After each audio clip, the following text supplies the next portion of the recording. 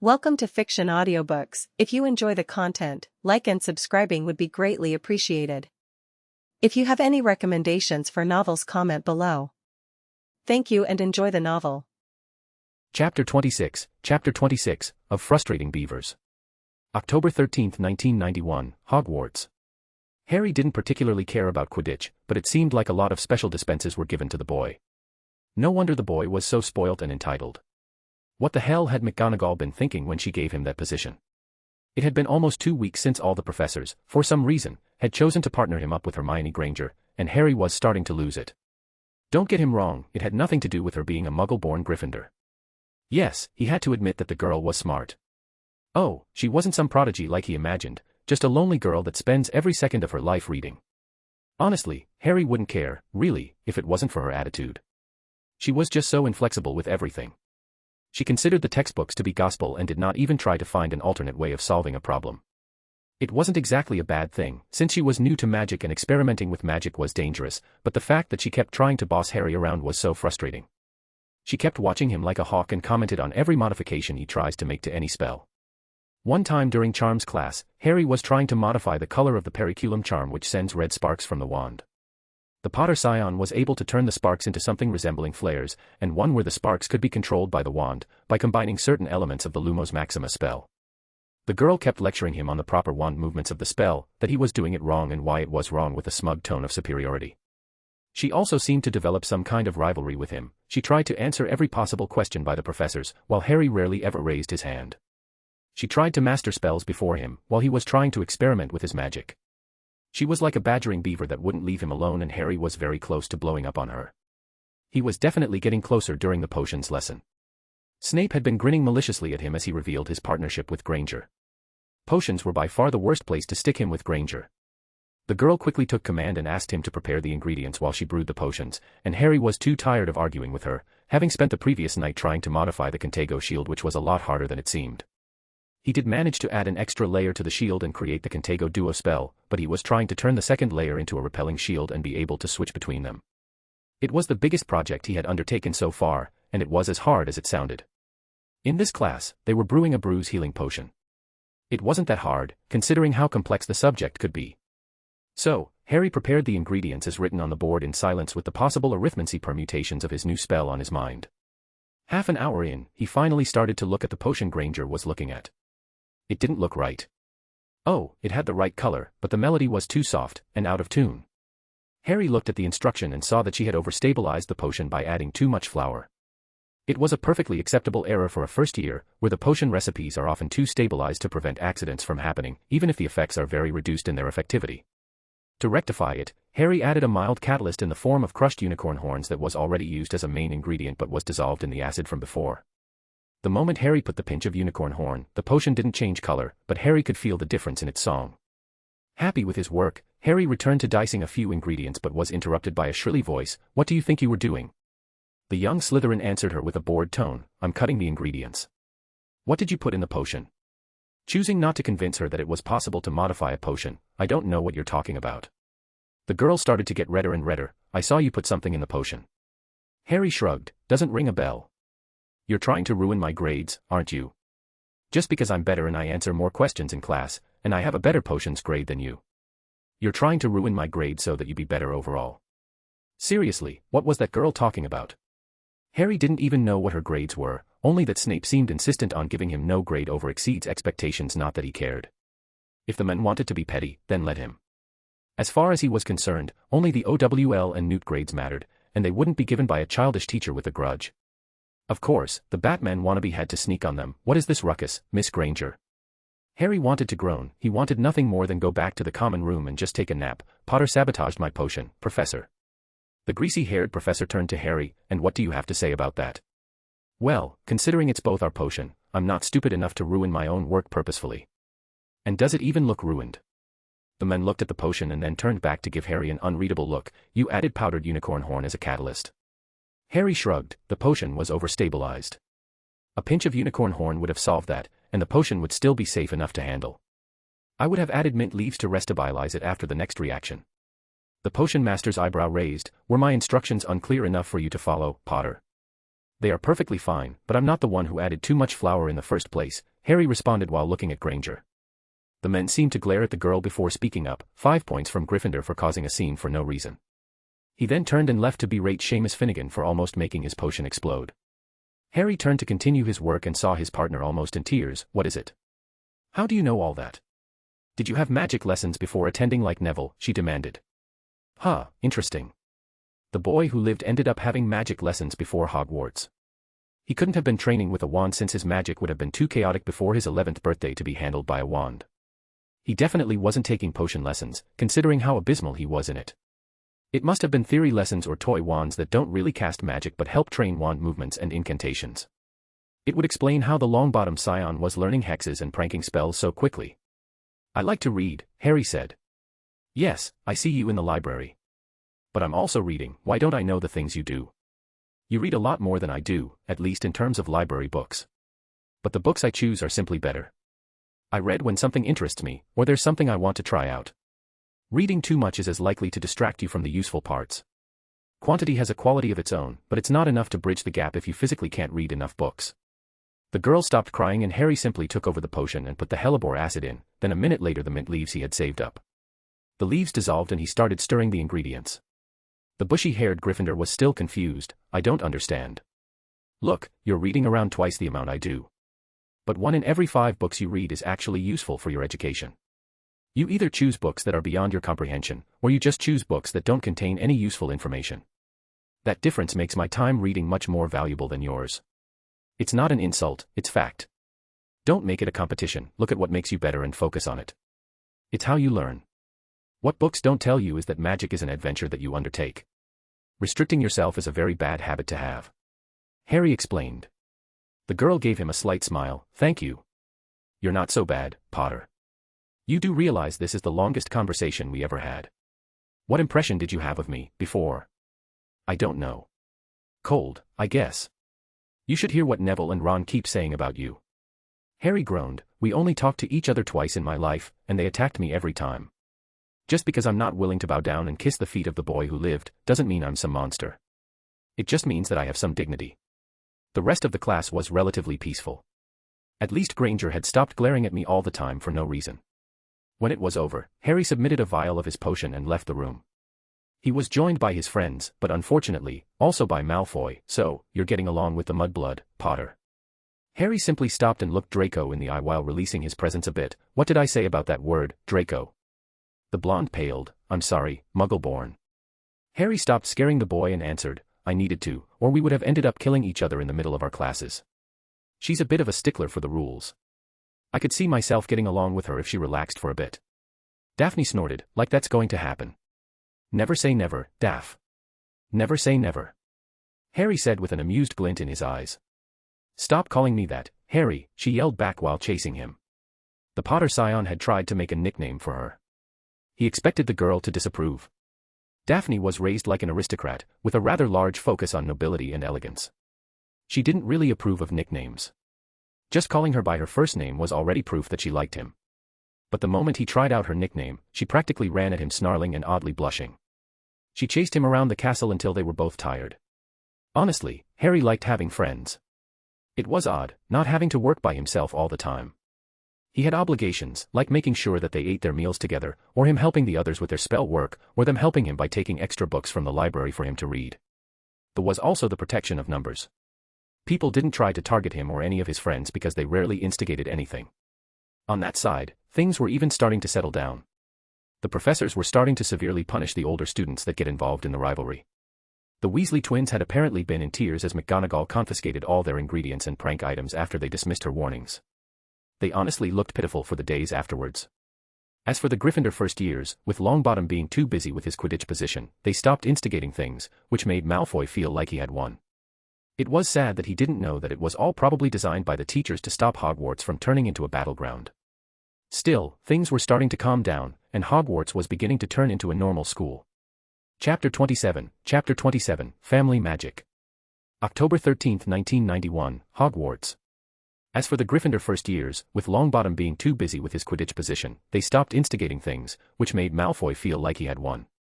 It was sad that he didn't know that it was all probably designed by the teachers to stop Hogwarts from turning into a battleground. Still, things were starting to calm down, and Hogwarts was beginning to turn into a normal school. Harry returned to the common room with his Slytherin classmates. He had come to a certain understanding with Granger, but dealing with her was exhausting. It wasn't anything bad, but Harry felt more like he was indulging her than hanging out with her.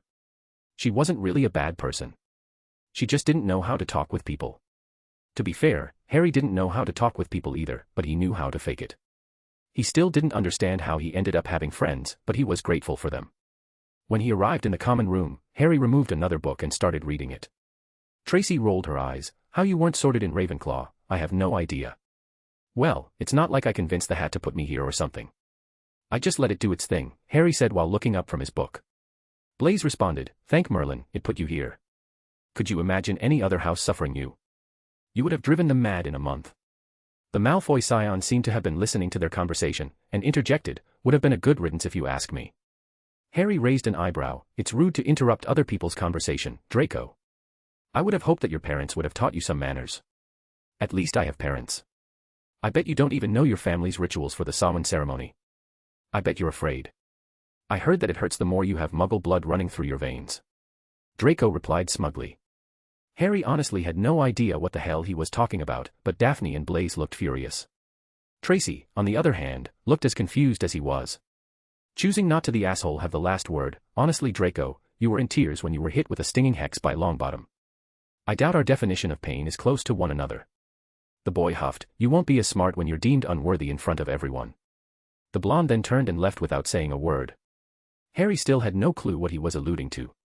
He did keep his questions to himself. He didn't want any of the Slytherin to realize that he was raised by Muggles. It would be the closest thing to being a Muggle born in Slytherin, and Harry didn't want to risk it. So, he stayed silent, and thankfully, Daphne spoke up, are any of you scared about Samhain? Blaise nodded, a bit, but I heard that while it hurts, it's worth it. Tracy was the one that exploded, what the hell are you on about? What's happening on Samhain? Daphne and Blaise's eyes widened, sorry, sometimes we forget that you're not from an old lineage. The Samhain after the start of a child's Hogwarts education is where the crest ceremony is held. There's sort of the unlocking of the family magic. Although don't really ask anyone about it, it's sort of taboo. Blaise continued, every family sort of has a crest that is passed to their descendants. It's proof that you're a member of the family. Getting accepted to magic school is the first step to being declared a wizard member of the family.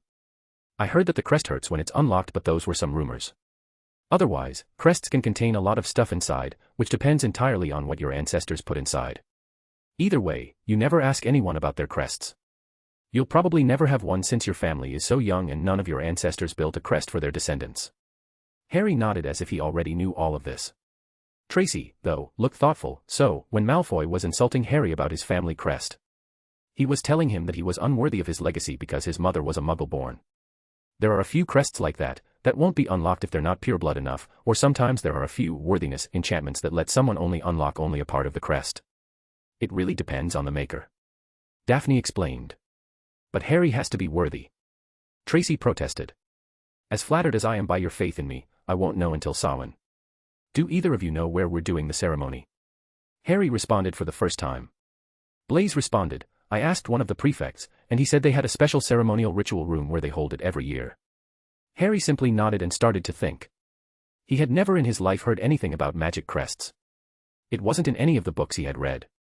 It made sense that they weren't in the Muggle-born introduction books, since they wouldn't really need to know it. These books were mostly centered on how the government worked and the currencies, and so on. Old family magic was not something that they needed to know. But still, there had been no mentions of magical crests in any of the books he had read from the library, and in over 6 weeks, he had read enough to get a general idea about what it meant to be living in the magical world. He needed to research this quickly, understand how they worked, and before Halloween, that's for sure. He couldn't waste any time. He sure as hell wasn't going to participate in a ceremony that he didn't understand. He needed to get to the library, and he needed to do it quickly. The following day, which happened to be a Saturday, Harry went up to the Great Hall, ate his breakfast, and went to the library. He didn't even wait for his friends to get up, consumed with his search. He couldn't say to anyone what he was looking for, considering the issue was as sensitive as Blaise and Daphne made it out to be. He walked into the library, ignoring any of the casting magic sections and towards the history section. 4 hours later, he had found exactly nothing. No one had written anything about magical crests. They were probably in the restricted section, away from any curious student that might end up getting killed.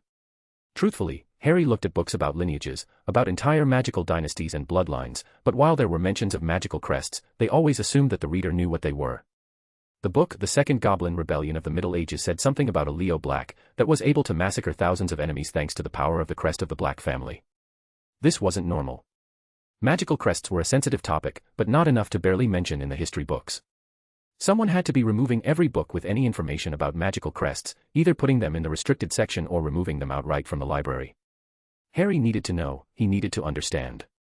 It ate at him that someone was actively preventing him from understanding his legacy, of what it meant to be a Potter. By the end of the day, Harry had decided that the library didn't have any information about magical crests and their unlocking. Hell, Harry didn't even know if the Potter family had a magical crest in the first place. And so, he went to the only place he knew could help him, the place that helps all Hogwarts students when they need it. The Room of Requirements. The young Potter was honestly wary of getting there, or perhaps, he just didn't need it. There was no one stopping him from learning magic as he saw fit, not experimenting on it. He was too much of a beginner to need to practice in a specialized room to train and experiment. Harry was holding off the room to explore properly when he would have needed it. And while the Room of Hidden Things was a very attractive place to search for old books and artifacts, it was an endless room with things thrown away by students for centuries. He needed to have a grounding in curse breaking to avoid getting cursed by the random crap that was in the room. Harry had no wish to endanger his life for no reason, not when he could put it off when the room wouldn't be a danger anymore. Still, Harry had no choice, and thus walked to the 7th floor right after dinner and towards the moving tapestry of a man trying to teach trolls how to dance ballet. If that was a thing, then the man was either crazy or an idiot. He turned to the wall in front of the tapestry with his heart beating loudly. He sincerely hoped that the room would be there. He walked past the room 3 times while thinking, I need a place that would teach me about magical crests and family magic. I need a place that would teach me about magical crests and family magic. I need a place that would teach me about magical crests and family magic. By his 3rd time passing the wall, a door started to materialize from the previously empty wall. It didn't look particularly grand, just like the door of any of the classrooms. Slowly, Harry opened it and got inside. Harry was surprised when he saw the interior of the room. It wasn't some grand magical room as he expected, just a cozy room with a comfortable sofa, a chair, and a small desk. There was a single book on the desk titled, Say Sweetolung Rad Wyrt-Rum Libcraft. Fuck, the book was written in Old English. The damn book looked older than the castle.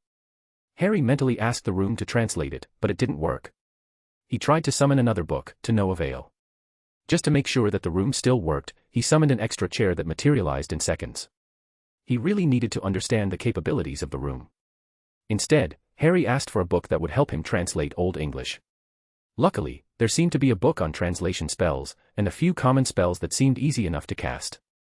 And yet, after dozens of tries for many spells, even one specializing in Old English, nothing happened.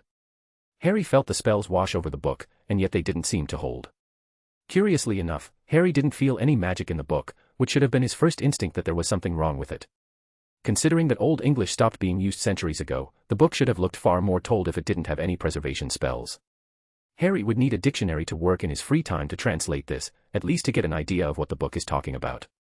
It would take days, if not weeks, but if he worked hard on it, Harry was optimistic that he would at least get enough information to deal with the Samhain ceremony. Knowing that he couldn't take the book outside the room, Harry brought out one of his never-ending empty notebooks that he all ordered a couple of weeks before. He had an empty one and used a spell on his quill to copy the book's content. He was half expecting it to fail, considering how his previous spells failed as well. But it worked. The quill copy spell was a spell of Harry's own creation, devised from the charms on a note-taking quill he had bought. However, instead of copying the book, the quill detected the parts of the book that were not blank and rewrote them in the target parchment. Harry had used this trick to bypass the ant-copying wards on the books in the library. The only issue was that the method was slow. By the time the book had finished being written, it was almost curfew. Still, Harry had a complete physical copy of the book the room had picked for him and had tinkered with his modified Contago spell a little more. Before leaving the room, Harry pointed his wand at his book and cast the translation spell. Suddenly, the words of the parchment shuffled around and turned into an explanation of family magics. Harry grinned to himself as he went back to his common room before Filch would find him. It had taken him the entire day, but he had found what he was looking for. Chapter 28, Magic Crests. October 15, 1991, Hogwarts. Before leaving the room, Harry pointed his wand at his book and cast the translation spell. Suddenly, the words of the parchment shuffled around and turned into an explanation of family magics. Harry grinned to himself as he went back to his common room before Filch would find him. It had taken him the entire day, but he had found what he was looking for. Although Harry wanted nothing more than to devour the book in his hands, he needed to get back to the common room as soon as possible. He was already very close to missing curfew, and he definitely didn't need the 4th years and 6th years on his case for losing points because he was too impatient to read the book in the common room. Still, he was glad to have found the book, or at least beat the challenge needed to do it. Harry was very glad to have modified the charms on the self-writing quill to copy books. Honestly, it was a challenge to see if he could find a way to bypass the wards on the book without actually breaking them. Oh, it was very slow, but it was better than having to explain to Madame Pants why he needed advanced books from the library. It was an extremely good achievement, especially after only a month and a half of magical learning.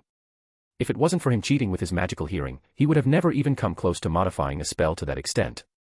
Honestly, it was unfair how good Harry was at magic compared to his classmates. But if there's something Harry knew for a fact was that people were not born equal. Harry slowly snuck down in the night to the dungeons and barely missed curfew. Thankfully, he was able to make it in time, but he had practically run the entire way to the common room. As soon as Harry arrived, he was accosted by his friends. Blaise practically ran towards him. "Where the hell have you been?" Choosing not to answer any uncomfortable question, Harry simply put his hands in his pocket and shrugged. "I got lost on the path of life." That seemed to make him and the girls speechless. They just gaped at the young Potter, unable to muster a response for a good minute until Tracy blew up. "What the hell do you mean you got lost on the road of life?" Harry again shrugged. "Ma, Tracy, don't get so worked up. I just decided to explore the castle a bit, walking around aimlessly, getting lost in the beautiful path that is life, letting the currents take me away and lead me." "So, you explored the castle for the whole day?" Daphne responded with a deadpan tone. "Well, I did at first, then I went to the library for a bit, and then I was just going to find you guys, but then a black cat crossed my path, so I had to take the long way round. I somehow ended up in the astronomy tower since the cat just wouldn't leave me alone. Then an insane knight called Sir Cadogan said that this was the same cat that led him to his death, which is why I just kept trying to escape its grasp." Harry elaborated. "You could have used a spell to make it go away," Blaise remarked. "And risk hurting such a cute little kitten just because of its color. That's very racist of you, Blaise." The green-eyed boy remarked with a sly grin on his face. "Racist," the boy thundered. "Harry, I swear to Merlin." Daphne just hit the boy in the shoulder. "He's messing with you, you idiot." "Well, it's still not a nice thing to do. We still don't know what he was doing." Blaise answered with a pout. Harry gave his friend a grin. "I wasn't really lying.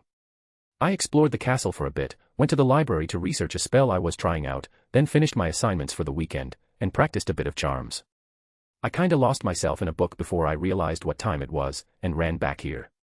Blaise gave him a glare. "You could have just said that. What's with the whole black cat story and the road of life stuff?" "Oh, I just wanted to see your reactions."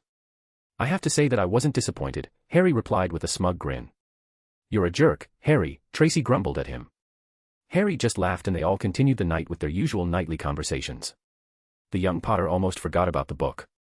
Almost, being the key word. He had tried to read the book before going to bed, but he realized why translation spells weren't commonly used. Yeah, the spell worked, but that didn't mean that it worked well. The spell seemed to have categorized the words in each language and just mapped them together, grammar be damned.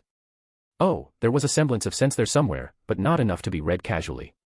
Honestly, it reminded him of when he had tried to translate entire articles using online translators. It made the text understandable, but only after some effort trying to decode it. Reading the translated book will require patience and hard work, and Harry was too tired after an entire day of researching for such an undertaking, which is why he just went to bed. The very next day, Harry exited the room before his classmates and took an early breakfast, choosing to read the book in the library and take some notes as well. He was done by the end of the day and the content was really dry. Honestly, Harry didn't understand a lot of the technical magical theory inside, but he at least understood the premise of magical crests and a basic understanding of how the Samhain ritual worked. Well, magical crests were amazing inventions that became popular after the burning of the Library of Alexandria and became commonplace for practically all influential magical families in Europe after the fall of Rome. Crests existed far before, but during these events, many magical families were either massacred, and their libraries were also pilfered by the invaders. So, measures were taken so that magic wouldn't be lost once more. To be perfectly honest, magical crests were repositories of magical knowledge that is passed down in the bloodline. With every birth, a smaller crest is born, but the archive of magic can only be used by the head of the family, whose crest tended to act as a control one. Usually, the head of house only allows his heir access to the knowledge within, in case a member of the family chooses to marry into another one or is just punished. Every member of the family that could add something to the magic, by creating a new spell, brewing a new potion, and so on, would record it into the crests for no reason. However, the way they are designed almost guarantees that any possible blood relation would be able to inherit the crests in case a family is massacred, and thus, the knowledge wouldn't be lost. However, these crests need to be activated first to formally be part of the family. They are activated when a member gets his own wand and waits until the age of 13 for it to integrate into the child's magic. Afterwards, the magic will slowly trickle in, allowing the heirs to access to gradually learn their personal magic until the age of 17, when the magical archive is entirely made available to the heirs. It was the way old families safeguarded their personal spells and magical discoveries while making them available for their descendants. Books could be stolen, and the spells inside could be replicated, but with a crest, no one would be able to access them. Although, magical crests don't need to only have information inside. There were theories in the book about people putting artifacts and family heirlooms inside the crests to make sure that they are not stolen. However, Harry had no idea how that worked, and he wasn't eager to find out. Yeah, the young Slytherin was advanced for his age, but not enough to mess with things like that. Some of the conceptual crap that came with making a magical crest was very hard to understand, especially when he had a hard time understanding the introductory chapters because of how the translation spell worked. If he needed to mess with magical crests in general, he would need to learn Old English, and that was an undertaking on its own. Harry decided to put it into the back of his mind, and only do it if he finds out more knowledge of magic written only in this language. He was already learning Latin on his own, adding in another dead language just wouldn't be fun. Especially with how much he's probably going to memorize during his runes electives, he wouldn't want to burn out, would he? Still, the upcoming Samhain ritual wasn't really a ritual, not in the classical term. Technically speaking, a ritual is the predecessor to wand spells that are more art than science. They heavily involved runes and sacrifices to shape and channel the magic, which didn't make it any better or worse than using a wand. It was just so much harder than wands simply became commonly used. No, the Samhain ritual was just an unlocking. It didn't really have to happen in Samhain, only for the subject to drink a potion that relaxes the magical flow and for an outsider of casting the standardized spell to unlock the crest, which already existed connected to their magic in a dormant state. The crests didn't need to be unlocked on Samhain, only for the subject to be between the ages of 11 and 13. The experience is widely considered to be unpleasant, from irritating to agonizing. It depended on both the wizard and the crest, and it was impossible to know how it would work. There were also a few peculiarities that came with every crest. Sometimes the creator of the crests adds in a little extra condition to inheriting parts of the family archives. Sometimes a crest would be barely more than a small peculiarity for generations only for a descendant to fully unlock it later. However, that wasn't the same as family magic. The spells inside a crest could be replicated if one knew the theory. Family magic was unique for everyone who had it and was built on the dedication of an entire magical line to a certain field of magic until it became a part of their own blood. After centuries, the families start to develop certain traits that naturally came to be. Things like mage sight, metamorphmagus, and parseltongue occurred either naturally or with some large-scale ritual to be passed down from parent to child, and no one would be able to speak it. There is a reason why parseltongue was so revered in pureblood circles. These abilities are the epitome of what made a magical family prestigious. Honestly, Harry didn't know if the Potter family had a magical crest, but it's most likely true. There was no risk to trying it if he didn't have one, but in the House of the Snake, it would be akin to being a second-class citizen. The young Potter sincerely hoped that he would end up having a crest, if only for the potential spell available inside. At least, now, Harry understood what Blaise and Daphne were talking about when they referred to the Samhain ritual. He probably even knew more than them thanks to the book. In the end, Harry would need to wait until the end of the month to figure out more. However, he put the issue to the back of his mind. His curiosity was now abated, and he had more assignments to finish to compensate for the research time he used up the previous day. Afterwards, well, he did promise that he would spend the day with his friends, after all. Chapter 29, A Friend in Me. October 25, 1991, Hogwarts. In the end, Harry would need to wait until the end of the month to figure out more. However, he put the issue to the back of his mind. His curiosity was now abated, and he had more assignments to finish to compensate for the research time he used up the previous day. Afterwards, well, he did promise that he would spend the day with his friends, after all. The week following Harry's discovery of family crests passed in a strange monotony that was very contradictory to Hogwarts' very nature. It was the calm before the storm, Harry could feel it in his bones. Everything was too quiet, too normal. The whole Gryffindor-Slytherin rivalry turned into a strained peace practically overnight. The Weasley twins stopped pranking anyone, there were few duels and hexes thrown around. Honestly, the young Potter thought that it was too good to be true. He was waiting for the shoe to drop. As for Harry, he just spent his time either experimenting with his magic or hanging out with his friends. Nothing particularly interesting happened, except for him finding an obscure book on illusions in the library, which he quickly copied using his spell. The book copying spell that Harry invented must have been one of the most useful things he ever created. Oh, it wasn't anything impressive, and any student with talent in spell creation and the dedication to study it thoroughly would have been able to make it. Although Harry did cheat using his magical hearing to bridge the knowledge gap to craft the spell. It wasn't even a complete spell. It needed to be cast on a self-writing quill, anyway, just turning the dictation aspect to a visual one to be able to scan the pages for it to copy. How people didn't try it out before, Harry didn't know. Perhaps people did invent it, but the industry made sure that no one knew of the spell. It couldn't exactly be warded against since that doesn't technically even affect the book in any way. Oh, it could probably do nothing about illustrations since they're animated, and Harry didn't know how to enchant a quill to draw animated images. He didn't even try to look it up, he knew that it was out of his league. Still, since most books do not actually have important illustrations, it wasn't that big of a deal.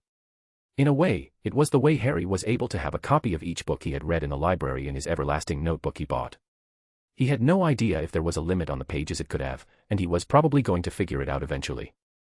In the end, the book would also make sure that he wouldn't need to bother with library deadlines since he stopped actually taking out the books. Madame Pants had thankfully allowed the use of enchanted quills and inks in the library, as long as they don't endanger the books, which happen to be warded with countless preservation spells. However, while Harry was proud of his first true original spell, it didn't come close to his fascination with the subject he had just uncovered. The art of illusions was just that, an art. There weren't any spells like most of the magic, only a single one. Lux Dolum was a generalized small-scale illusion spell that can be used depending on the user's imagination. Oh, it was only light illusions, that could be broken by touch or magic. There were similar spells to fool each sense as well, any combination of them. It was a book on generalized spells that resembled the minor inanimate transfiguration generalized spell he blundered into creating on his first day. This was the first time during any of Harry's daily trips to the library that he had seen anything resembling the generalized spells that McGonagall referred to in his first transfiguration class. Honestly, he loved that spell. He could practice it anytime without anyone saying anything since there isn't an actual spell burst when he used it, so no one noticed. He started with small things and continued enough to get the illusions to be as big as him. That seemed to be the limit of both his abilities and the spell itself.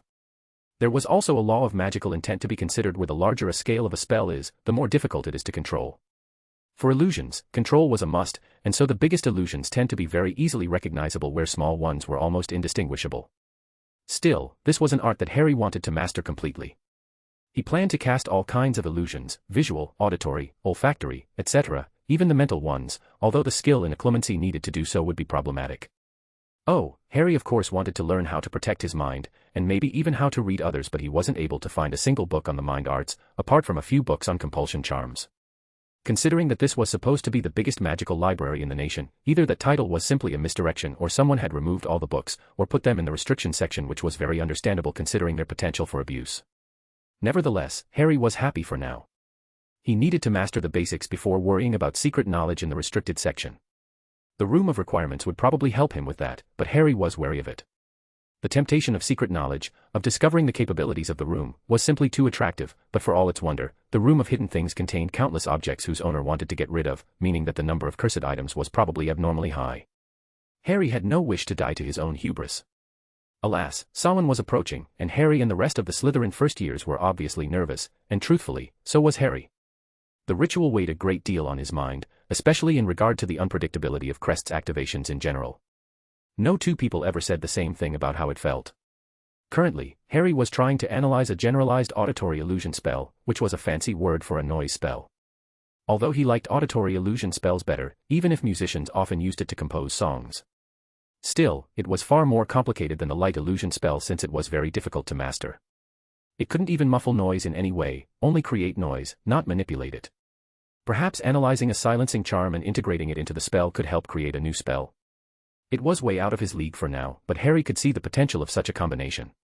Harry started writing small arithmetic calculations to see the viability of this theory. He was so focused on his calculations that he hadn't noticed a bushy-haired Gryffindor sneak a peek at his work. "What are you doing?" the girl asked. The last Potter stiffened and shot up. "Granger, it's nice to see you." The girl gave him an intense look. "What are you doing?" Harry pretended to be unconcerned. "Learning magic, of course." The glare that the girl had given him was as threatening as a small kitten. Still, Harry started to fear that the girl would have a stroke or something, and so he snorted, "I'm trying to learn a sound-making spell that I found." The Gryffindor tilted her head. "But what were you scribbling about?" Just the arithmetic formula of the spell. I found it in the book and wanted to study it. You know arithmancy, the girl shrieked. Harry shushed her. We're in the library, Granger, keep your voice down. Do you want Madam Pants to ban us for life? The Slytherin had to stifle a chuckle when he saw the horrified look on her face. The girl hit him on the shoulder and whispered, you know arithmancy. I was bored before Hogwarts, so I taught myself advanced mathematics just to pass the time. With that as a base, it didn't take me long to get a feel for the basics of arithmancy and how it worked. I'm still a beginner, but it's very interesting. Whenever I learn a new spell, I write down its formula and try to understand it. It doesn't work most of the time, but after a while, you start to notice patterns, which helps during casting. The girl gave Harry an odd look. Do you think you could teach me? Teaching was always a passion of Harry's in his past life. He enjoyed his job immensely, and there was this sense of satisfaction at the thought of helping someone build a passion for his subject. Hermione Granger was an ideal student. She was hungry for knowledge and wouldn't mind working hard for it. If she was taught how to be more selective with her learning, she could grow into a formidable witch. Honestly, if Harry was older, he wouldn't mind tutoring her, but he wasn't, and he barely scratched the surface of the potential of magic, and he knew it. I don't think I know enough to teach you, to be honest. We've only been there for less than 2 months. I don't have a good enough grounding in magic to teach anyone anything, Harry replied, but there's no reason for me to not answer any question you might have, or help you with the topic you're researching. The girl looked downcast but brightened at his offer. She leapt and enveloped him into a hug. Thank you, thank you. The girl then quickly released Harry and blushed in embarrassment as if realizing what she had just done. Harry couldn't stifle his amusement anymore and snickered at her behavior. The girl sent a glare without any heat in it. Git. Harry continued snickering and was joined later by Hermione as well. After a minute, they both calmed down, but Harry noticed that Hermione was still melancholic. How do you do it? Do what? Be as smart as you are, and still have friends, the girl elaborated. Harry hummed and thought, I don't know. I never had a friend before here. They just felt boring, if you know what I mean. It was like their priorities didn't make sense. I've never been the best with people, and I expected nothing better when I came here. Then Blaise sat in my compartment, and we were sorted in the same house. We just stuck together, and then Tracy and Daphne joined us. I didn't plan it. And I still don't really understand how we became friends, but I'm not complaining about it. Do you think I'll ever have a friend? The girl asked with a vulnerable tone. I don't see why not. You're smart, funny, and a little bit of a stickler for the rules, but it's nothing horrifying. Although, you might scare people by how much you keep correcting them. It makes you look a bit condescending, but I honestly don't care. Harry replied. The Gryffindor seemed to get herself ready for something before she steeled herself and spoke up. Would you be my friend? Harry really should refuse. If any Slytherin ever realized about him being friends with a Muggle-born Gryffindor, then he would be in big trouble. For all the surprising lack of bigotry in the common room, Muggle-borns weren't looked at favorably by Slytherins in general. It would practically destroy any standing he might have with his peers, or even when he starts playing house politics when he's older. Still, Harry couldn't bear to destroy the sheer hope shining brightly in the girl's eyes. All right, Granger. I guess we're friends now. The girl had small tears in her eyes and a small yet blinding smile on her face. Thank you so much. After she enveloped him with another hug, they looked at each other for a few minutes awkwardly. Harry just sighed. I wasn't lying when I said I was horrible at this. The girl snorted. Yeah, we both are. Have you started the transfiguration assignment yet? There's something that's still troubling me. The conversation flowed from there. And hours later, when Harry went to bed, he thought of the bushy-haired girl with fondness and realized that he had fun just talking with her about magic and their classes. What an odd turn of events. Chapter 30, Samhain Excitement. October 31st, 1991, Hogwarts. The conversation flowed from there. And hours later, when Harry went to bed, he thought of the bushy-haired girl with fondness and realized that he had fun just talking with her about magic and their classes. What an odd turn of events. After that fateful day, Harry and Hermione started a tentative friendship. They met practically every day in the library and spent a couple of hours discussing books and classes. Sometimes, they just stayed quiet, reading, and just enjoying their company in general. Harry found that the girl was strangely mature in some areas, yet absolutely childish in others. She was as hopeless as he was when it came to social situations, but unlike him, she was also almost desperate to please people. The trick was to use logic against her when she's being stubborn. Hermione respected logic more than anything, which would have been a great thing in Muggle school. He could easily see the girl becoming a famous surgeon or a researcher, but magic spat in the face of logic. Oh, she could memorize spells and magical laws, and she could probably succeed in her life, but as long as she keeps theorizing magic in a logical manner, she will never step out of the cage she built herself. She will only experience a fraction of what magic was, and that was a tragedy. Harry has tried many times to explain the symbolisms and chaos that magic represented, but she didn't even try to understand.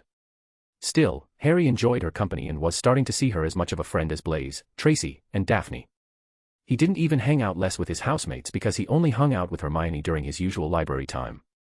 And normal 11-year-olds would do their best to avoid reading dusty old tomes for hours. Although Harry did put his foot down with a few ground rules, such as no one knowing about their friendship, because of what might happen if the other Slytherins knew of them. But the girl didn't care as long as he didn't use her to get out of doing homework. Harry woke up this morning feeling apprehensive. It was Samhain, or Halloween as it was being celebrated currently. The entire castle smelt of baked pumpkin and spices. Honestly, he wouldn't have minded if it wasn't for the fact that this was an insult to the original ceremonies. Magic goes into certain cycles depending on the seasons, and certain dates. Samhain is the Day of the Dead, where the veil between the living and their lost ones is at its thinnest. It's known as one of the most intimate ceremonies in the magical world, and Dumbledore's reforms had turned it into the Muggle holiday about pumpkins and candy. The sad thing was that most of the school didn't even realize it. Their parents were pushed towards celebrating Halloween, that they didn't even think of teaching the traditional holidays to their children. It was disgusting, and the atmosphere in Slytherin reflected this as they sneered in disgust at the orange decorations and carved pumpkins. It was a direct insult to their heritage, and one of the biggest reasons Muggleborns are discriminated against by the old families. Thankfully, the first-year Slytherins brightened up when Flitwick revealed that they would be learning the levitation charm. Making things float was one of the most basic skills any wizard needed, and it was a very common spell that everyone was excited about. As expected, Flitwick demonstrated the spell by levitating Perk's toad and the pile of books on his desk. "Now, don't forget that nice wrist movement we've been practicing," squeaked Professor Flitwick, perched on top of his pile of books as usual. "Swish and flick, remember, swish and flick. And saying the magic words properly is very important, too. Never forget Wizard Baraffio, who said S instead of F and found himself on the floor with a buffalo on his chest." Harry's partner was Blaise, which was a nice break from being forced to partner with Hermione. The girl was nice and everything, but she always tried to admonish him whenever he tried to experiment. Harry pointed his wand at the feather in front of him, Wingardium Leviosa. As he expected, the feather started to float up and down following the movement of his wand. It wasn't actually that difficult, and Harry had learnt this spell in his first week in Hogwarts. It was actually part of a family of spells that dealt with the telekinetic movement of objects. Of course, the spell only worked by levitating the object up and down depending on where the wand pointed. It's not permanent and it can't go left or right. It was just that, a levitation spell. Its sister charm, the Levioso charm, was a spell that levitated an object for a selective amount of time, which depended on the power of the spell, making it easy to cast other spells at the object since it doesn't need to be constantly reapplied. Harry did learn a lot of telekinetic spells from the family because of their usefulness, and had tried to craft a general telekinetic spell, but failed miserably at it. It was a long-term project anyway, but such a spell could be very powerful in both daily use and combat. Blaise looked exasperated at him when he got it on his first try and tried to cast the spell again, which failed, to the frustration of the young boy. No one seemed to have done the same, and Harry let his feather float down and looked at Blaise. "Make sure that you coordinate the spells and wand movements. And don't forget to picture the feather floating in your mind." After a few tries, the boy's feather twitched, and with the blinding smile he returned Harry had made it all worth it. Harry returned it. "Keep practicing, it's how you'll get better." The young Potter turned to see what was happening. All the students were glaring at their feathers while yelling the incantation. Seamus Finnegan, which had partnered with Longbottom, ended up somehow burning his feather, and the professor had run to stop the fire from spreading. Next to them was Ron Weasley that was partnering with Hermione. Both of them looked miserable. Weasley kept floundering about making nonsensical wand movements and mispronouncing the incantation. Honestly, that boy had a mismatched wand that was so worn down that the unicorn hair was slightly visible on the top.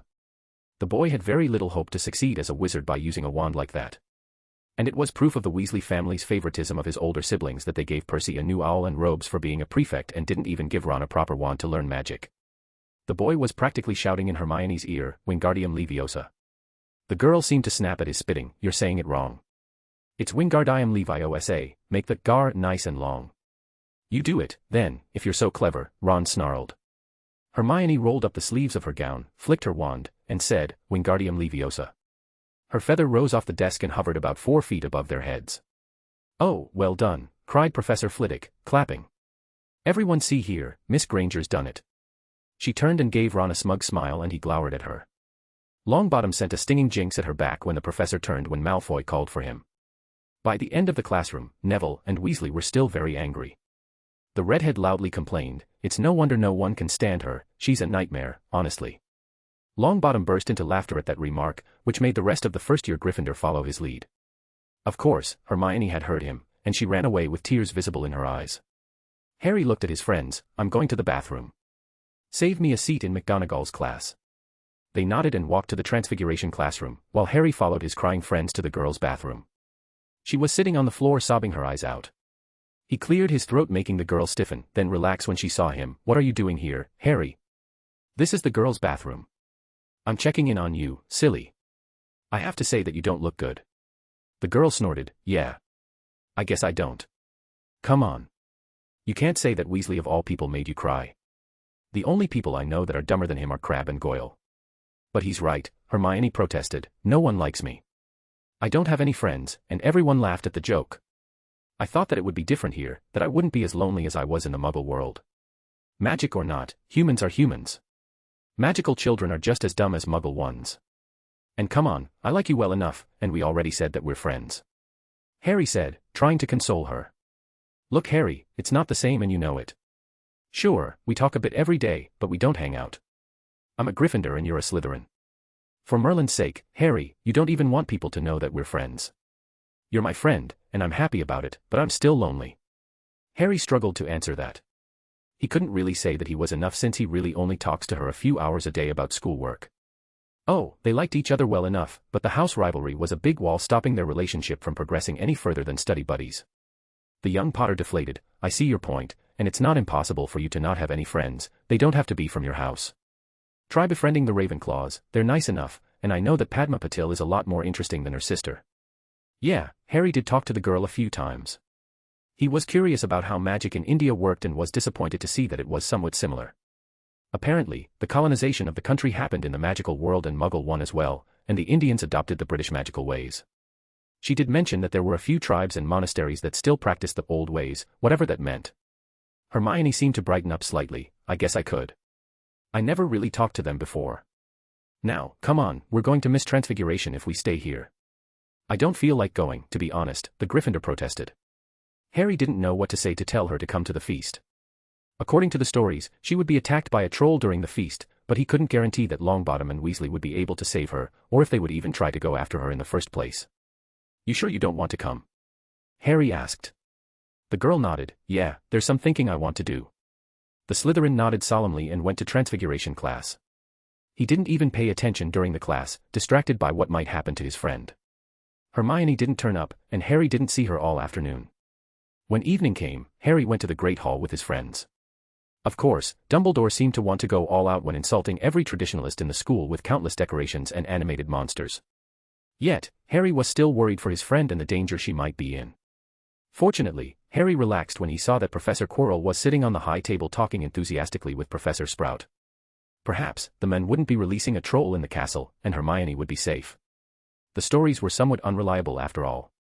Of course, that hope was dashed when Harry saw Filch, the caretaker, slam open the hall doors and sprint into the hall with an expression of terror on his face. Troll, in the school grounds, thought you ought to know.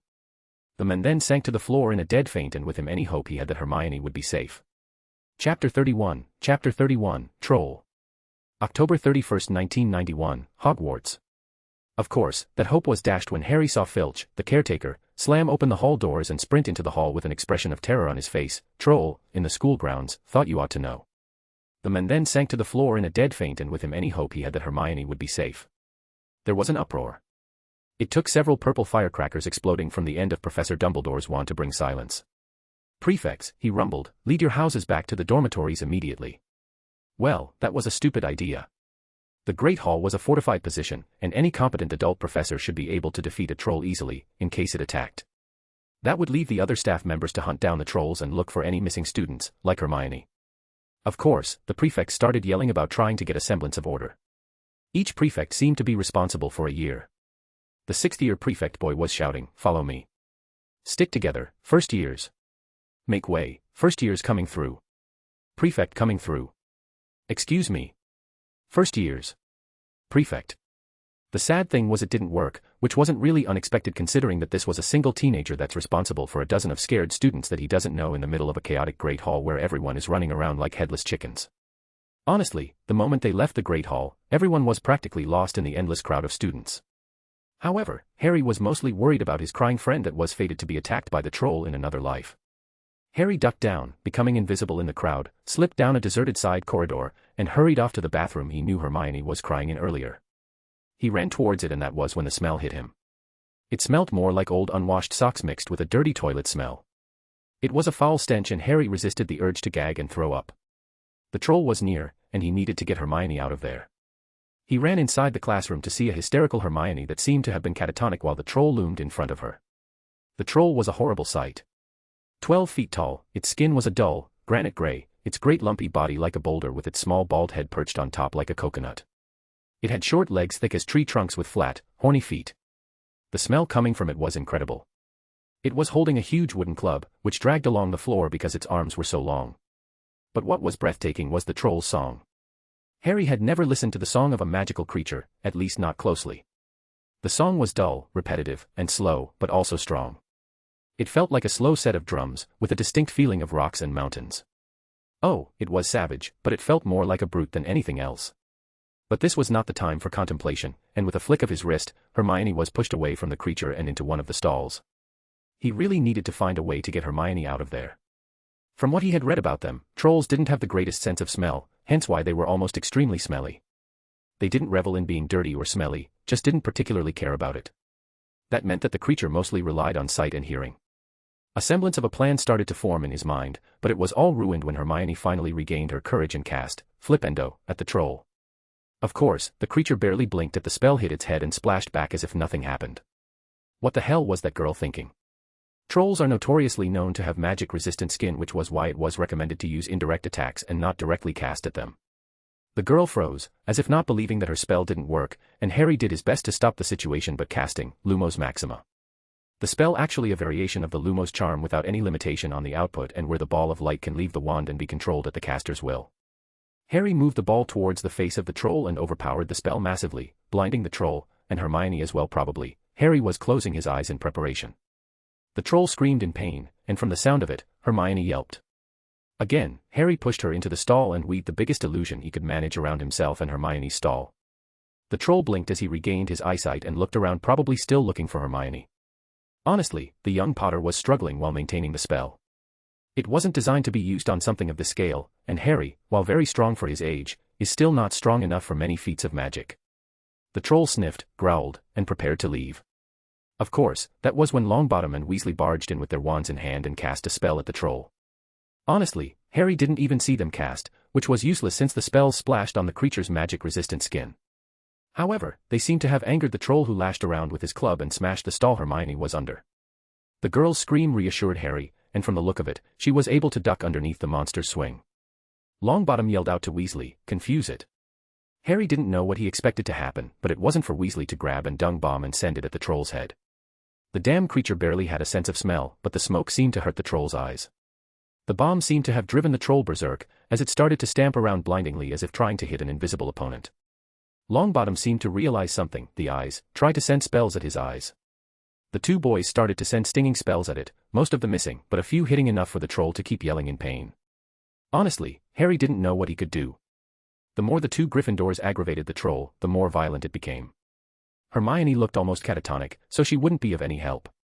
Hitting it with its own club was possible, but unless it's a straight hit to the head at a certain angle, it was very unlikely for the troll to be knocked out from it.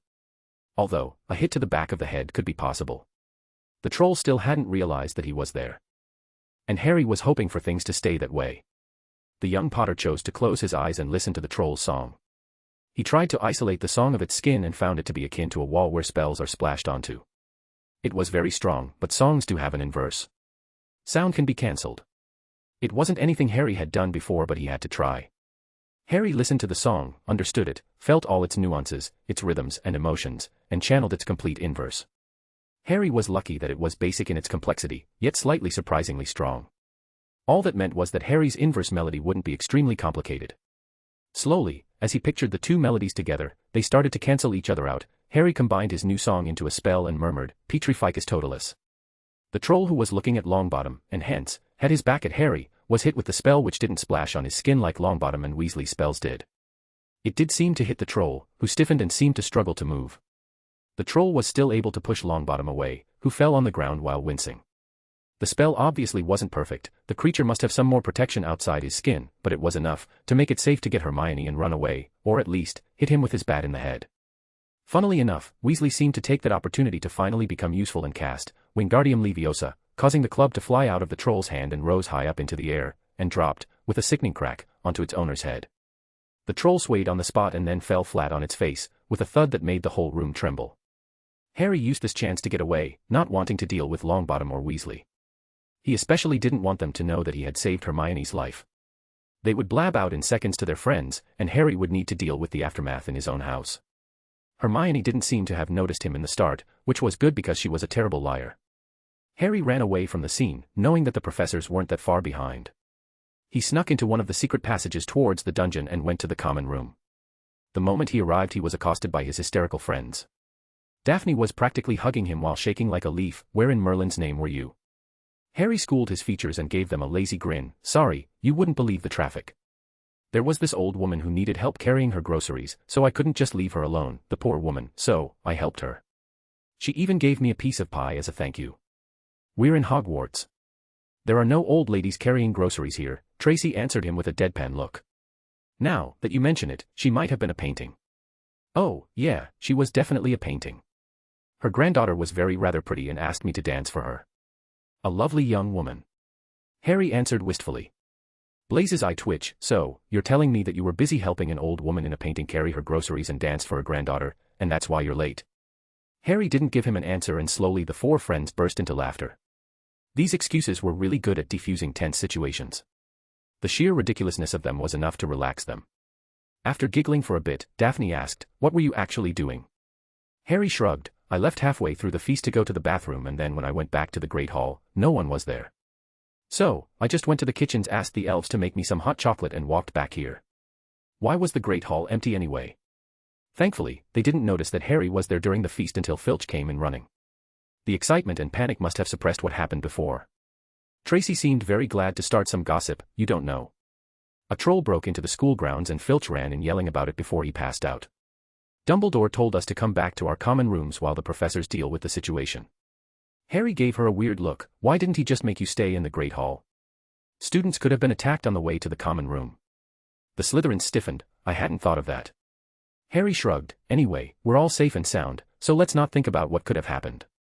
But now that I think of it, saying that a troll attacked me while I was in the bathroom would be a very good excuse if I'm late." "I will hurt you, Potter," Daphne answered while growling. Before he could tease her further, Gemma Farley, the Slytherin fifth-year prefect girl, spoke up. "First years, I know that things are tense, but this is still Samhain and the ritual is ready. For those that wish to undergo the crest unlocking ceremony, please follow me." Oh, yeah, he had forgotten about this because of the troll mess. Chapter 32, Samhain Rituals. October 31, 1991, Hogwarts. Before he could tease her further, Gemma Farley, the Slytherin fifth-year prefect girl, spoke up. "First years, I know that things are tense, but this is still Samhain and the ritual is ready. For those that wish to undergo the crest unlocking ceremony, please follow me." Oh, yeah, he had forgotten about this because of the troll mess. Harry was too distracted by the possibility of his friend dying to remember that the crest activation ceremony was today. He had reread the Family Magics book about half a dozen times to make sure that he didn't miss anything. Oh, Harry was sure that his classmates had no idea how it worked, certainly less than him at least, but Harry didn't like that the knowledge he found was imprecise, having been translated using a charm and thus had a lot of grammar mistakes and nonsensical sentences. Even with all his preparations, Harry was still nervous about the ritual. The results were varied, even with people in the same family, but what everyone said was that it was a life-changing experience and that they were fundamentally different because of it. It was that unpredictability that caused Harry to be wary. He would wake up the following day as a different person altogether. Harry didn't seem to be the only first year who seemed to be nervous. Everyone seemed to be shaken in some way. Harry's friends looked very pale walking behind Gemma Farley. Even Malfoy, who had proudly announced his superiority because of his family, was practically shaking in fear. It was probably because he never attended a ritual before. For the crest activation to work, a high amount of ambient foreign magic must be in the body, and an easy way to do that was to participate in one of the rites rituals, and then unlock the crest afterwards. However, before the age of 11, children were not allowed to attend these rituals because of the chaotic nature of their magic. This was everyone's first ritual, and so, even before activating the crest, they had to go through the Samhain rites. The prefect seemed to have noticed their unease and gave them a soft smile. "Don't worry. Everything is going to be fine. A few people relaxed, but Harry was still apprehensive about the task ahead. He followed Gemma down the stairs. However, the prefect stopped halfway there and pressed a particular brick. No one is allowed to enter these rooms without the court's express permission. These rooms are the secondary ritual rooms that are available to the public, but still with the court's permission of course, and can only be used for the standard rites, like Samhain, Beltane, and so on. Should you be lucky enough to join the court when you're older, you will be allowed to enter the private ritual rooms to do what you wish. The Samhain ritual has been prepared for you, but you will need to learn and perform them yourselves if you wish to participate in another one. Oh, and one final thing, do not tell anyone about these rooms. Dumbledore practically made the old rites illegal, and we don't need some fanatic Muggleborn to try to get them banned because it's barbaric. This is a Slytherin house secret. If you break it, you will be punished severely. Do you understand? The speech was enrapturing, and Gemma was far different from the way she presented herself on the first day. She was very severe and was practically threatening them into secrecy, although Harry could understand why. Children were children, and he could see Draco prancing about bragging about the fact that Slytherin had ritual rooms to Longbottom in an attempt to make the boy who lived jealous.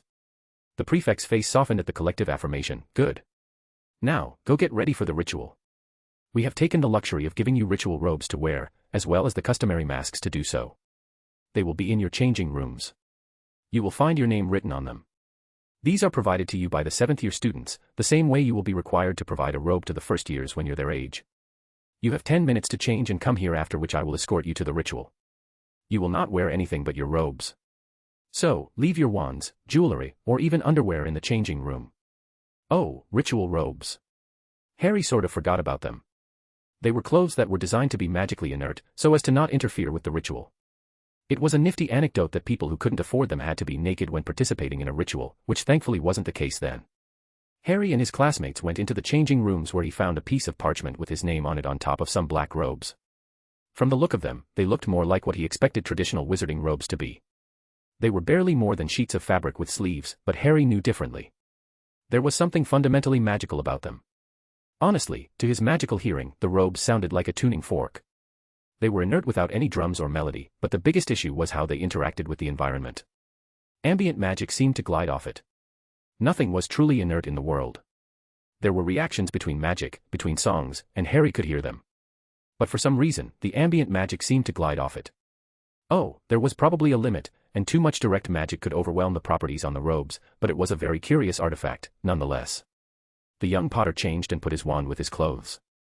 He left the changing room with nothing on him but the ritual robes. He was met by the others on the way out. Everyone seemed to have a different ritual robe, or at least a style of robes. Harry did look like he had the most basic ones because Blaze's were blue with a few ornaments there. But Malfoy's robe was green with snakes all over it that looked like they were alive. The blonde gave Harry a smug look. The last Potter rolled his eyes. That boy really was extremely spoiled. When they rejoined Gemma, and he raised an eyebrow at the girls' robes. They looked more like dresses than ritual robes. Gemma, herself, was there, wearing a robe, but also with masks in her hands. They looked green and neutral, and she handed them up in silence. Harry nodded at her and brought the mask on his head, only to feel it shape itself around his face. He looked around and saw that it was very hard to distinguish his classmates from one another, outside their gender that it. Gemma then spoke up, good. Now, from now on we will not speak until the sun rises. A word of advice, do not resist the magic. It will hurt if you do. Come on, let's go. The first years then followed the prefect to what must have been the ritual room. The marble ground was cold to their naked feet.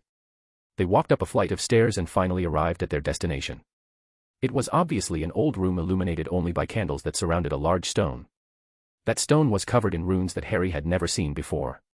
The first years followed the participants by surrounding the stone in question. When all of the first years entered the room, the door closed and merged into the wall. The entire room was silent, both magically and in real life.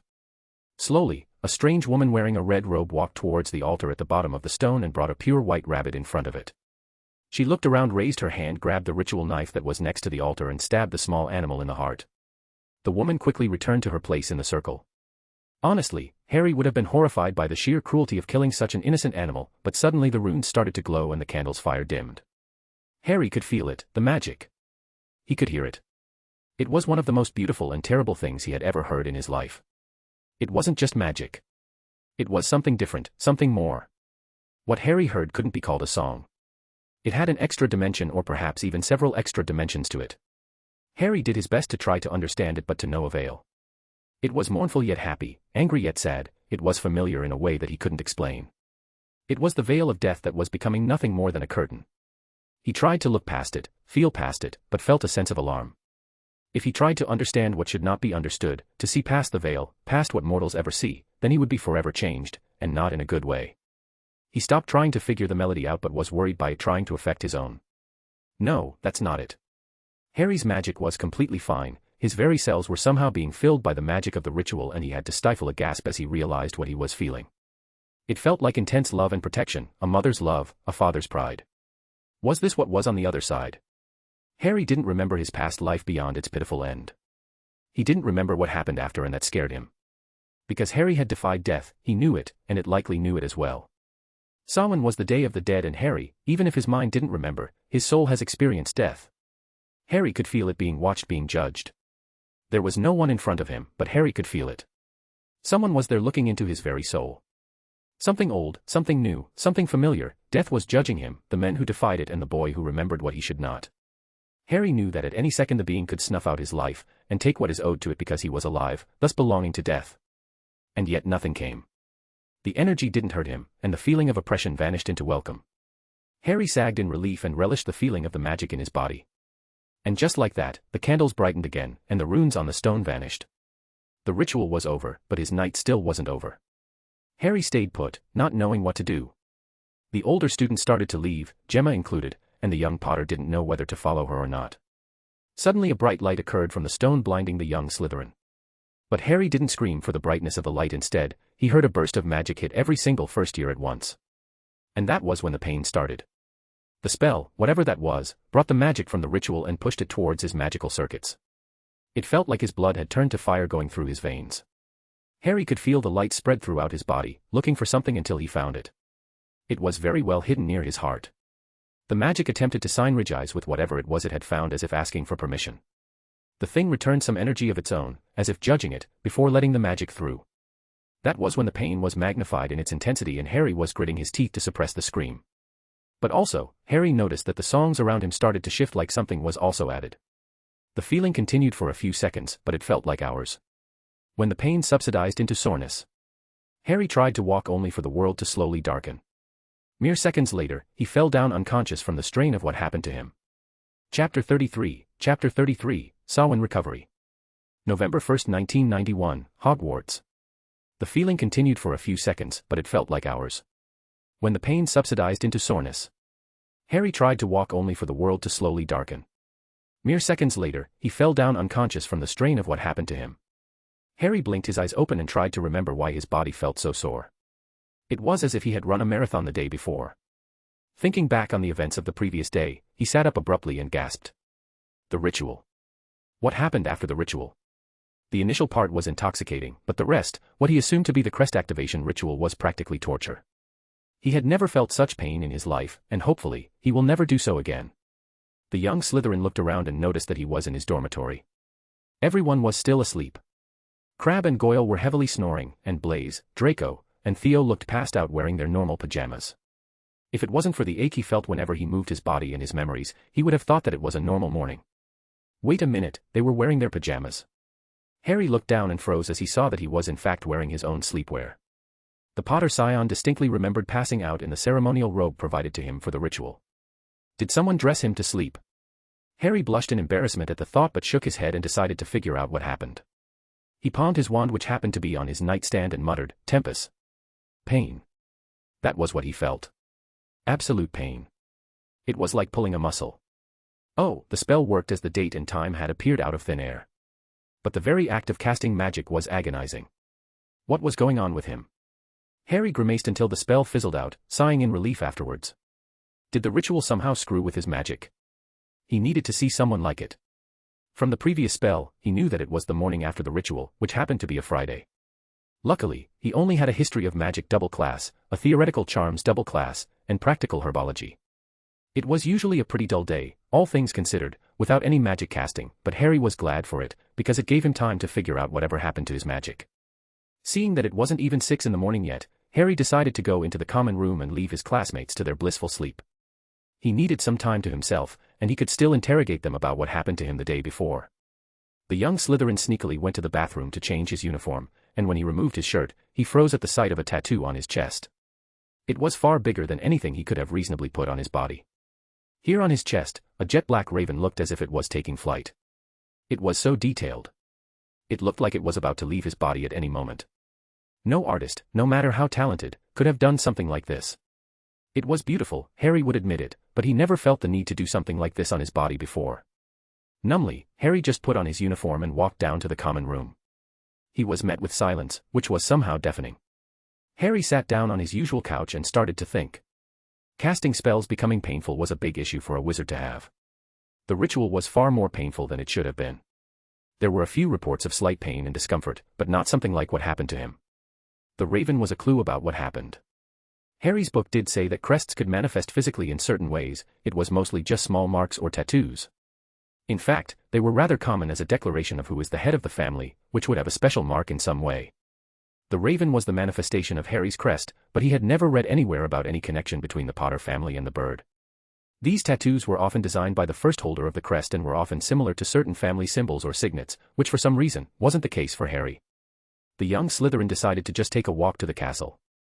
He needed answers, and he needed to stop the pain whenever he used magic. Harry walked out of the common room and instinctively started to walk up the stairs. He passed by a few paintings, and it was then that he noticed that something was different. It was subtle, but Harry could tell.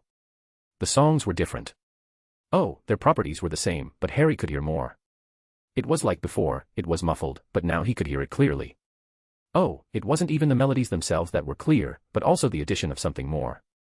When Harry decided to focus on the painting of a beautiful landscape and listen to its song, there was this feeling of wonder and pride emanating from it. He decided to look at the painting of a beautiful young woman and felt love and warmth woven into the painting's song. It was like he could feel the emotions tied to every enchantment. He needed to experiment on this further, with artifacts other than paintings as well. Harry kept walking up the stairs while marveling at the extra sense of magic that he had gained. He would need to understand how it worked and how he could use it properly, but it was an unexpected boon from the ritual. Additionally, the fact that he could use his magical hearing without pain boded well for the health of his magic. Without even thinking about it, Harry found himself on the 7th floor, specifically, in front of a certain tapestry of an idiot attempting to teach trolls how to dance ballet. Harry barely even thought about the room of requirements to solve his issue. Did he subconsciously think that it might be helpful in his plight? Harry was practically walking on autopilot, lost in his head trying to figure out what happened. Well, what could he lose? It's not like he could ask anyone about it. Family crests are very private matters. Big families often have members that are healers especially to deal with such matters. There was no mention anywhere about a Potter magical crest, and Harry didn't really expect much from his crest outside of a few family potion recipes, which was the area of magic that his ancestors often focused on. Still, Harry decided to go for it and walked towards the wall while thinking, I want a place that can help my condition. I want a place that can help my condition. I want a place that can help my condition. On the third turn, a door surprisingly materialized. Harry honestly didn't expect anything but slowly walked inside. It looked like a mix of a magical workshop and a bath. There was no explanation about what happened other than a book that was opened on the conjured desk. Harry slowly walked there and saw the title of the open page, Forceful Expansion of Magical Circuits and Its Consequences. The young Slytherin immediately started to carefully read the document.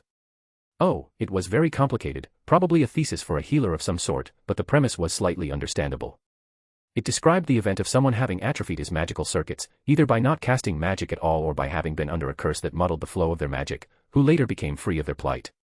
Magic remembers, and thus, he remembers how much intake the body used to handle and will try to constantly channel the previous capacity of magic. The forceful magic tended to oversaturate the magical circuits, causing them to overheat with every spell, which caused a lot of pain in the process. Yes, this was a very good estimation of what happened to him. For some reason, the magical crest decided that his body should output more magic and so overwhelmed his circuits with more magic. The good news was that it was a temporary issue that would continue until the circuits compensate for the increased input. The bad news was that it would hurt like hell every time he cast a spell until that time. Thankfully, the thesis described a method of using a pre-ritual bath to moderate the output, making the expansion slower, but also less painful. Pre-ritual baths were artifacts whose purpose is to absorb the excess magic of a wizard or witch, to stop it from affecting especially delicate rituals. The room seemed to have provided Harry with one, and slowly, the young Potter took off his clothes and sank into the bath. The feeling of relief was immediate. Harry hadn't noticed how much his body ached from the magic when he woke up and just sighed in pleasure when it did its work. With a small dip in this bath every day, he would be able to cast magic, while the magical circuit expansion happened during the night, while he was asleep. Harry was so relaxed that he almost fell asleep while in the tub. It was when he looked at the clock in the room and realized that he almost missed breakfast, that he quickly got up to go to the Great Hall. Once he was dry and clothed once more, he palmed his wand and decided to see if the bath worked. He waved his wand while murmuring, Lumos Maxima, and a ball of light appeared out of his wand and floated in front of him. Oh, his body ached slightly more with the magic, but it didn't even come close to the agony he felt earlier. But this was a temporary solution at best, a band-aid on top of a wound. Harry will still have to deal with the magical circuit expansion for weeks if not months, and the ritual bath will only help so far. The more magic he casts every day, the more painful it will become until his next bath. That meant that Harry would need to spend less time experimenting with magic, which was a huge downside in his opinion. There was still the issue of why Harry's crest decided that he didn't have enough magic. He was already on the upper tier of the magical power scale. He was powerful for his age. In his mind, Harry imagined Albus Dumbledore and Tom Riddle to be around as powerful as he was at his age.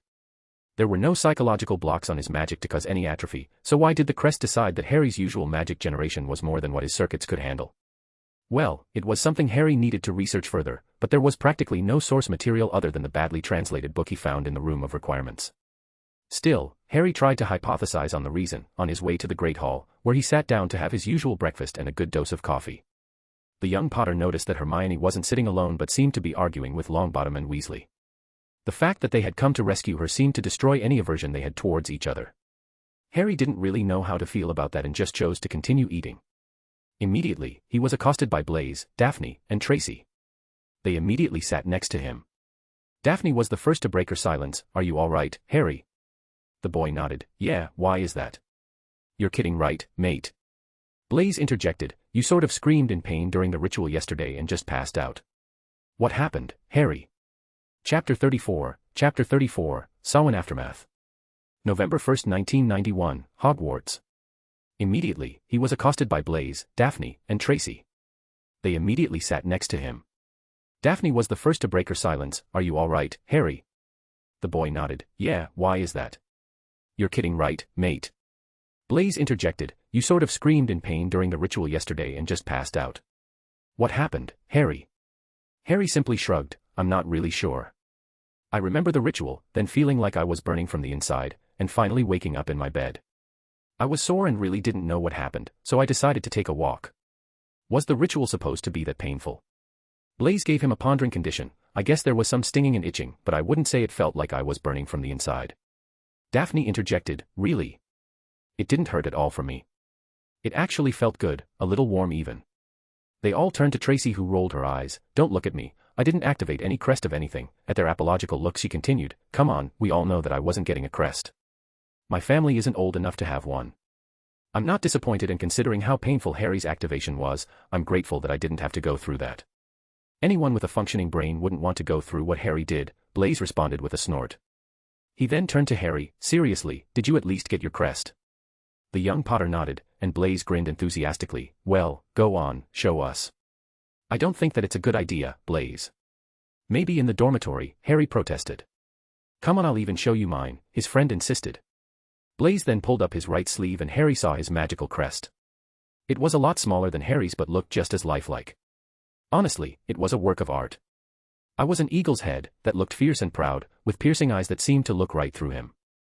The beak was sharp and curved, with tiny ridges along the edges.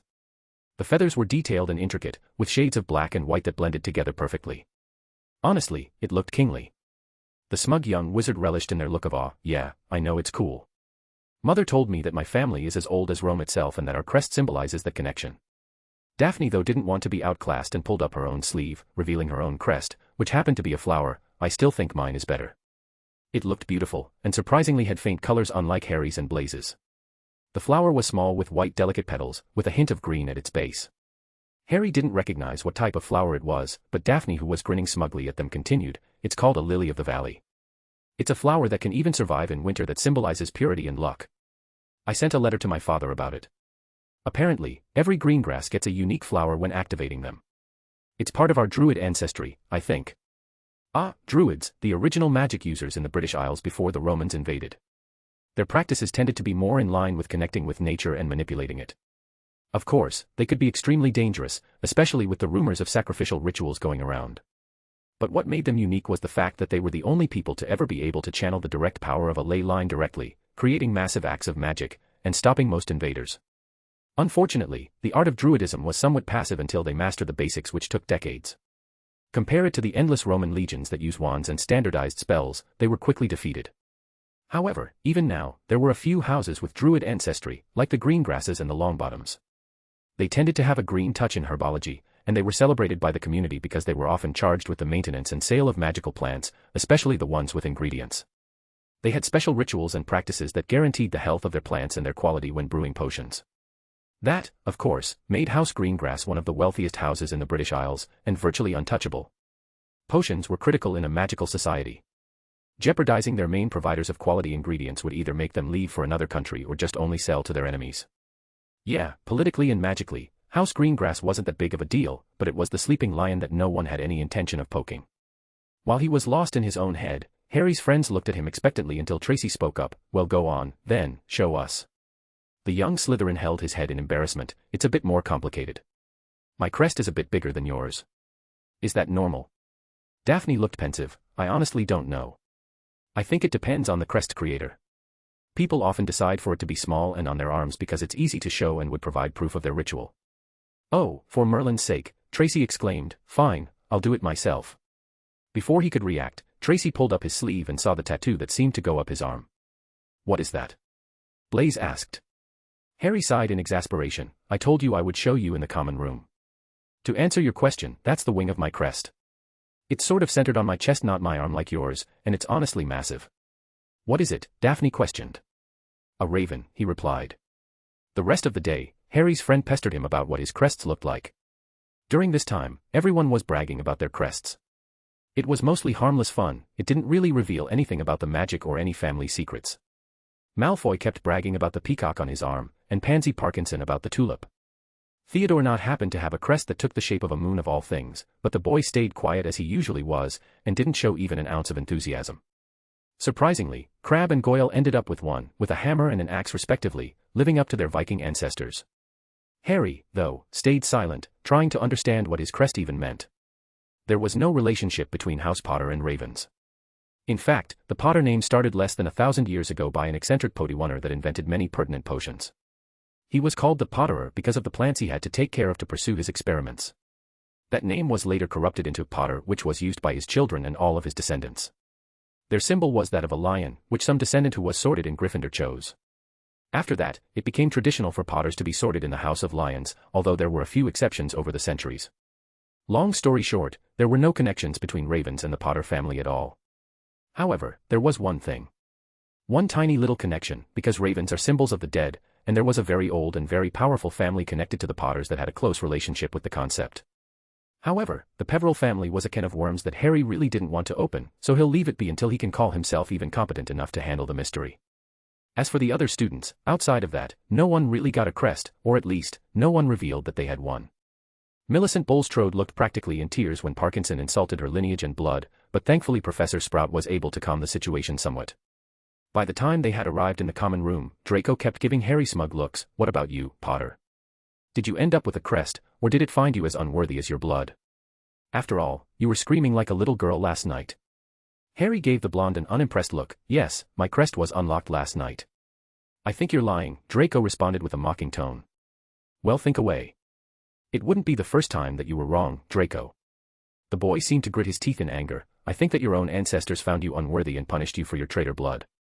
Maybe the crest even saw how much your mudblood mother tainted your line and is writing you off as a lost cause. I wonder if it felt the same when you were screaming in pain yesterday. It certainly sounded like you were burned alive as your parents did. Tell me, did the crest want to finish the job for the sake of its line?" The entire conversation froze instantly with that statement. Harry hadn't really needed to deal with Draco for weeks, where the young boy kept his distance in fear of Harry's retaliation. But that was far more than just insulting his mother as he had previously. The idea that Harry didn't have a crest seemed to give the boy more courage. The blonde has been trying to remove Harry as a threat for the long run, for when the house politics began. He was probably doing it at his father's insistence, or maybe, he was misinterpreting what the men meant. Lucius Malfoy was a cunning man, and he wouldn't risk his son getting hurt for no reason. Harry didn't know, nor did he care. It happened and he was going to deal with the consequences. Draco, you have 10 seconds to apologize for what you have just said and take back your words. The blonde was then accompanied by his 2 bodyguards who tried to look threatening. I don't think so. Harry just gave him a steely look and counted inwardly until 10. After which the entire common room held its breath. By the time he finished counting, the young Potter walked forwards and projected his magic once more. He really didn't want to exert himself again, especially with his condition, but a show of power to silence Malfoy was necessary. The 3 boys were trembling in fear, but he didn't care. Harry took out his wand, while the 2 bodyguards tried to hex him. With a twitch of his fingers, he moved the 2 boys' arms, causing their spells to miss massively. Harry raised an eyebrow at the spells, a balding hex and a pimple-bursting jinx. What were you hoping to achieve with that? Harry didn't even let them answer as he moved his wand and cast Treacherous. It was the ancestor of the repelling charm that worked with small forces. It was in the book about telekinetic magic that he had borrowed from the library, and it was a very useful spell. It lacked the raw power of the other spell, but it could target up to 5 small objects at once. Harry targeted the 2 boys' wrists, giving them a light sprain, and making them drop their wands. He then cast Flipendo, sending the 2 boys flying back. Meanwhile, the young Malfoy was trembling in fear, with his wand raised. Harry again raised an eyebrow. What were you realistically hoping to achieve, Draco? I just don't understand you, really. You have so much potential, and yet, you squander it on nonsense like this. The boy woke up from his stupor and kept casting spells at Harry. They were barely more than pranking jinxes, and Harry, instead of sending a spell back, decided to cast an illusion, talking his form and going forwards while making himself invisible. Harry prepared himself for the strain that the spell usually causes him, but for some reason, it felt almost natural. The illusion was almost perfect, and the invisibility illusion felt almost real. It was a far cry from the illusion he used the previous day against the troll. The boy kept casting spells at the illusion, who kept dodging every spell in a superhuman manner while walking forward. Harry would have never been able to do such a thing. The boy was practically shaking and fell down while he was walking back in fear. Having enough of terrifying the boy, Harry cancelled the illusion which was looming threateningly over the downed Malfoy and simply cast a disarming charm, Expelliarmus, from his original position. The boy was sent back with his arm far away from him. I expect a written letter of apology tomorrow, or I will send one to your parents, Harry spoke up before turning and leaving for his dormitory. Chapter 35, The Snowy Day. November 2, 1991, Hogwarts. Having enough of terrifying the boy, Harry cancelled the illusion which was looming threateningly over the downed Malfoy and simply cast a disarming charm, Expelliarmus, from his original position. The boy was sent back with his arm far away from him. I expect a written letter of apology tomorrow, or I will send one to your parents, Harry spoke up before turning and leaving for his dormitory.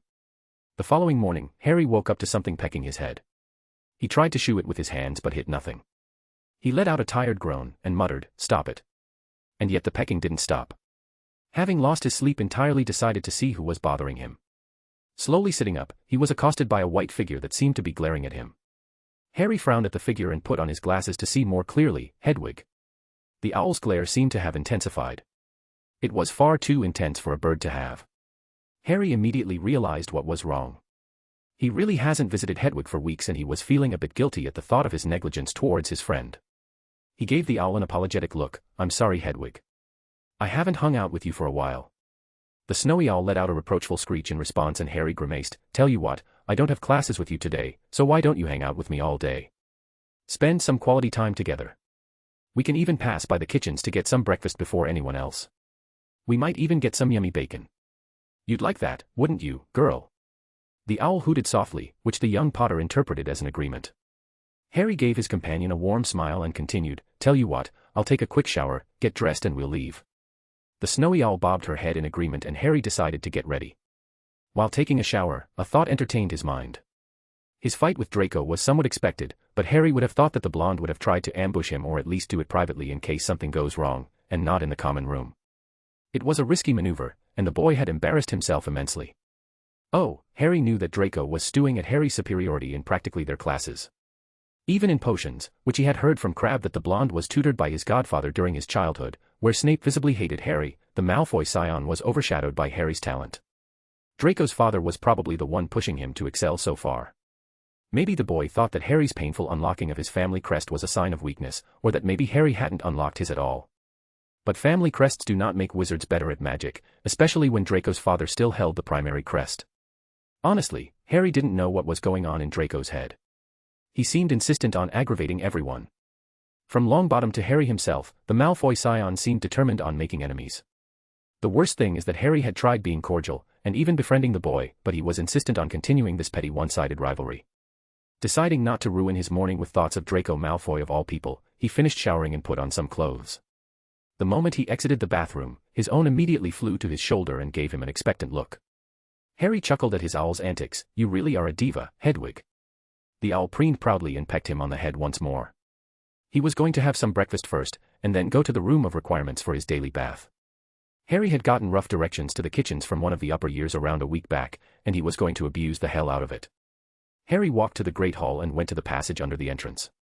Technically, the kitchens were in the dungeons, but for some reason, they were no direct way from the common room without going to the above floor. It was probably because it was close to the Hufflepuff dormitory. Still, Harry had gotten a bit lost after he went down the stairs, and instead of asking the paintings, decided to take out his wand and murmured, "Point me, kitchen entrance." The wand immediately levitated itself and spun around pointing towards Harry's right. But the Potter Scion didn't care. He was too preoccupied with the telltale burning of his condition but suppressed the urge to scream. His flinch, however, was noticed by his companion, who gave him a penetrating look. For some reason, Harry felt as if he had to explain himself. "Don't worry, Hedwig. It's a temporary condition of mine. A side effect of unlocking my family crest. After breakfast, I'll take care of it for the day." The owl nodded and pointed towards the floating wand.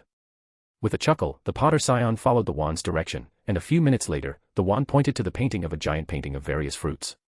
Harry tentatively put his hand up against the painting and tickled the painted pear. The damn thing actually giggled and turned into a giant door handle. Harry grabbed the pear and opened the door, revealing a giant high-ceilinged room as large as the Great Hall, on the other side. There were 4 long wooden tables that were positioned exactly beneath the 4 house tables above, in the Great Hall. They already seemed to be full of food, ready to be sent up through the ceiling to their counterparts above. At least 100 little elves were standing around the kitchen, beaming, bowing, to Harry. They were all wearing the same uniform, a tea towel stamped with the Hogwarts crest and tied like a toga.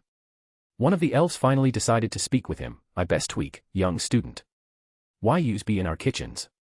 Harry frowned at the broken English but smiled immediately after. "Well, I heard that you were all the most hard-working elves in the country, and I wanted to see for myself." The elves preened proudly at that. "Of course, Wes being the most hard-working. Wes Hogwarts elves."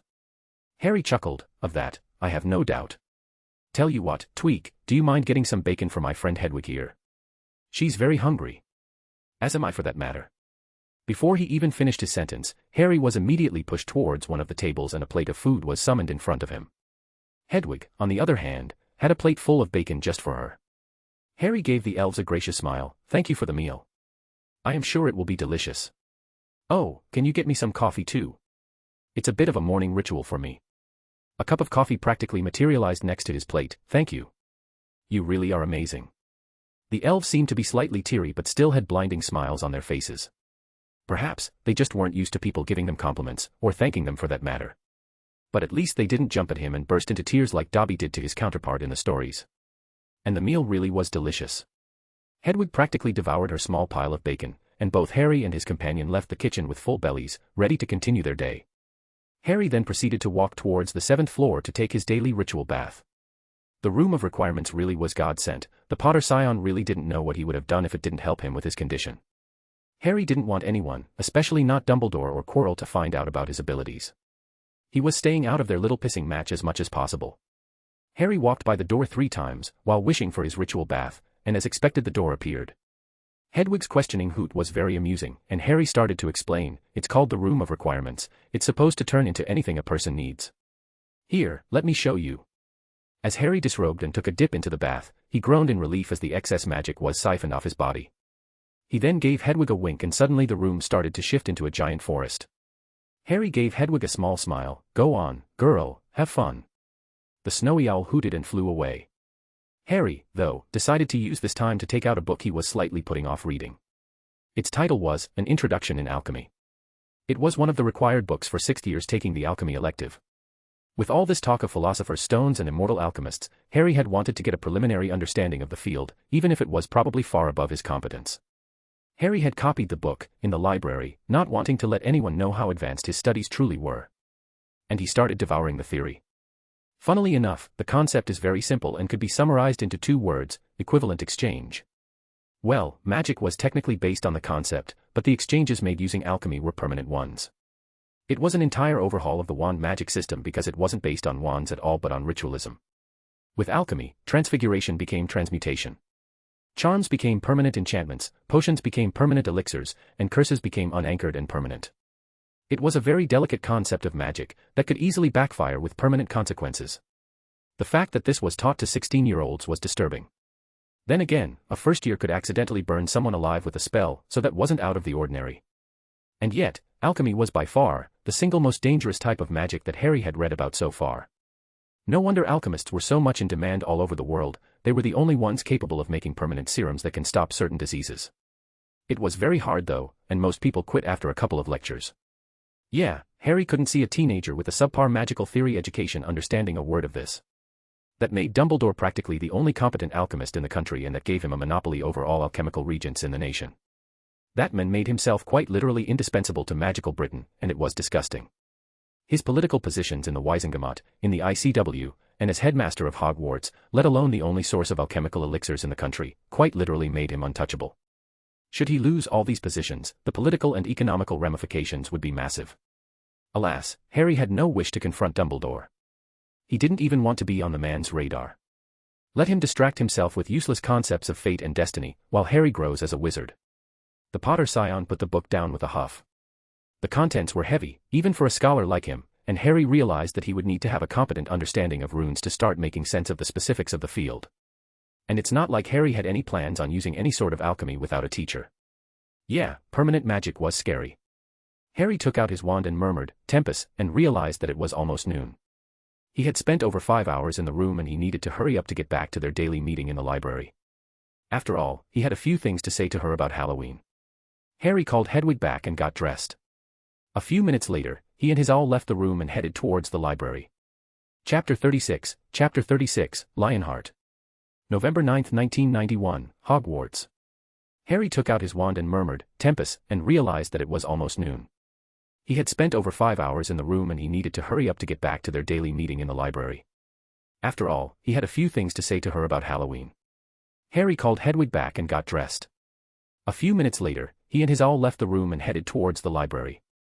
Well, long story short, Hermione never showed up at the library that day. Or any of the days for the following week. It was odd for her. She would never stay away from there for too long. Harry had first thought that she was traumatized from the fight with the troll, but she seemed oddly chipper for someone who had almost died a few days prior. Hermione was going to the library, but only to take out books, and didn't actually study there. She probably stayed in the common room with her new friends. Oh, yeah, that was a thing. For some reason, she decided that Longbottom and Weasley of all people were good enough to be her friends. He did find that out the hard way, when he saw her toddling after them, trying to get them to stop leaving their assignments to the last minute. It was disgusting, and Harry had seen the two boys practically insult her for months, and for some reason, she just forgave them, and practically started tutoring them. It put him in a foul mood, to everyone's confusion. After all, their friendship was supposed to be secret. And so, with new friends from her house, Hermione practically forgot about Harry, or maybe even actively avoided him. It hurt, even if he didn't want to admit it. It really hurt when someone just spits on your friendship like that. Harry had taken a leap of faith with Hermione. He didn't see the member of the Golden Trio, he didn't see the brave bookworm from the stories, he only saw a lonely girl that was as socially awkward as he was and offered her a hand in friendship. He knew how terrible being alone was, and he was willing to spare the girl. And in return, she spat on his goodwill and abandoned him for the first people that offered her a hand in friendship. Still, being alone was something Harry was used to. He was alone with the Dursleys, and he was alone in his previous life. And so, the young Slytherin persevered. He stopped sitting by Hermione during classes, even if it was assigned to him previously. The professors seemed to see that whatever cordiality there was before was gone after Halloween and just pretended that nothing happened. Well, every professor except Snape, of course, was delighted at the sight of Harry being uncomfortable. Harry had decided to sit next to Daphne during class. The potion master had noticed the switch and wasn't having any of it. "Potter, why are you sitting here?" "Because we have potion class, Professor." Harry responded in mock confusion. "No, I have assigned you to partner up with Granger, and you will continue to do so until I say otherwise. Do you understand that, Potter?" Harry grimaced and moved to sit next to Hermione, who looked just as awkward as he felt. The men proceeded to continue the lessons, and Harry promptly ignored his partner as the professor continued to explain the properties of the potion they were brewing, as well as the different techniques of doing so. When the men finally told them to read the instructions and start brewing, Harry silently went to pick up the potion ingredients and started preparing them. He didn't even look at Hermione when he told her, "I'll prepare the ingredients." You, get the potion started.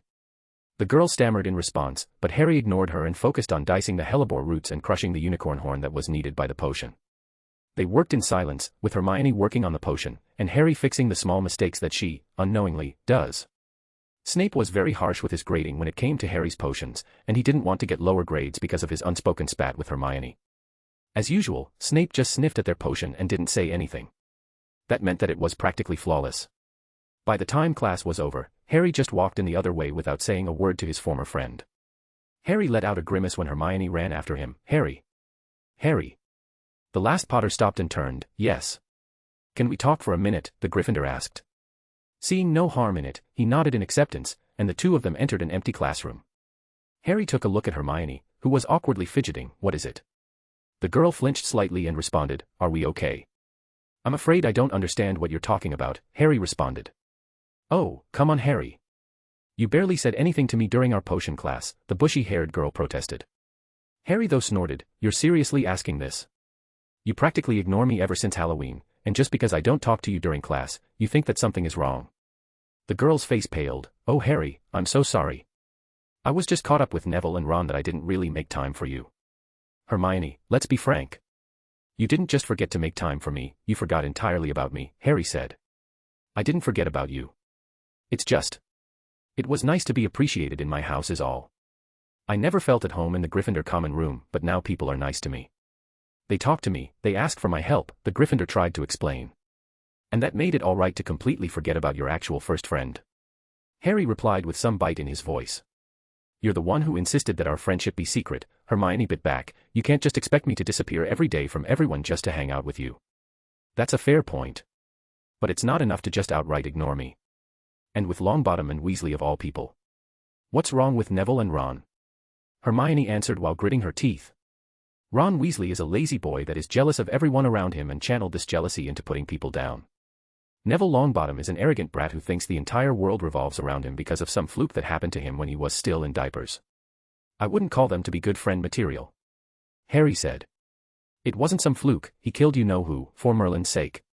And you don't get to judge who my friends are, the girl answered back. However, Harry wasn't done there. Weren't they the people who you complained about because they kept pranking and bullying you, calling you names because they were jealous of how much you're better than them in your classes? They saved my life, Harry. And you wouldn't have needed saving from the troll if they hadn't insulted you, to begin with. Hermione stubbornly didn't back down, and Harry decided to just press on. He sighed in exasperation. Look, Hermione. I know that Longbottom and Weasley don't like me, and I don't care. I never did anything to them while they tried to attack me multiple times. Being friend with me and them is not going to work out, and you know it. I personally don't care about you being friends with them, but they won't feel the same. You can't live a double life like that, Hermione. One day they will find out about it, and you can guess how they will react. You will have to choose between us. No, you have already chosen. You just didn't want to make it final. You're smart enough to understand what's going on, you're just afraid that your new friends would drop you, and you're keeping me as a safety net. Harry looked Hermione directly into her eyes and continued, Well, I'm not anyone's safety net. I was able to maintain friendships with my housemates and you, without anyone taking priority over me. You could have done the same if you had chosen anyone but Longbottom and Weasley, but you did, and from the look of it, you will not budge. So, what's the answer, Hermione? Who are you picking? Me or them? Hermione looked down and didn't answer, and Harry understood exactly what her answer was. After all, it was what he expected. The fact that you're looking like that means that you're choosing them. And that means that we're done, you and I. I don't have the energy to hate people too much, so from now on, we're strangers. Granger and Potter. Harry. Hermione, no, Granger, opened her mouth to argue back but closed her eyes. The Potter scion just shook his head. You know, it's good that we stopped being friends this early. Someone who would have dropped me at a moment's notice for something they think is better is not someone I want as a friend in the first place. You could have tried, Hermione, but you took the coward's way out. Harry just turned to leave. He almost wanted to reveal to the girl that he was the one who had saved her from the troll. But he knew that this would shatter her entirely. She was a conflicted girl, but she was already practically crying, and he didn't need to be cruel just to hurt her more. In a way, Harry still cared for her to not hurt her unnecessarily. So, he just left, ignoring the sobs of the girl in the room. He forced himself to not come back and comfort her. It would be the complete opposite of what he wanted. Although Harry thought back at the fight with the troll and noticed how similar the aftermath was to the books. Hermione had become friends with the boy who lived in Ron Weasley, and the Golden Trio was born. They would start going through one daring adventure after another, each leading to Voldemort somehow. Was it fate? Was Hermione Granger always meant to help the boy who lived survive his trials? Or was there someone else arranging for it? Harry could see Dumbledore pulling a few strings to give the child of the prophecy a loyal witch with a lot of potential that would push him to not stagnate in his magical education. But this was too late to ponder on some primordial force pushing the world towards a certain direction. Or even a headmaster with the mental capabilities and deviousness of James Moriarty. With magic very little was impossible, but Harry was still a beginner in understanding it. As for Hermione, he didn't really hate her. Or even dislike her. She had made her choice, and Harry had other friends. He could respect that. But why were his eyes teary as he stood in front of the Slytherin common room entrance? Why did it hurt so much to see her practically admit that she liked Longbottom and Weasley more than she does him? He kept pondering that until he came to a realization. For all his maturity and intelligence, Harry still wasn't that experienced when it came to emotions. He was practically emotionally stunted in his past life, and in this one, he still had the emotional maturity of a child, even if he did his best to keep them controlled. Harry was a child, even with all the memories of his past life. He was still growing, learning his place in the world, and having lost a friend, when he had so few for years, did hurt. Harry felt as if some weight had come off his shoulder somewhat. He felt lighter when he finally accepted a part of himself. He always thought of himself as Harry, the man, but never as Harry, the child. He was so consumed with learning magic that he had forgotten a part of himself. He was allowed to be hurt by what happened. He had given his trust to someone, something that he rarely did, and it was neglected. Damn right, he was right to be upset. With that realization out of the way, Harry simply wiped his tears, put on a fake smile and walked into the common room.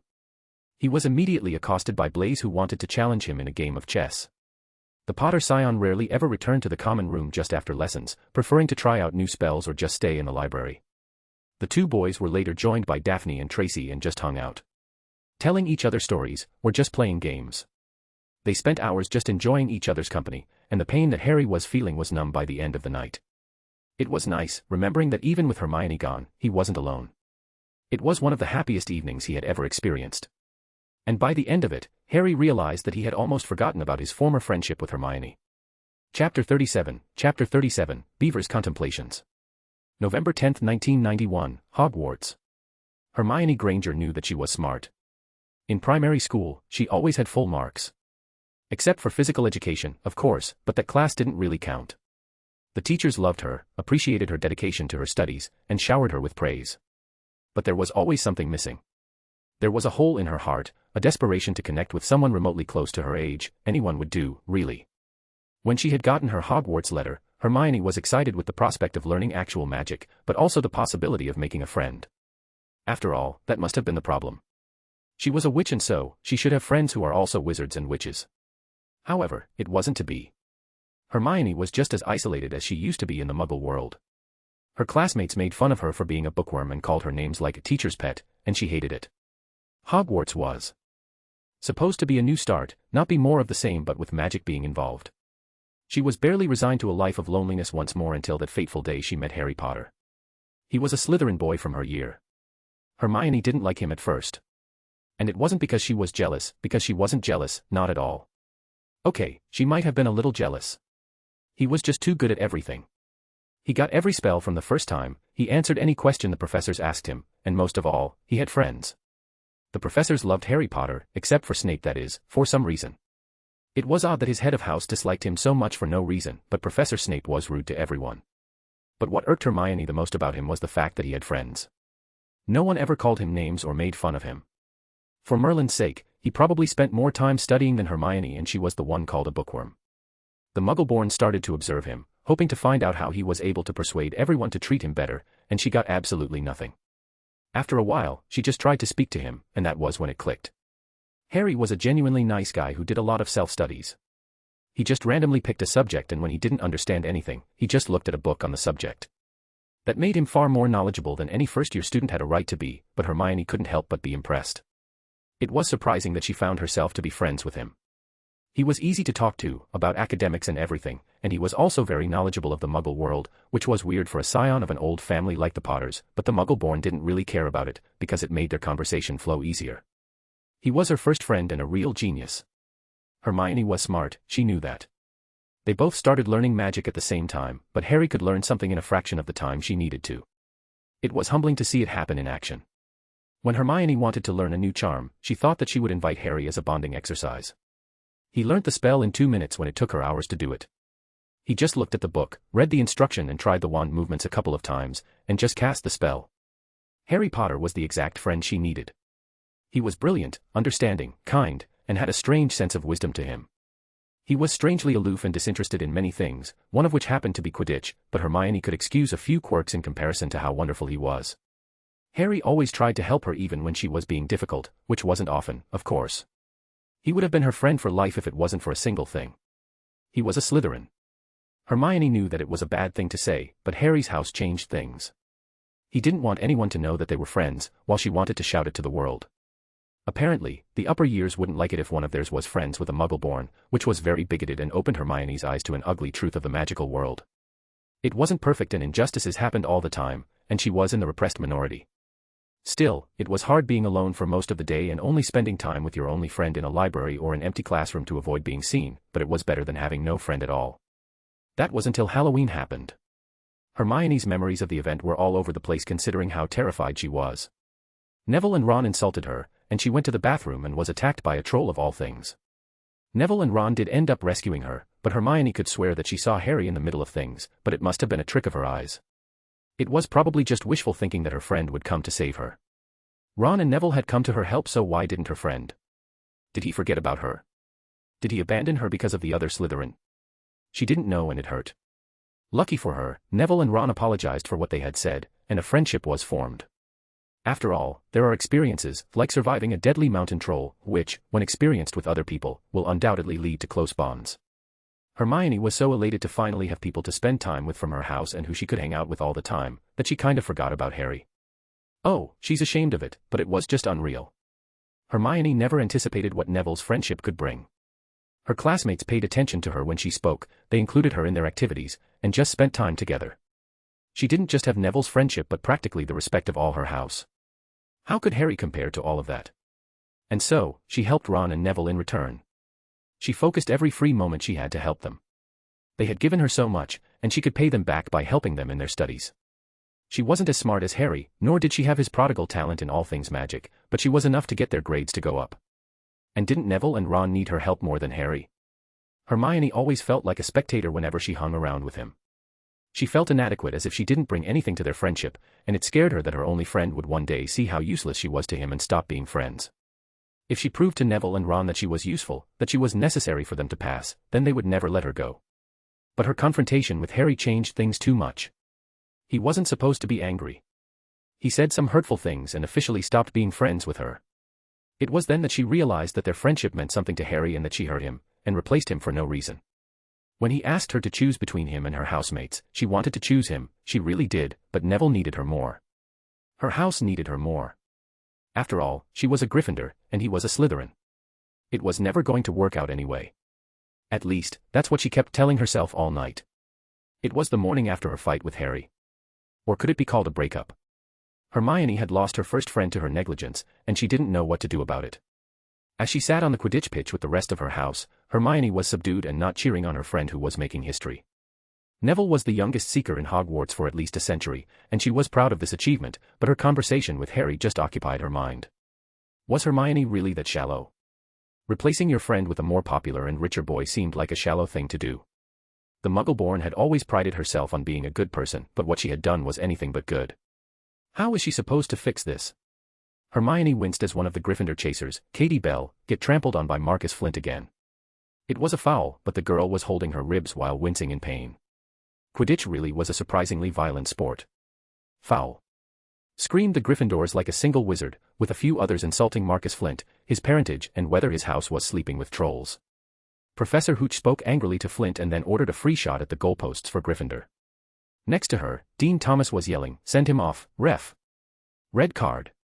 "What are you talking about, Dean?" said Ron. "Red card," said Dean furiously. "In football, you get shown the red card and you're out of the game." "But this isn't football, Dean," Ron reminded him. The young Muggle-born grumbled about changing the rules and Hermione rolled her eyes. She decided to just pay attention to the game, hoping that it would distract her from the guilt she was feeling. As she barely finished this thought, Neville's broom started moving as if it had a mind of its own. The boy who lived looked like he was hanging on for dear life, as the broom violently tried to get him to fall off. Ron seemed to notice as well. What in Merlin's name is Neville doing? Is he trying out a new stunt or something? Suddenly Neville's broom was given a sharp jerk and the Gryffindor was swinging off it. He was now dangling from it, holding on with only one hand. Was his broom damaged or something? This was definitely not a stunt. But it was unlikely that a few fouls could damage a Nimbus 2000 this quickly. They were known to be fairly durable brooms. Hermione had researched it when Neville's grandmother had sent him one as a present for becoming the Gryffindor Seeker. Maybe it was a curse. She had read that dark magic is very effective at overwhelming protective enchantments. Hermione took her binoculars and pointed it at the teacher's stand. Her gaze immediately went to Snape, who was gazing at her classmate while murmuring an incantation without blinking. So, Snape was cursing Neville. She knew that the potions professor was no good but trying to kill a student in broad daylight. That was just insane. She murmured to herself, Snape is cursing Neville's broom. Ron shouted back, Snape is what? The redhead then calmed down but was still panicking. What should we do? Leave it to me. The Muggle-born responded. Before Ron could say another word, Hermione had disappeared. She fought her way across to the stand where Snape stood and raced along the row behind him. She didn't even stop to say sorry as she knocked Professor Quirrell headfirst into the row in front. Reaching Snape, she crouched down, pulled out her wand, and whispered a few, well-chosen words. Bright blue flames shot from her wand onto the hem of Snape's robes. It took perhaps 30 seconds for Snape to realize that he was on fire. A sudden yelp told her she had done her job. Her plan seemed to have succeeded. Up in the air, Neville was suddenly able to clamber back onto his broom. Hermione slowly snuck back to her seat and gave Ron a cheeky grin. It didn't take long for Neville to almost swallow the golden snitch of all things, giving Gryffindor the victory. Hermione was happy with herself when the boy who lived landed on the ground, looking proud and relieved. She had saved her friends. Even if she lost Harry, she would make it up by making sure that Neville and Ron would be safe. Today was just a good first step in that direction. Chapter 38, of Habits and Mischief. November 10, 1991, Hogwarts. The two boys were later joined by Daphne and Tracy and just hung out. Telling each other stories, or just playing games. They spent hours just enjoying each other's company, and the pain that Harry was feeling was numb by the end of the night. It was nice, remembering that even with Hermione gone, he wasn't alone. It was one of the happiest evenings he had ever experienced. And by the end of it, Harry realized that he had almost forgotten about his former friendship with Hermione. The following day, Harry was convinced to attend the Slytherin game with his friends. Well, it was more like he was dragged to the Quidditch stadium by his friends. The match started off simply enough, if a little brutally. Harry still didn't see why half the population was obsessed with the sport, but he would admit that there was a little enjoyment in watching the chaos that was Quidditch. Oh, Harry still didn't find it to be half as interesting as a good book. He was half tempted to just whip one out and start reading, but Daphne seemed to have seen through him and one glare from her stopped him from trying anything. Still, all things considered, the game ended up turning into a mini-battle, with the Slytherin chasers being particularly brutal, but from what Harry could infer, it was normal enough for a Quidditch match. Longbottom proved himself to be an adequate seeker, and a rough match to Higgs, the Slytherin seeker. He wasn't anything spectacular, but Wood's training seemed to be paying off. It was for the better, in Harry's opinion. The more time Longbottom spends training, the more tired he is during the rest of the day, and the less bothersome he becomes. Oh, he was definitely getting more arrogant by getting the position, but he had to prove to the whole school that he didn't get it solely due to Dumbledore's blatant favoritism. Still, like the stories, Longbottom's broom got cursed, by either Snape or Quirrell. Harry was pretty sure it was Quirrell since that was what happened in the stories, but this life wasn't a story, and he wasn't going to exclude someone just because he remembers a story from his past life that said so. Although Harry did stifle a chuckle when he saw Hermione actually set Snape's robes on fire. To think that the shy authority-abiding bookworm could actually do something that could have gotten her expelled. She was a far cry from the shy girl that was his friend, and that was a bitter pill to swallow. Hermione would have never broken the rules for him, not even once. Harry squashed the envy that spread through his heart. It would serve nothing. Hermione had chosen Neville. It was a shame, and Harry wasn't enthused about it, but it was better now that he wasn't extremely invested in their friendship. It hurt, but it was manageable. It could have been worse, all things considered. Still, Neville ended up being catching the snitch by swallowing it, a veritable first in the history of Hogwarts, probably considering how unlikely it was. Still, the boy who lived survived an attempted murder, and he deserved some time off. It was odd how it happened in both the story and in this real life. Things should have gone differently, especially considering how impossible to accidentally swallow the snitch once was, let alone happen with two entirely different people, with different skills on a broom.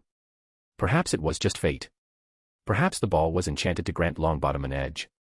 Harry could see Dumbledore doing something like that to make sure that Longbottom endeared himself to his housemates, and still have a spot on his team, no matter how mediocre his talent was on a broom. Perhaps it was also done to canon Harry to get more confidence. Honestly, the Potter Scion didn't know, nor did he really care for that matter. That night, Harry chose not to return to the common room since everyone was practically in a bad mood and itching for a fight. Harry couldn't handle another time of Malfoy exclaiming to everyone about how much better he would have done if he was the Seeker instead of Higgs, and about the unfairness of Longbottom being in the Quidditch team when he's worse than him. Harry just couldn't do it. He was one comment away from just cursing the boy, or just strangling him physically. By all that is good and holy, whoever raised Draco Malfoy was an idiot. Thankfully, the blonde was utterly terrified of Harry after their last encounter. He could barely make eye contact with him without flinching. At least he stopped bothering Harry, that was what mattered in the end. And so, the Potter Scion distanced himself from his housemates to do something he has been itching to do for months, going to the Forbidden Corridor on the 3rd floor. Dumbledore had explicitly warned everyone from visiting. Of course, practically everyone ended up trying to find out why it was forbidden, and there were a few stories going around about a Cerberus being there. Yeah, things really didn't go according to Dumbledore's plan, or perhaps it went perfectly. He had to know that making something forbidden was a good way to get everyone curious enough to try to figure out why. There had to be more to it than that.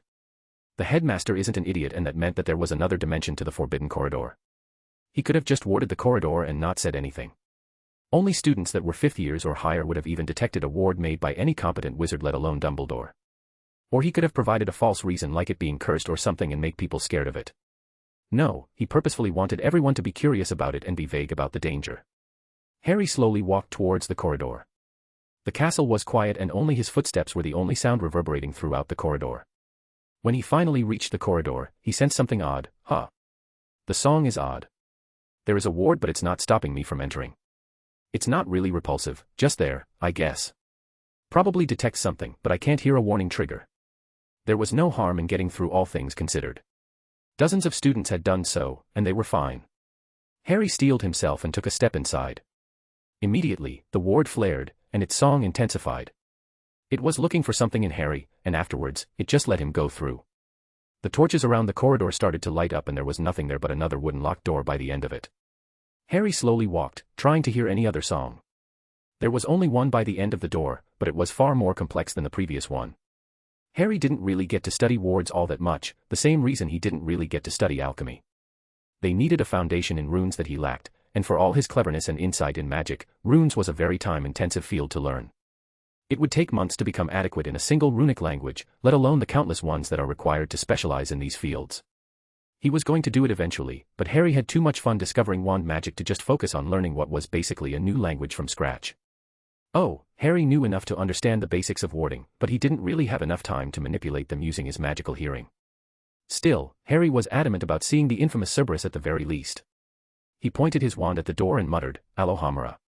The door clicked and opened up, and the ward's song flared in intensity. Harry slowly walked forwards, and he finally understood what the ward was doing. It had two distinct songs, one that felt protective, and another that was slowly changing. It was becoming more familiar. Harry could tell it was at the back of his mind. Oh, it was his song. The ward was analyzing his magic. What a wonderful and curious piece of magic. Harry, of course, chose to trick it, and slightly change his song to resemble Blaze's. It was probably a bad thing to do, but he was most familiar with it, having hung out with him the most out of his friends. His technique was more of an illusion than actually changing his magic. Because it was an illusion of a magical song superposing his own. It wasn't really something he had tried before, but it should have been theoretically possible. When it was done, the ward fully assimilated the false magical signature and settled down. It sent a copy of the fake signature to the first ward, which also flared. Harry then slowly walked past the door and was face to face with the giant three-headed dog. It was far more intimidating than he imagined. It was bigger than the troll and was scowling at him. Cerberus were magical dogs that have the best magical resistance in a magical creature. It was literally impervious to magic. You couldn't put a spell on it, be it protective or attacking. They were also one of the few creatures that are immune to the killing curse, but that protection didn't hold into their fur. To defeat a Cerberus, you had to do it physically, which wasn't really most wizards' strong point. It was a fantastic beast to use to protect an object. Practically no one would have been able to get past it, all things considered, and it did make sense why Dumbledore would let it attack it. Harry slowly walked towards the rising dog and spoke up, "Don't worry, I'm not trying to get past you. I just wanted to see you." Immediately the three heads stopped and focused on Harry. So, they understood human speech. I have heard a lot about your kind, and when I knew that you were in the castle, I was just curious. Harry wasn't even lying. He could hear the wards on the trapdoor, and they were extremely complex and very loud, which meant that it was very powerful, and far above anything he could deal with. He only came here because a Cerberus was a rare creature, and it was intelligent enough that Harry wanted to hear its magic. I have to say, you are magnificent, Harry muttered. That was true. Harry stopped and ignored all of the ward's noise and just listened to the Cerberus. It was, by far, the most complex symphony he had ever heard. It had so many layers and deepness. It was the most magical thing he had heard so far. There was loyalty, playfulness, and nobility involved. And then that changed with a feeling of familiarity and, for the lack of a better term, souls. It was then that he realized what was happening. You're not a being of flesh and blood, are you? The giant hound's 3 heads sniffed in amusement, and Harry knew that he was right. The Cerberus wasn't some average magical creature. It was deeper than that. It was made of magic, mixed in with a few other things, but fundamentally it was a being of energy. No wonder magic couldn't hurt it.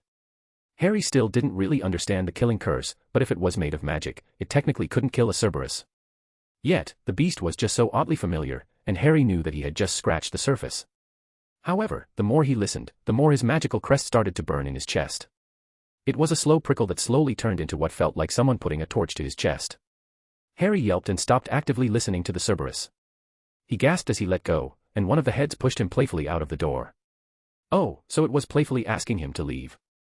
Isn't that kind? Harry just grinned in response. I'll be back. The dog growled and the door closed by itself, and Harry heard the distinct click signifying that the door was locked. He tried to open it but felt the ward getting stronger and stopping him from doing it. Shaking his head, he turned with a small smile on his face and left the corridor. He noticed that the ward on the door was now pushing him to not notice it. Harry removed the illusion of his magical song, and the ward stopped working. Oh, so it saved the magical signature of whoever enters and only works after the student sees the Cerberus once, denying them access. If that wasn't a red flag that Dumbledore was planning something, Harry didn't know what would be. Still, Harry slowly walked to his common room, with his head filled with questions. What was the Cerberus, really? How was it born, and if it was made of magic? And why did his magical crest burn when he looked deeply into it? Harry went to bed and dreamed of giant 3-headed dogs. Chapter 39, A Snowy First Year. December 20th, 1991, Hogwarts. Still, Harry slowly walked to his common room, with his head filled with questions. What was the Cerberus, really? How was it born, and if it was made of magic? And why did his magical crest burn when he looked deeply into it? Harry went to bed and dreamed of giant 3-headed dogs. The term passed quickly after the infamous Quidditch game. It was odd. Harry's first 2 months at Hogwarts were exciting, with one crisis after another. From the excitement of attending magic school to making new friends, losing a friend, experimenting with magic in general and fighting a fucking troll, Harry's initial impression of Hogwarts was that it was a place of excitement and adventure. Alas, this wasn't to be. After the Quidditch game between Gryffindor and Slytherin, things started to stabilize, and Harry found himself having a daily routine that barely deviated. He woke up early, every morning, to take his ritual bath. The treatment was working. His magic had adapted to the change, and after 2 months, Harry barely needed a bath every couple of weeks. Harry's capacity to channel magic was increased, and the Potter Scion found himself relearning his old spells to adjust the power output. After almost blasting a wall with a basic cast, Harry did learn that he had to hone his control over his magic, which took a lot of time. Every morning, if he didn't need a ritual bath, he would simply train his control even further. Afterwards, he would go to class, study to maintain his grades, and then go to lunch with his friends. After classes, he would go to the library to self-study. He had bit the bullet and chose to start learning runes. It was a tiresome and boring endeavor, but it was the bottleneck in his magical education. Apparently, it was required for most students to learn 2 runic languages to start working on alchemy, warding, and enchanting. Harry had chosen Elder Futhark and Norse runes, which had the most potential to be used immediately. He was tempted to learn hieroglyphics because of its involvement in impressive wards on their tombs, but there wasn't really any other use for them, and considering how complicated they were, it just wasn't worth the effort as his introductory runic language. Aztec runes were still being experimented on, which made them unpredictable, so Harry chose to stay with the basics for now. Runes, by definition, were languages that were used to cast magic. Harry couldn't really find out why those symbols had power, and there was practically no book about their creation. It was probably something to do with the fact that magic remembers. So, thousands of years back, someone used these symbols in some kind of magical act that made magic itself remember them, which was why they had power. It was the most common hypothesis, but there was no sign of proof of it so far. Currently, Harry was still learning Elder Futhark. It turned out that just learning the symbols wasn't enough. Oh, don't get him wrong, it was quick to get started as a beginner, but the moment you try to put a sentence together, it quickly becomes very difficult to manage. Honestly, you could get a rough idea when reading a runic text if you understood the concepts behind every letter, but writing something new was very complicated. Harry could see why mastering these languages could take years, but he was determined to continue. He had even practiced every day about writing them, even if it was mind-numbingly boring, but he was progressing along very quickly. Soon, he would be able to at least understand the alchemy texts, even if wouldn't really try to use any of the information. Still, Harry relished the challenge and did his best to learn what he could without a professor. In the evening, Harry would just hang out with his friends. It was nice to just de-stress every day with the common banalities of games and drama. As for his classes, McGonagall was as severe as ever, Flitwick was as whimsical as he used to be, and Snape was as much of an ass as he was during the beginning of the term.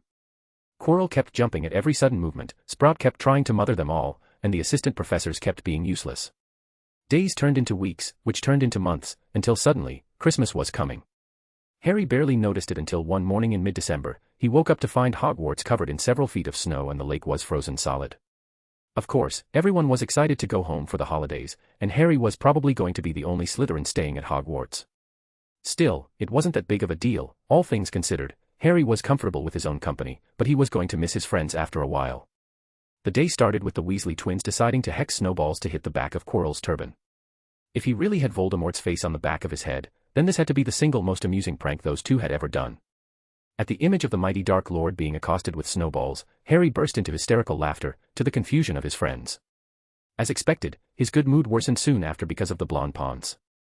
The Malfoy scion seemed to revel at holding something on Harry. The boy was very subdued for a few weeks following their confrontation after the crest unlocking, but he returned to send spiteful comments trying to badmouth Harry to everyone around him. He was probably trying to be discreet, but it was just ridiculous. The funny thing was that the blonde quickly folded the moment Harry so much as looked at him. Honestly, if someone else was in Harry's place and lacked his patience with the blonde, the boy would have ended up hexed into oblivion months ago. Still, it was a large upgrade since he had stopped trying to have a direct confrontation with Harry. He was cowed, even if he was still an ass. He was annoying, but at least Harry could ignore him now. However, it wasn't just him that was quickly getting annoyed by the arrogant boy.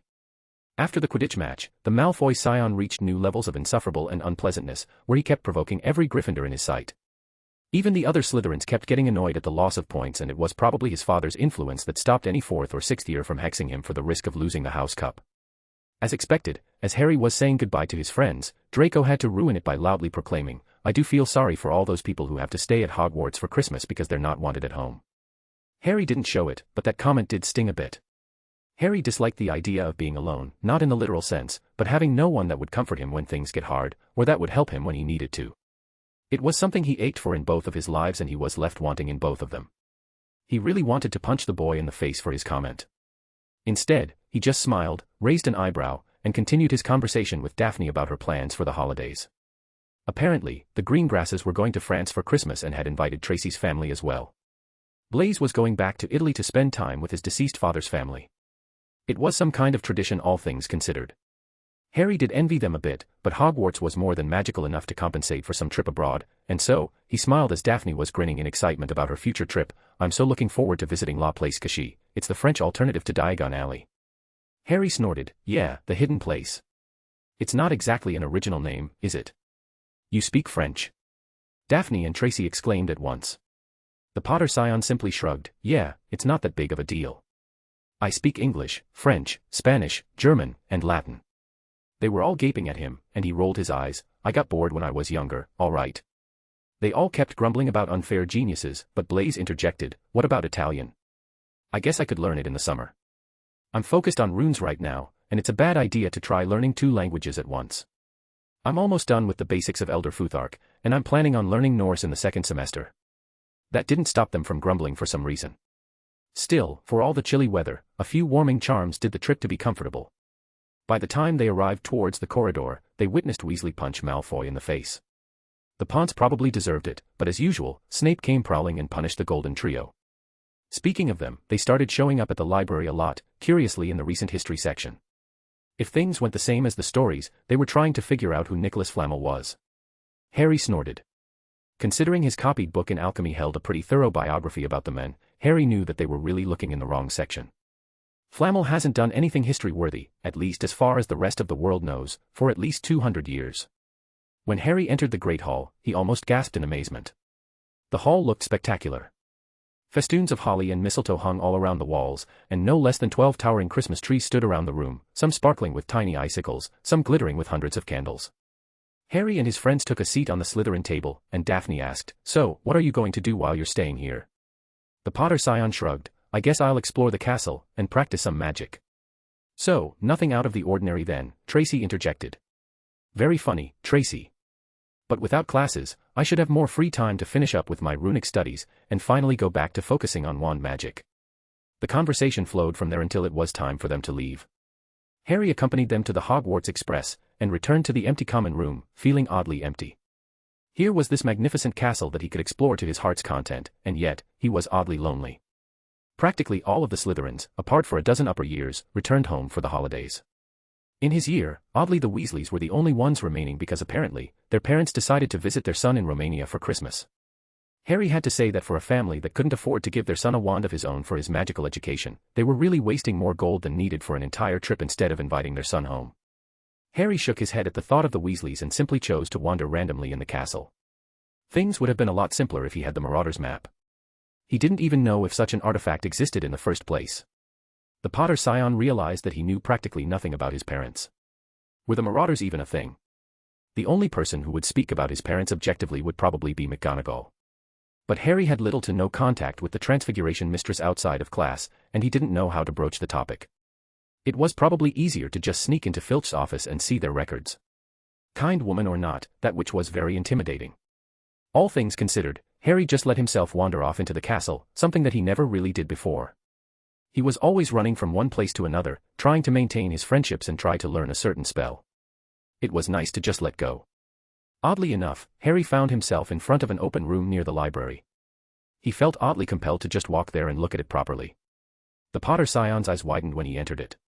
Inside was a very large mirror, probably very old, with some kind of golden frame. It had an inscription carved around the top, Erised stra eru oit ube kafru oit on wosi. Well, that was an unexpected surprise. Chapter 40, Mirror of Desire. December 20th, 1991, Hogwarts. Oddly enough, Harry found himself in front of an open room near the library. He felt oddly compelled to just walk there and look at it properly.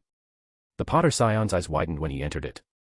Inside was a very large mirror, probably very old, with some kind of golden frame. It had an inscription carved around the top, Erised stra eru oit ube kafru oit on wosi. Well, that was an unexpected surprise. Harry glanced at the infamous mirror of Erised with trepidation. He had tried researching the mirror in the library and found absolutely nothing. To be fair, the Potter scion didn't exactly know when the mirror was created or how it was created, only that it was a mirror that showed people what they truly desired. That description was too vague, and Harry had researched the most well-known magical mirrors but found no mention of the mirror of Erised. Now that it was in front of him, he started using his arcane hearing. Yeah, he was going to call it that now. It's a lot cooler than magical hearing. Harry did his best to deactivate this skill ever since he was in the castle unless he actively needed it. The castle was just too magical, and he kept getting headaches after a while. Especially when it somewhat evolved after the crest activation ritual. There was always an extra dimension to every melody. Harry theorized that it was the emotions of the caster, but he wasn't sure, only that really overwhelming in high doses. Anyway, the moment Harry activated his arcane hearing, the mirror started to sing. It was by far the weirdest artifact he had ever analyzed, definitely the most complex. Oh, Harry could tell the remnants of some kind of space manipulation which he became familiar with by analyzing his expanded backpack. Oh, it was far more impressive than the backpack, but the rhythm, the melody for the lack of a better term was similar. There were the standard curse-repelling enchantments, and protection charms, that's not to mention the weird runes that Harry didn't understand. There was a sense of judgment, of possible punishment depending on that judgment. It was the closest thing he could compare to a magical art piece.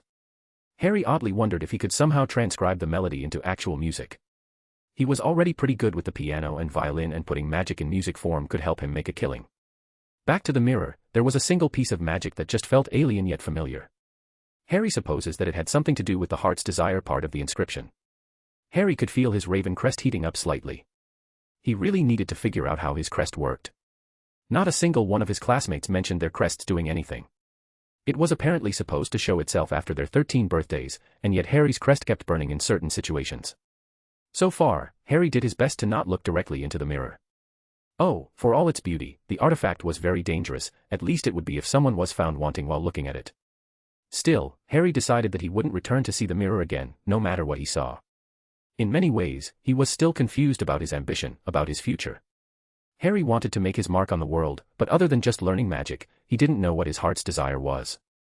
Perhaps it would let him know to learn more about himself than any other. He decided to finally take a glimpse at the mirror, unable to restrain his curiosity, and stood in front of the mirror while murmuring, "My heart's desire, huh? I wonder." Harry opened his eyes and gasped at the sight that awaited him. It was an older version of himself that was giving Harry a confident smirk. His green eyes were glowing, thrumming with power, but that only seemed to be a minor aspect of the desire. No, the reason Harry gasped in shock was the two people that were standing next to him. There was a woman with constantly changing features, who was looking at his mirror self with love and warmth in her eyes. There was also the young girl who was looking at him with admiration. She had messy black hair and green eyes that reminded him eerily of his own. He knew deep in his heart that this girl was his daughter, which made the older woman his wife. Harry looked at her finger and saw a beautiful wedding ring. His mirror self was wearing a ring of his own as well. Behind them was a large house with a garden. It wasn't quite large enough to be called a mansion, but it was larger than any villa he had ever seen. It looked luxurious yet cozy, a true home. Behind it was a beautiful beach with sand as white as snow, and the water was as beautiful as sapphires. So, for all his ambition and fascination with his magic, all he wanted deep down was to have a family, a home, and live comfortably while relishing in their love. In his previous life, he never experienced such love. Oh, he loved his parents even through all their distance, and he loved his brother deeply, but it was a love based on responsibility and familial relations. He never had someone to support him, someone he could complain to when he was frustrated, someone that would love him in return. A true partner. Harold had died without anyone to mourn him. He died forgotten. He was nothing. Oh, he wanted to make his mark in the world, to be remembered by the history books, to have something to give his life meaning. He was an empty man, before, devoid of love, devoid of life. A family, a legacy was a way to achieve his dream in a way. True happiness, that's what he could see on his mirror version's face. He was fulfilled, he was happy, he was content. It was so alien on his face, but it looked so right. Harry didn't care about the power that the man was showing off. The man was thrumming with magic, with power, but it was his smile, and the way he looked at his daughter, at his family, that really took his breath away. The Potter scion noticed that his eyes were tearing up, and let out a bitter chuckle. Love. My heart's desire is love. Having a loving wife and child. To find true happiness in an imperfect world. What a mockery of a Slytherin I turned out to be. Slytherin was the house of the cunning and ambitious, and Harry just found out that it was his ambition was to settle down with a loving wife and have a child to raise and spoil. What a joke. Oh, but I find that love is by far grander of a goal and one with far more rewards than any other pursuit, an aged voice responded behind him. Harry stiffened and turned with his wand raised. He was so distracted by the loud symphony of the mirror that he didn't notice the one hiding behind him. He relaxed slightly and lowered his wand when he saw the headmaster. Harry was talented, yes, but he didn't even come close to Dumbledore's level. If the man wanted to do something to him, he would have done it already. I didn't see you, sir, Harry remarked. Because I did not want you to see me, young Harry. Now, tell me, you, like hundreds before you, have discovered the delights of the mirror of Erised. What do you think of it? Harry shrugged. I think it's a very dangerous artifact. And you would be right. Countless men have wasted away before this mirror, entranced by what they have seen, or been driven mad, not knowing if what it shows is real or even possible. Do you know of its origin? The headmaster asked. I can't say that I do, Harry responded. Long ago, before the statute of secrecy was put in place, a Muggle lord had become quite wealthy after a few trade deals. And yet, his staff and subjects were living in very poor conditions, for the lord did not wish to part with any of his wealth. Seeing enemies everywhere, he foolishly commissioned a Fae to create the ultimate vault, one that cannot be accessed by anyone. He planned on tricking the fairy after the vault was built by locking his gold inside and refusing to pay her.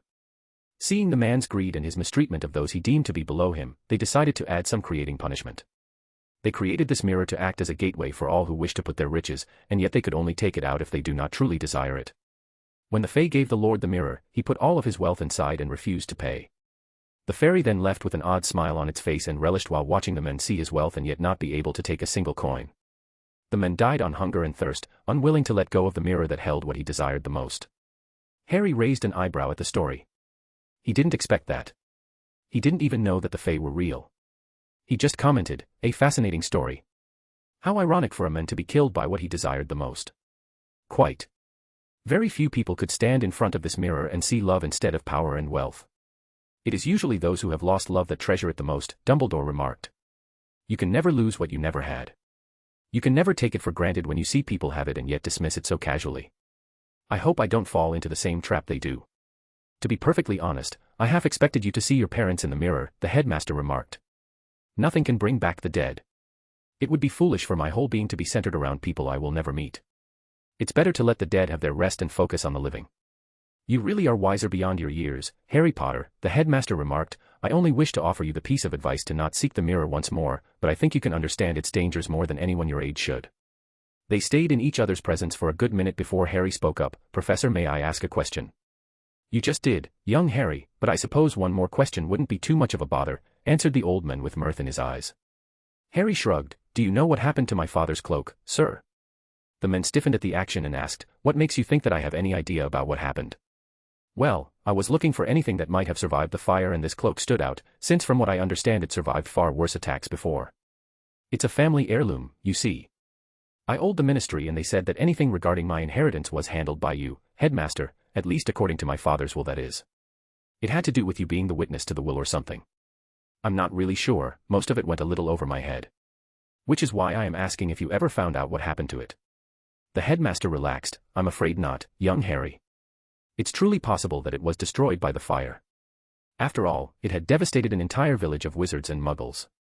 It's very probable that an artifact, no matter how ancient or well protected, could be destroyed. Harry slumped. Well, that's a shame, really. Suddenly, Harry's family crest burned slightly, and the Potter scion obtained the first bit of information from it. He suppressed a grin and continued, and yet, it still could be stolen. Perhaps it would be better to just activate the curse, just in case. Again, the headmaster stumbled. Is the cloak cursed, young Harry? The Potter scion shrugged. Well, it's sort of a safeguard. I found out about it from a small journal from my grandfather in Gringotts. The artifact is bound to the Potter family and it's very well protected, especially since it's nothing more than a long-lived invisibility cloak. But I guess it's a family heirloom of some sort. So, yeah, while the cloak would barely work for anyone without Potter blood, there's a small activation curse that can be used in case it's stolen. It emits some kind of locator signal, but even if it's returned, the curse persists if the holder is not of Potter blood. I'm not sure of the specifics, but I do know that the cloak was stolen a few centuries back by the Confronting family, and well, the entire family, branches and all, were gone in a single generation, and the cloak was back in the possession of a Potter family. Harry wasn't even lying. The crest really had shown him the fate of the Confronting family, as well as the ritual to activate the curse on the cloak. The man looked slightly worried. My boy, there's no reason to take such drastic measures. I know, the cloak is probably just destroyed, but this is just me making sure that no one stole it. If someone had it, they would have arranged for a meeting when I came to Hogwarts. Honestly, I'm probably just going to activate it on New Year's Eve. I still need a few materials to activate the curse, but I already all ordered them. Harry pretended to look at his watch. Oh, look at the time. It's almost curfew and I don't want to get detention. It was nice speaking with you, headmaster, and thank you for the story. Don't worry, I won't look for the mirror again, but you really should hide it better. The Potter scion turned and left the room, doing his best to not burst into laughter. When he was finally in the comfort of his common room, Harry broke down and laughed harder than he ever had before at Dumbledore's panicked expression when he talked about the cloak's curse. Chapter 41, A Magical Christmas. December 25, 1991, Hogwarts. The Potter scion turned and left the room, doing his best to not burst into laughter. When he was finally in the comfort of his common room, Harry broke down and laughed harder than he ever had before at Dumbledore's panicked expression when he talked about the cloak's curse. On Christmas Day, Harry woke up smiling at the silence that met him. For all he had missed his friends, sleeping in an empty dormitory, especially without Crabbe and Goyle's constant snoring, was a very good feeling. Like he did every morning, Harry took a warm shower, changed his clothes and prepared to leave the dormitories, ready to get some breakfast.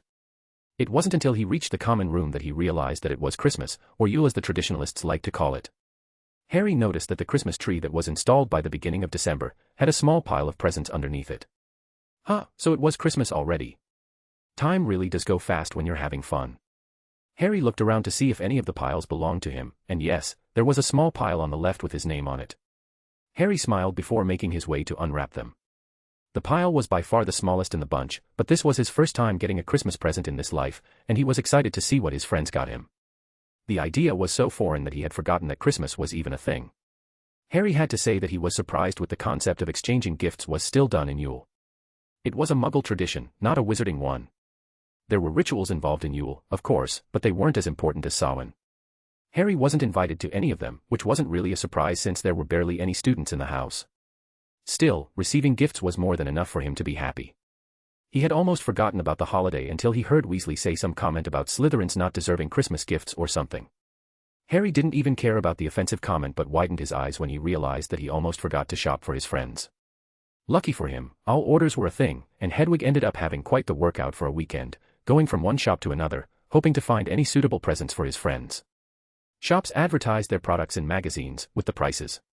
Which Weekly had an entire section just for beauty products, but there were a few magazines for Quidditch and other interests. Marketing in the wizarding world really was lacking, all things considered. You needed to constantly market your products to get any all orders, and you needed to be selective with what you wanted to buy. Often, the shop will end up sending a letter back to you to deal with it. It was quite time-consuming, but aside from opening a very eye-catching shop in Diagon Alley, it was the only way to get new customers. Harry didn't want to go too far with the presents. Harry decided to just be basic and send a new pair of Quidditch chaser gloves to Tracy since she expressed her enthusiasm in joining the team the following year. For Blaze, Harry had found a small shop that made animated engravings of any designs. Harry simply asked for a silver cloak pin shaped like an eagle's head. It cost a pretty penny, but Harry was rich now, and he was allowed to splurge a little. As for Daphne, Harry contacted a herbologist that specialized in breeding miniature magical plants. The Potter Scion was able to purchase an enchanted bonsai tree that also functioned as a lamp with a tap of a wand, releasing small floating lights that could illuminate an entire room. He really hoped that Daphne, whose love of herbology surpassed even Longbottom's, would like it. Harry picked up the first present, which happened to be a wizard's chess set from Blaze, with a note telling him to stop playing with his own set. Chess happened to be Blaze's favorite pastime, that is until Harry kept destroying him one game after another.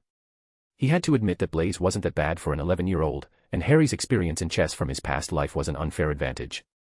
Still, it seemed to motivate the Italian boy to improve himself, which was a plus in Harry's book. Smiling, the Potter Scion put aside his new chess set, which he knew was quite expensive, and picked up Tracy's present, which happened to be a large box of chocolate frogs. Harry smiled, knowing that she was practically buying for herself.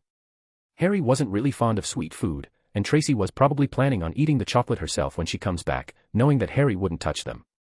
Finally, Daphne's present happened to be a book, and a fairly old one at that. Its title was Customs of Wizarding Nobility in Magical Britain after the Statute of Secrecy by Anthony Greengrass. It was a family tome that was practically priceless. Harry integrated himself into the magical world with the help of fiction books that were made there. Literature was a very good way of understanding how societies think, but those books were not written by members of former noble families, just struggling authors from normal families. Daphne must have noticed that Harry didn't really have the education of someone from an old pureblood family and gave him a book to compensate for these gaps. Honestly, not a lot of people cared about these traditions, and Harry didn't really notice anyone acting any differently or judging him. Still, it was a very thoughtful gift, especially considering how scandalous it is to give someone a family book. The letter cleared that up easily enough, where Daphne insisted that the book wasn't a gift, but that he would need to return it after the holidays. Still, with Harry's copy spell, it didn't really make an issue out of that stipulation. Harry was somewhat excited to see the contents of the book. Although Harry was surprised to see 2 more presents by the tree. He held up the one on the top, which felt like a book. Harry was proven right when, after unwrapping it, turned out to be a book on dueling. A letter fell out and Harry stiffened when he realized it was sent to him by Hermione. It said the following: "I'm sorry, Harry, about what happened. I talked to my parents, and they told me how horribly I treated you. I know we'll probably be friends again, but I felt like I just needed to apologize properly. You mentioned that you were planning on joining the dueling club, and I thought that I would help you get a head start. Merry Christmas. Hermione J. Granger." Harry let out a bitter smile at the letter. It was too late. Hermione was friends with Neville and Weasley, who saw him as an enemy because of his house. Still, some closure isn't a bad thing, and while he was initially slightly hurt, Harry had moved on quickly enough after Hermione's betrayal. This was the final nail in the coffin that was any form of friendship or rivalry they might have had. The Potter Scion didn't want to think about this further and chose to focus on the last gift. Above it was a small note with no name: "Your father left this in my possession before he died. It is time it was returned to you. Use it well. A very Merry Christmas to you." Harry burst into laughter. Dumbledore really had taken the bait, which was hilarious. Oh, Harry wasn't lying about the curse. There was a curse that could be activated with a certain ritual that would act like a locator spell and had the potential of killing off an entire bloodline. But Harry couldn't really activate it. The crest had shown him the ritual to do it, and he needed the crest itself to accept him fully because he would need the crest itself as an anchor to activate the curse. Harry didn't even lie once when he told Dumbledore about the curse, and if the men had used legilimency, he would have confirmed this. Harry was able to trick Dumbledore into sending him the cloak that the headmaster had tried to swindle. All that was left was to see if it was the real thing and not a cheap replacement. Back to the package, just to make sure, Harry decided to unwrap the present, which revealed a shining silvery piece of cloth. Harry knew immediately that this was his father's cloak. The Potter scion didn't dare touch it directly, fearing Dumbledore having spelled it somehow. He activated his arcane hearing to see if there were any spells or curses on his family heirloom and gasped at what he heard. There were obviously a couple of layers on the foundation of the piece of cloth, which was hidden somehow. Each layer was made by a different person, with different intentions. The first was cautious and distrustful. The charm's melodies reminded Harry of tracking charms slightly, with a slight tint of a trigger ward. It was obviously Dumbledore's work. It certainly sounded like his magic. Old, inflexible, with a tint of arrogance and pride in it. It was classical, orderly, and with a clear rhythm. Harry made sure to keep his arcane hearing activated after seeing the mirror of Erised. He knew now that this was Dumbledore sizing him up. Harry was drawn by the classroom with the mirror, probably because of a compulsion charm. He didn't instinctively hear it because it wasn't exactly malicious in nature. The headmaster had unknowingly been able to bypass his own magical instincts without even trying, just because the men didn't actively wish him harm when casting the spell. Harry swore that he will now focus on the mind arts to prevent something like this from happening once more. He will also try to keep his arcane hearing up for as long as possible. He was quickly overwhelmed by the frankly absurd amount of magic in the castle, but he was going to live there for 7 years, and ignoring his greatest strength was frankly absurd. Learning occlumency now became critically important. He had discreetly tried to see anything on the mind arts in the library but found nothing. It was probably in the restricted section. He'll either need to sneak into it, or maybe try to see if the room of requirements had anything to offer in that regard. Harry groaned. He was just finished with his Elder Futhark runes and planned a small break for the holidays to just relax, but Dumbledore had to make him learn the mind arts even sooner than he had planned. Back to his present, Harry pointed his wand at it and listened to the layer of magic that Dumbledore cast. He molded his magic to its inverse entirely and cast, finite. A white burst of magic impacted the cloak, and while nothing looked different from the outside, the entire layer of magic fractured and dissolved into nothing. Harry grinned to himself and looked at the second layer. It was infinitely more complex than Dumbledore's spells. Harry couldn't really make heads and tails of it, only that it wasn't cast with a wand, and that it was cast with protection in mind and restricted the cloak. Harry didn't even know how he could cast something like this, but his family crest burned providing him with the solution. Without really thinking about it, Harry used his wand to make a small cut on his hand and held it above the cloak. Drops of blood started to fall on the cloak and Harry spoke up. "I, Harry James Potter, the last of the line of Ignotus Peverell, unbind this cloak. May it serve me and my descendants and frighten my enemies, let it remind all those who had forgotten the might of the Peverell family." With that done, and the 7th drop of blood touched the cloak, the layer of magic dissipated. Physically, the cloak transformed. It didn't look like a mere piece of cloth anymore but of some kind of flowing silvery liquid. Harry touched it and while he was able to grab it, it felt like he was holding a cool molten silver, not an invisibility cloak. The most surprising thing was that when Harry tried to activate his arcane hearing, he heard nothing from the cloak. Absolute silence. It was as if there was nothing there. Even normal objects had a spark of magic, no matter how small, but when the Potter scion looked at the artifact that his ancestors possessed, he couldn't help but wonder if this was the true power of a Deathly Hallow. Chapter 42, Cloak of Winter. December 25, 1991, Hogwarts. The most surprising thing was that when Harry tried to activate his arcane hearing, he heard nothing from the cloak. Absolute silence. It was as if there was nothing there. Even normal objects had a spark of magic, no matter how small, but when the Potter scion looked at the artifact that his ancestors possessed, he couldn't help but wonder if this was the true power of a Deathly Hallow. Harry couldn't help but wonder if theoretically, this cloak would make him invisible to magic in general, and not just to sight. The fact that the cloak was silent to his arcane hearing was proof of that. Attempting to test it, Harry grabbed one of his enchanted quills. He opened up his ability and heard it thrum faintly when he focused on it. The Potter scion then grabbed the cloak and put it over the quill and tried to sense it. He could feel absolutely nothing. It was as if there was nothing there. It was extremely disconcerting for Harry to put his hands up and grab something that for all his senses, shouldn't exist. He couldn't see it, he couldn't hear it, he couldn't sense it. It was as if anything underneath the cloak just stopped existing. Harry tested the phenomenon with different enchanted artifacts, and it always worked. There was only one thing remaining and that was putting on the cloak himself. When he put it around himself, it felt like it was a second skin, and everything around was still visible and Harry could still hear the object's magic using his arcane hearing. Did that mean that the cloak couldn't impede any casting from the inside? Harry shrugged and took out his wand while being under the cloak and used a basic cast to see if a spell could travel outside of it. Alas, the spell was washed away when it touched the interior of the cloak, and yet the chair that was touching the exterior of the cloak was broken. Harry hadn't even aimed at the chair. Curious about this phenomenon, Harry put some vases that he had gotten from one of the empty classrooms to practice some spells on, underneath the cloak and cast a stinging hex. The vase broke, but when he tried to do the same when there were clothes around the vase, it wasn't even touched, while the clothes were displaced by the spell. Oh, so the cloak directed the spells towards its surface. Touching the cloak would mean being affected by the spell as well. It wasn't a new effect.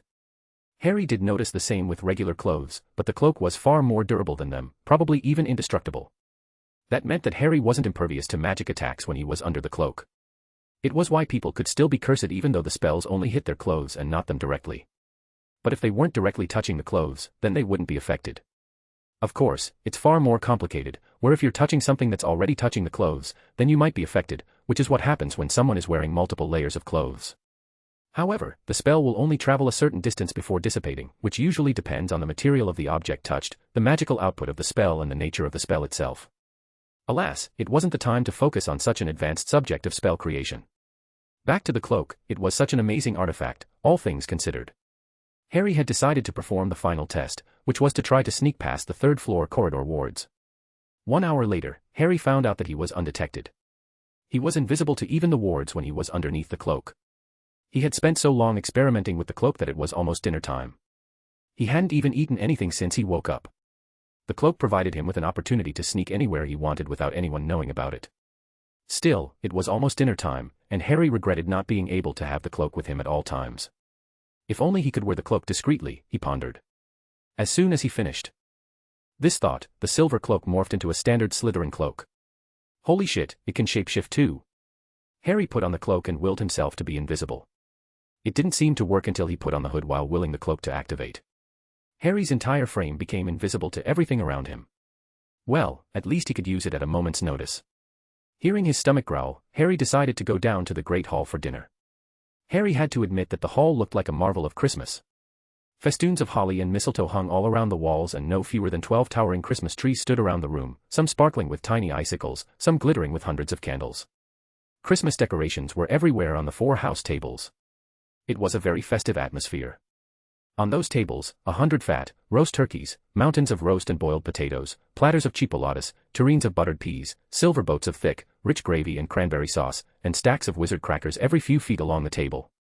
The Weasleys were already sitting at the Gryffindor table, pulling on magical Christmas crackers that exploded. At the high table, everyone seemed in a merry mood. Dumbledore was even wearing a flowered bonnet, and Flitwick had put on an elf hat. Harry almost burst into laughter when an obviously drunk Hagrid kissed Professor McGonagall on the cheek, who actually giggled and blushed, her top had lopsided. Harry sat down and ate like a man possessed. Yeah, he really should have eaten something earlier. He was practically alone at the Slytherin table, so it wasn't as if there were other people that needed to eat. It was delicious, as always. The house elves really do go over and beyond during feasts.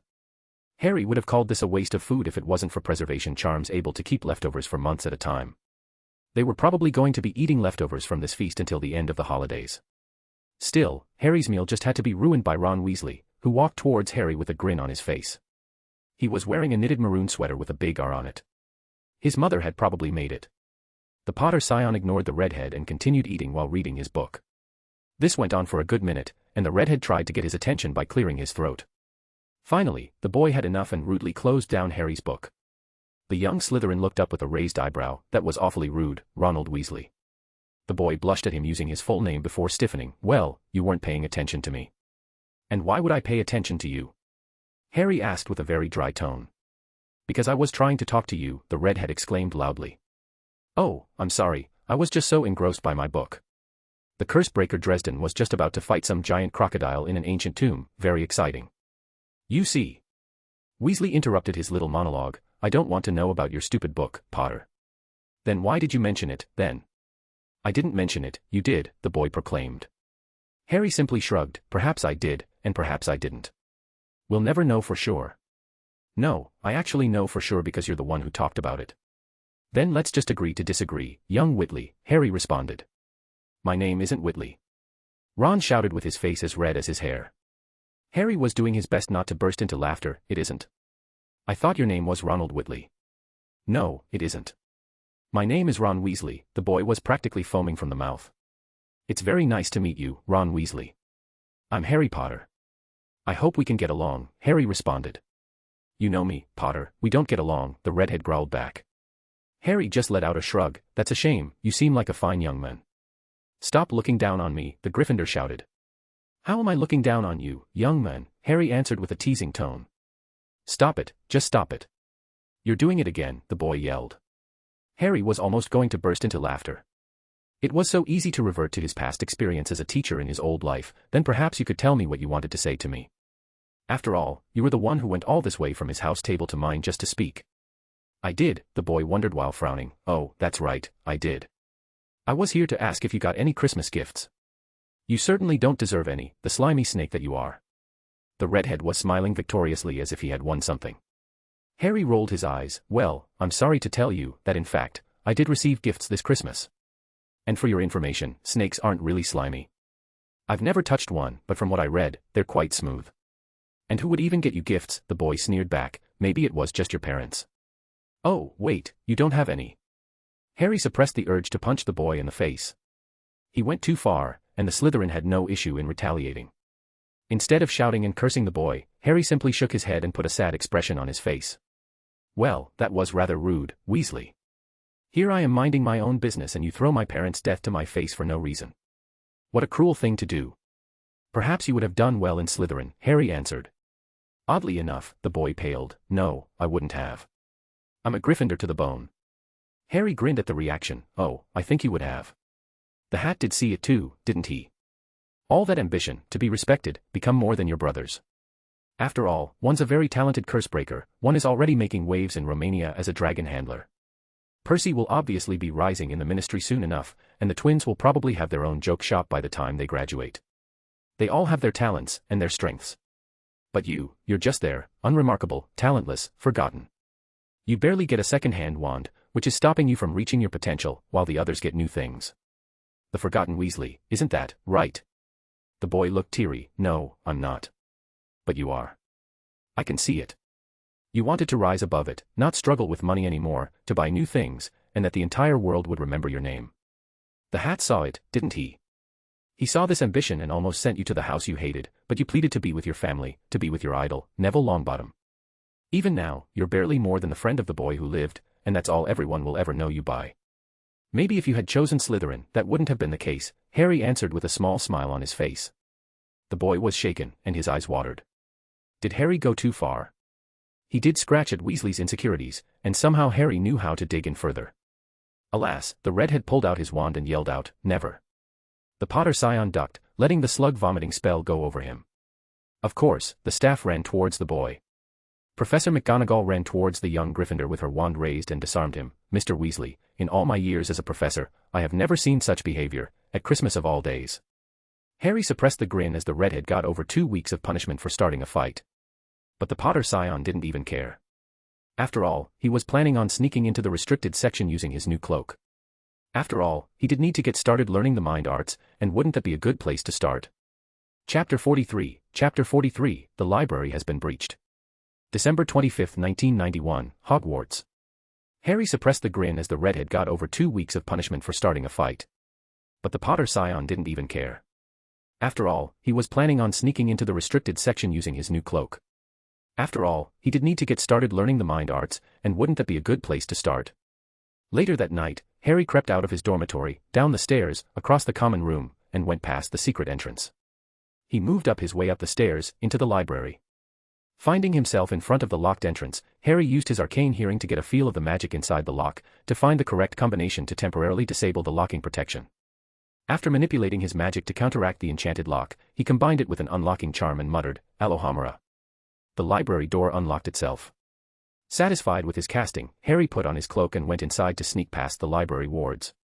They weren't anything special, really, since the library was technically public for all Hogwarts students and alumni. The books didn't really need to be hidden away. Oh, Harry wasn't under the illusion that, if someone actually tried to damage the books, much heavier wards wouldn't be activated. At least, Harry assumed they would, since if that wasn't the case then it would be a large security flaw, where a student might sneak into the library and burn it into the ground. The Hogwarts library was a huge asset to the school and provided a certain status to studying in this castle, even if the curriculum started getting restricted decades back. The library was pitch black and very eerie. Harry decided to use a Lumos Maxima to light the way.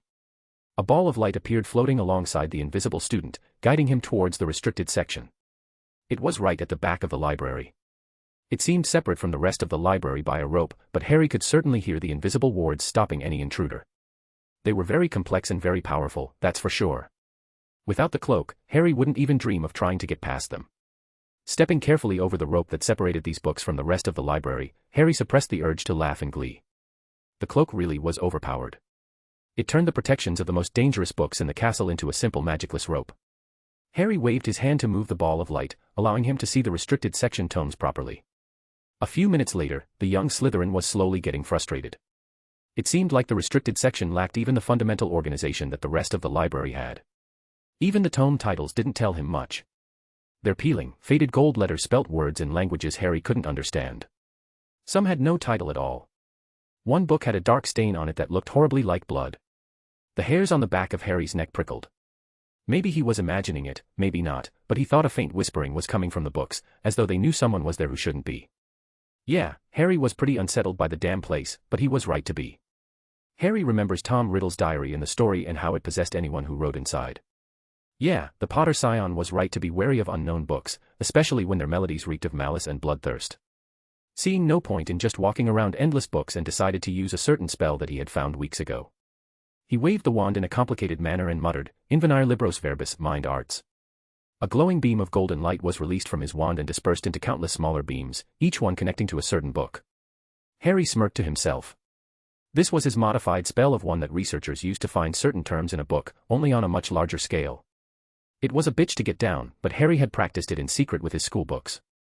The original spell was particularly helpful in potions when trying to find out about certain ingredients quickly. It was based on divination, weirdly enough.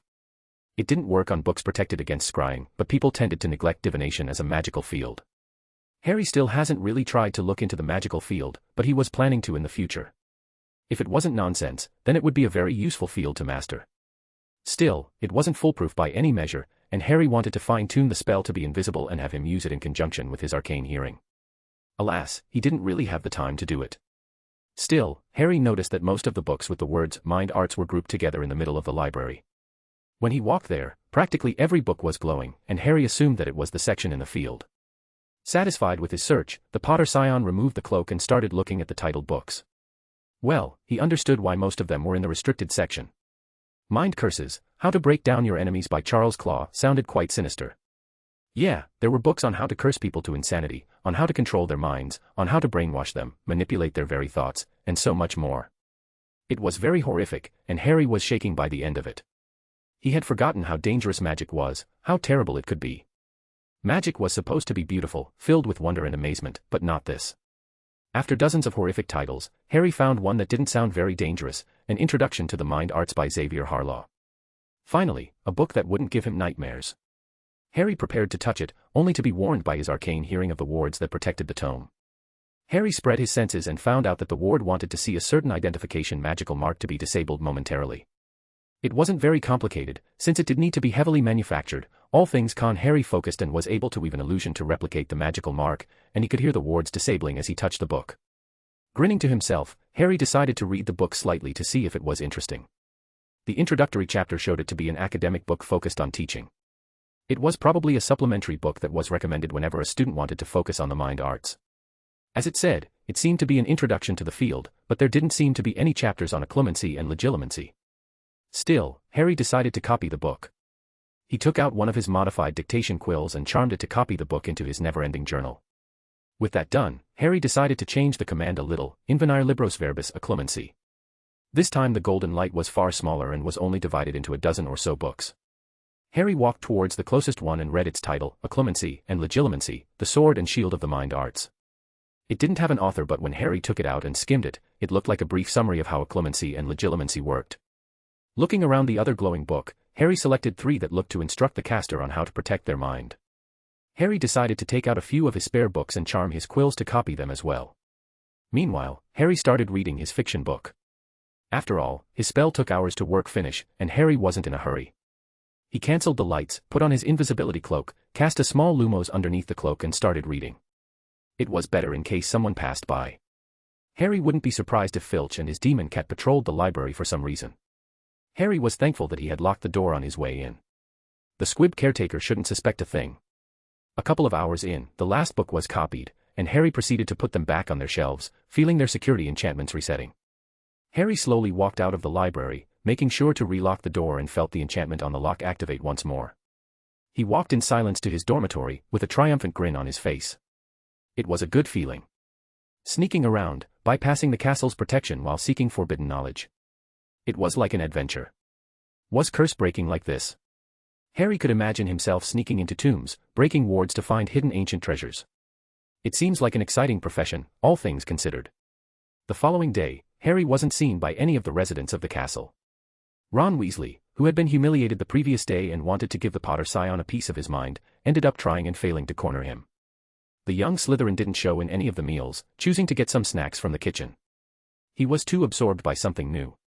Harry hadn't really found anything truly different for months. It was all extensions of his current studies. But an entirely new magical field, no. The last he had seen was alchemy, and Harry needed to learn another runic language just to begin practicing it. Because that's what the mind arts really were. It was a magical field that was extremely obscure and very easy to abuse. Well, technically, there are charms and potions that could mimic its effects, but actual mind magic was just one a league of its own. It wasn't just defending the mind and attacking other ones. It was a subtle art that needed practice. It was the gateway to astral projection, sending telepathic messages, and even reading emotions. It was a therapist's wet dream, to be honest. It did explain why mind healers were such treasured and expensive commodities. Apparently, people who specialize in this field are only allowed to do so after finishing their normal healing education and taking an oath not to cause harm. It was sort of like the Hippocratic Oath, but more binding. Afterwards, they would have access to thing knowledge, and it was terrifying. No wonder Voldemort was so terrifying. You can't really trust your own thoughts when you're at the mercy of a mind mage. Honestly, considering what he had read, Harry decided to learn occlumency as soon as possible. Funnily enough, it happened to be a somewhat obscure subject, even in the mind arts. The field was mostly targeted towards healers, who didn't really need to be discreet while entering another person's mind, but they needed to be gentle and not cause any damage to their patient's psyches.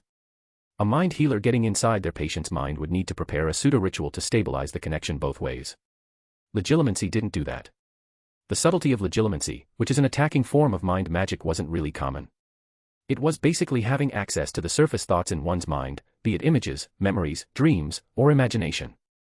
It was just a simple spell that collected the loud thoughts around a person.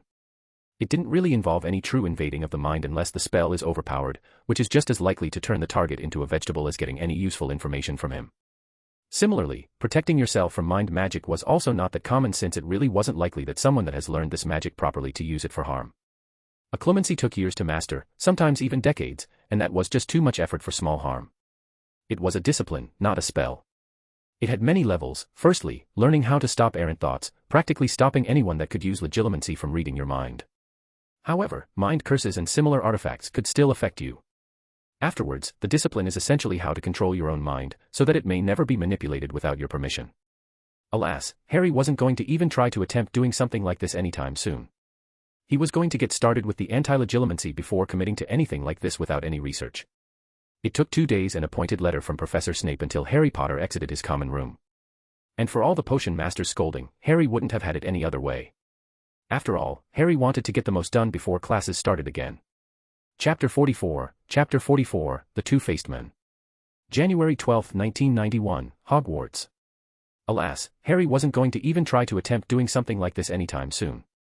He was going to get started with the anti-legilimency before committing to anything like this without any research. It took 2 days and a pointed letter from Professor Snape until Harry Potter exited his common room. And for all the potion master's scolding, Harry wouldn't have had it any other way. After all, Harry wanted to get the most done before classes started again. Well, before he knew it, classes were back, and school resumed as usual. Harry had spent the rest of the holidays practically reading every single book on the mind arts. It was far more extensive than he had thought, especially since its theory was aimed at fully licensed healers that have studied for years after graduating from Hogwarts. Funnily enough, the easy part was the spells, especially the malicious ones. The Obliviation charm can be mastered by any idiot with a wand, but you could spend years studying the disciplines dealing with the fragile intricacies of the mind, and you would only scratch the surface. Mind curses were disturbingly easy to cast. There was one to cause gradual dementia on the target, which acts like a worm, eating away the mind unless it is countered somehow. As for occlumency and legilimency, they stood places apart. Legilimency was a spell but one that can only be mastered by a decent occlumens that was somewhat understanding of mind magics. You could easily accidentally broadcast your own thoughts in the spell, giving your target a slice of your memories while trying to get one of his. As for occlumency, it was a discipline of mastery over the mind. It wasn't meant to repress emotions or feelings, it didn't give you a photographic memory, and it certainly didn't give you perfect recall of every little detail like a pensive. Oh, the practices involved would guarantee that the user is disciplined and has enough self-control, but it's not the magic but the exercises that guarantee this, and even then, they weren't foolproof. Voldemort was known as a master of occlumency, and he wasn't exactly the picture of mental or emotional stability. Still, Harry started to do the advised exercises and focus on a mental image every night to clear his mind. It was very hard and not that rewarding in the short term. No wonder Harry Potter from the stories was miserable at it. He was a hormonal teenager, angry at the world, that was clamoring for action. Sitting still for an hour a day to clear his mind wasn't really a thing he would look forward to, and that's not to mention Snape breaking into his private moments one after one. Thankfully, that wasn't happening to him, even if the method Snape used was technically viable, especially considering his counterpart's situation. The purpose was to get him to familiarize himself with his own mind enough that he would be able to feel every intrusion. It wasn't enough for him to stop broadcasting his thoughts, since Voldemort was already inside his mind because of the Horcrux. It was a bootleg still of deep occlumency meant to recognize mind-altering spells and potions and stop them. And the boy was forced to do it without even mastering the basics since that would take too long. Still, with his magic circuit stabilizing after the ritual, Harry didn't need to do the ritual bath every day, leaving him with a couple of hours of free time that he was going to use to do these exercises. However, for all Harry was excited to have all the time in the world to learn a new field of magic, he had missed his friends. He waited for them at the platform on the day they returned, one day before classes started. He was immediately enveloped by a hug from Daphne and Tracy, who seemed to have loved their presence. Blaise was slightly more subdued in showing his gratitude, but he was wearing the pin Harry had given him. With classes starting, things started to stabilize into a certain routine. Harry simply did his occlumency exercises in the morning, then went with his friends to class, went to the library after it was over for a couple of hours after classes, and then returned to the dormitory to hang out with them, do his homework, or practice his spell work. Normalcy had returned to the School of Magic. At least in theory. Although, for some reason, Neville Longbottom seemed to spend an inordinate amount of time in the history section of the library looking for Nicholas Flamel. It was extremely amusing from the outside since if he asked any upper year, he would have probably had an answer. Alas, he seemed to be stuck in the wrong part of the history section in a vain effort to be secretive in his quest to find out what is hidden in the forbidden corridor, and he was too stubborn to ask anyone about it. Harry wanted to see his face when he found out how much of a waste all this effort was. Although, the young Slytherin was somewhat sympathetic to McGonagall that looked hopeful that her student was taking his education seriously, only to be saddened by his even lower grades. Still, as long as he kept busy, Harry was all for letting the boy waste his time with this nonsense. He had barely even talked to a person that wasn't a Gryffindor first year or a member of his Quidditch team, which meant that he stopped harassing people and ignored Malfoy's crude attempt at antagonizing him, much to the blonde's obvious frustration. He really didn't know how to deal with it. As for the Philosopher's Stone, Harry had no desire to find it. Because the corridor is either a trap for Voldemort or a test for Longbottom. It was the only conclusion other than Dumbledore being simply insane, and that was unlikely, no matter how much the man wanted the world to see him as an eccentric wise old man. It didn't matter if the trap used the real stone or not, because if it was the real thing, no matter how unlikely it was, then it could be easily tracked somehow, and Harry was not confident enough to fight out armies of wizards with dreams of living forever. Although, it was most likely a fake. Nicholas Flamel didn't really seem the type to give the key to his and his wife's survival to be used as a trap for a Dark Lord that's not all that different from the other Dark Lords he dealt with in his long life. It didn't matter, and even if Dumbledore had arranged to show him the mirror, Harry had no intention of being involved in the man's plots. Still, nothing out of the ordinary happened until one day, after his defense against the dark arts class, Professor Quirrell addressed Harry, "Mr. Potter, could you please stay back for me?" Harry gulped slightly, while his friends left the classroom, leaving the young Slytherin alone with the possibly possessed professor. He was always hesitant whenever he was in Quirrell's presence. He never met his eyesight or the back of his head, he made sure to never be alone with him, and he never volunteered in any way during class. The men still kept fidgeting and jumping at every sudden noise, but the Potter scion knew that it didn't make him any less dangerous. The turban-wearing professor waited until the last student left the classroom before speaking. "You must wonder why I asked you to stay, Potter." Harry nodded. "The thought did cross my mind, Professor." "Well, I couldn't help but notice how advanced you really are during class. I will admit to not having seen someone your age with your competence in a very long time." Harry simply shrugged. I just like learning about magic. It's just so amazing what we can do with it. How could I not want to learn about it? Alas, the professor's words cut into his heart like a knife. You weren't raised by wizards, were you? Harry simply stood there stupefied. Of all the things he expected the professor to say, this wasn't it. The men grinned at his reaction. I thought so. Don't worry, I'm not planning on telling anyone. I could only imagine what might happen if this information was spread in your house. How did you find out, Professor? Harry finally asked after a few seconds of silence. He tried to figure out where he went wrong. He didn't really do anything that any other pureblood student wouldn't. So, how did Quirrell know? Oh, you want to know where you went wrong? That's the thing, Potter, you didn't, and that's what let me know.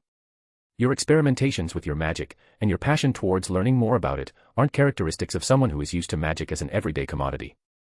You treat your magic as a luxury, as a precious gift, as you well should. Your peers dismiss it. It's too normal for them. That's why I knew that you weren't raised around magic. Harry grimaced. The man really wasn't wrong, but he really wanted him to just get to the point. The professor continued, it's nothing to be ashamed of. You are part of a family that has existed for centuries and helped shape history in its own way.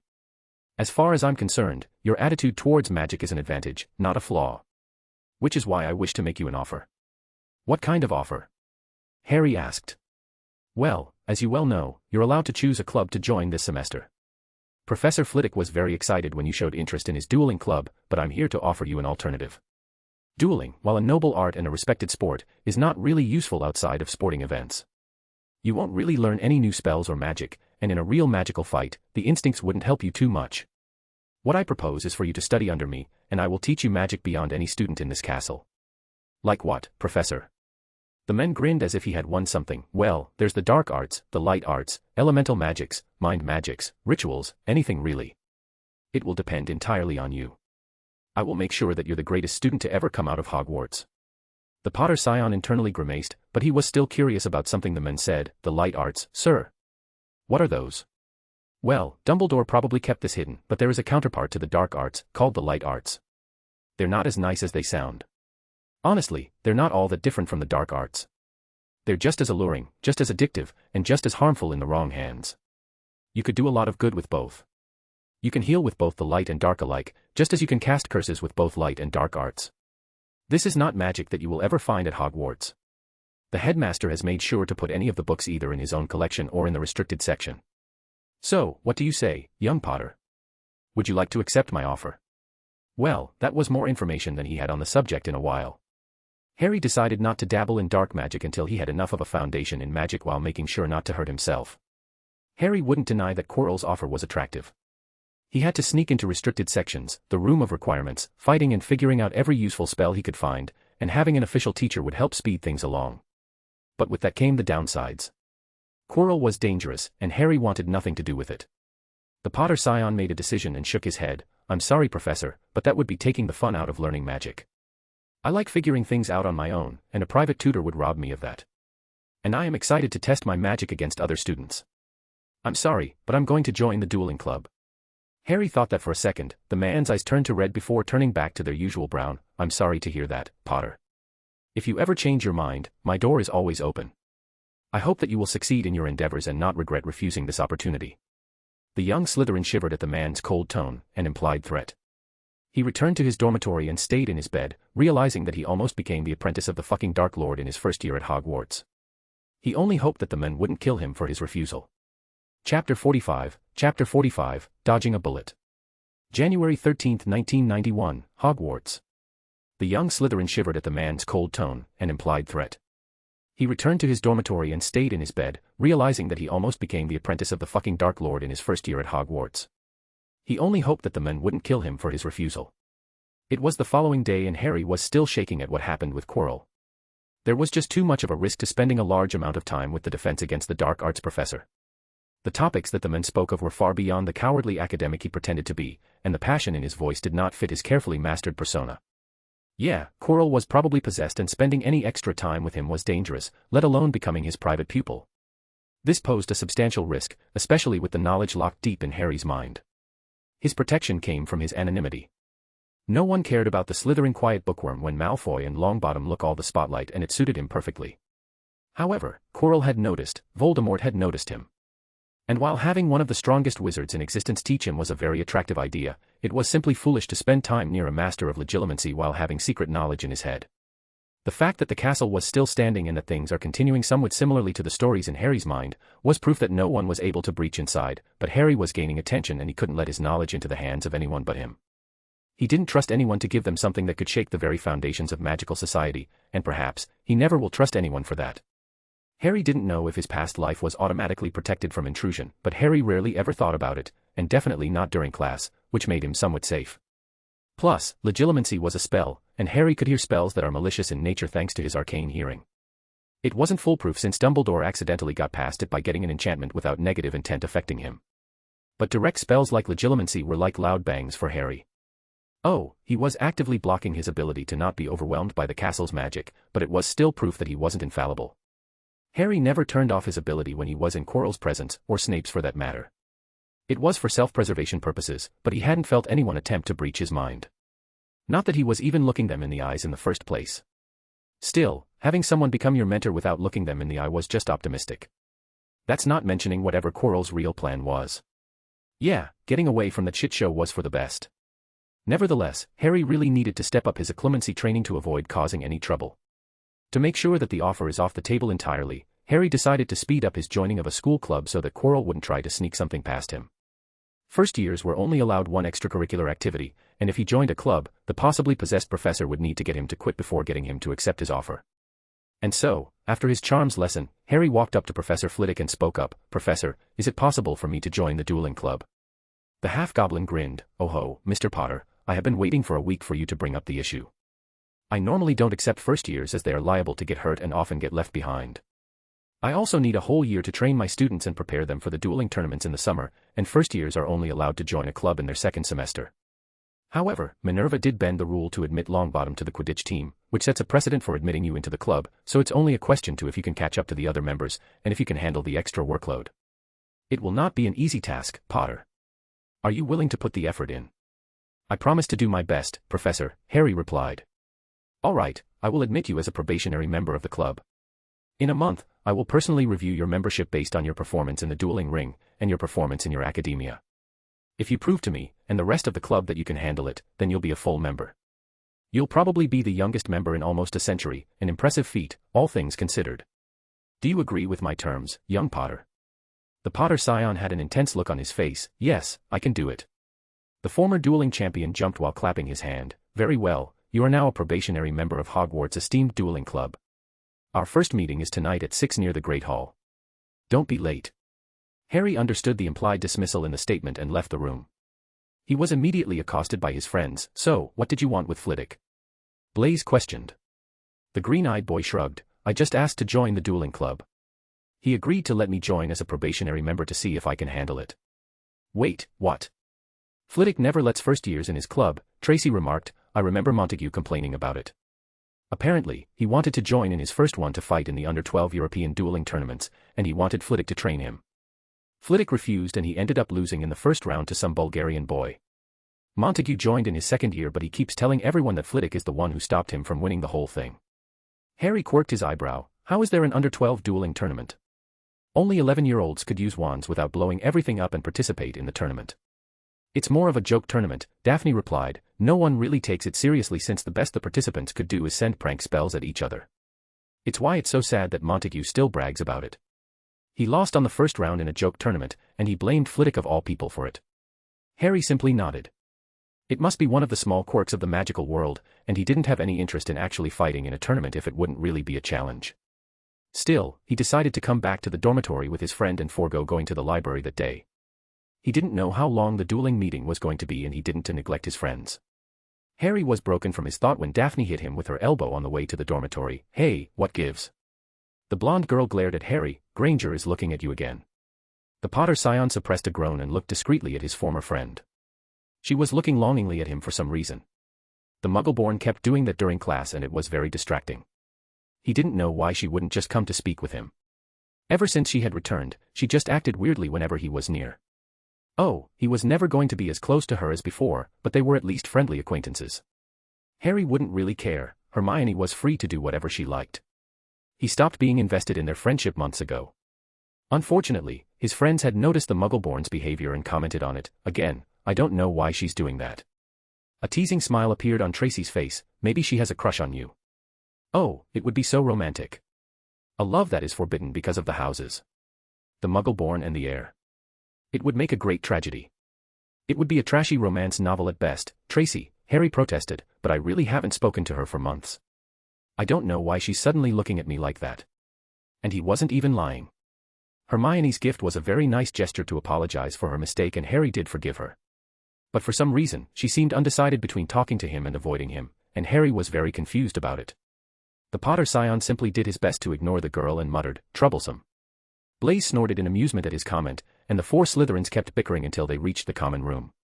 They ended up playing a small chess tournament. Harry had wanted to try out his new chess set, and Daphne had surprisingly asked to play against him. It was odd because he and Blaise usually played while Daphne and Tracy gossiped in the corner.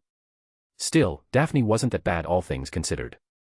Harry destroyed her, of course, but the Greengrass scion was competitive enough to keep trying until it was almost time for the dueling club meeting. Harry excused himself and hurried back to the Great Hall. The long dining tables had vanished and a golden stage had appeared along one wall, lit by thousands of candles floating overhead. The ceiling was velvety black once more, and upper years were giving him questioning looks. One of them, an older Ravenclaw, walked towards Harry, probably with the intention of asking him to leave, but Professor Flitwick walked up the stage. "Gather around, everyone. I hope that you all had a wonderful Christmas, and I welcome you to the second half of your yearly dueling education. As most of you noticed, we have a new addition to our ranks." He pointed at the only first year in the room, and Harry wanted to crawl away from their stares. Montague turned to the professor with an incredulous expression, "But he's a firstie. And I believe he can catch up to the second years easily enough. Do not worry though, his membership is probationary. I will personally judge his progress and see if he should stay a member. That being said, if I see any signs that someone is sabotaging him in any way, they will be expelled from the club. That's not mentioning the months of detention that they'll have to serve with Filch." Everyone shivered at the thought of spending that much time with the frankly despicable squib. Harry didn't really know why his post even existed. It's not like he cleaned anything since the house elves do it. All he does is run around with his cat and try to get students punished. And even if the post was necessary, this man had no business being anywhere near children, let alone handling their punishments. Harry didn't care that he was a squib. He did care that he was a spiteful, angry sadist of a man that relished at the thought of physically harming the students of the castle. The fact that Dumbledore hadn't fired the men was honestly disturbing. The charms professor simply shook his head and continued, "All right, so a quick revision on the basics. Dueling is a sport, an art, where you show your mastery over tactics and magic in a martial manner. However, using dueling tactics while fighting a criminal is liable to get you killed. So, if you're expecting to list this club as some sort of advantage when applying to be an Auror, you're more likely to be laughed at than anything else. Dueling is a demonstration of knowledge of spells and their counters, reflexes, certain skills, and tactics. There are strict rules and regulations, and there is an official list of allowed spells.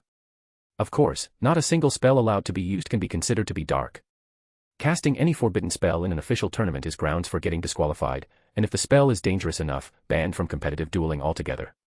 Now, with that out of the way, let's start with a small demonstration between me and the 7th-year current champion. Chapter 46, The Dueling Club. January 13, 1991, Hogwarts. Dueling is a demonstration of knowledge of spells and their counters, reflexes, certain skills, and tactics.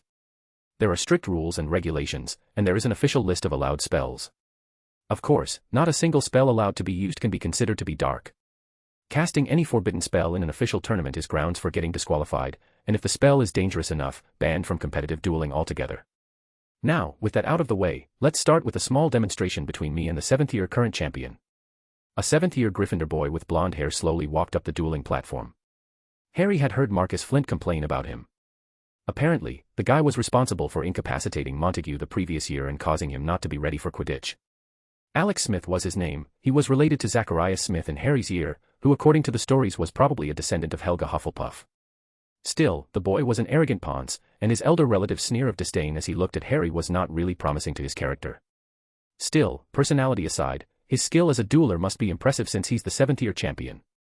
The members of the club organize themselves by years since it wouldn't make sense to teach 12-year-olds and 17-year-olds the same things. Their mastery over magic is simply different, and they can incorporate more skill in their duels. There are small tournaments to declare who is the best dueler in each age group, and at the end of the semester, the champions for every one fight, declaring who is the best Hogwarts dueler. It mostly ends up being a 6th or 7th year.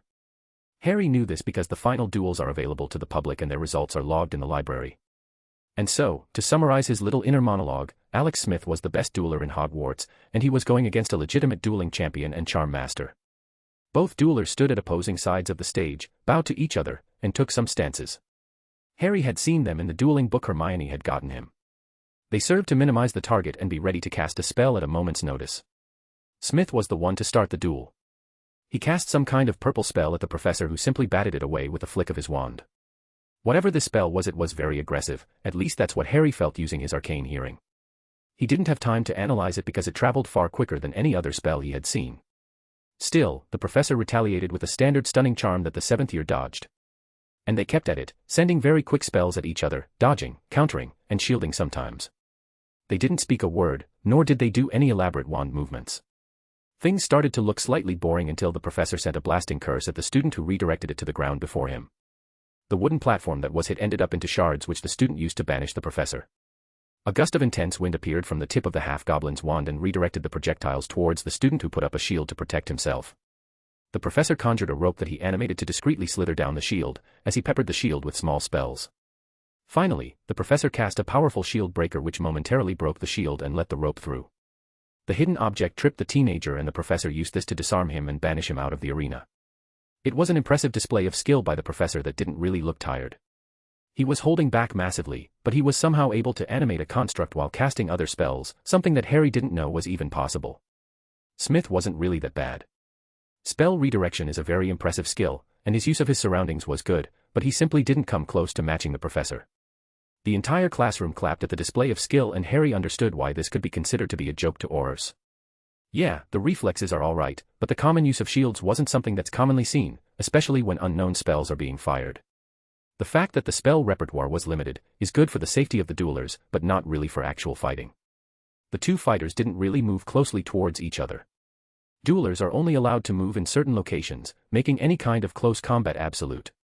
That meant that duelers simply won't know what to do if they were attacked by a dark creature. Yeah, Harry could see why Aurors would laugh at duelers, but he could also see the beauty of the sport. It was about making the best of what you're allowed to do, and Flitwick showed that.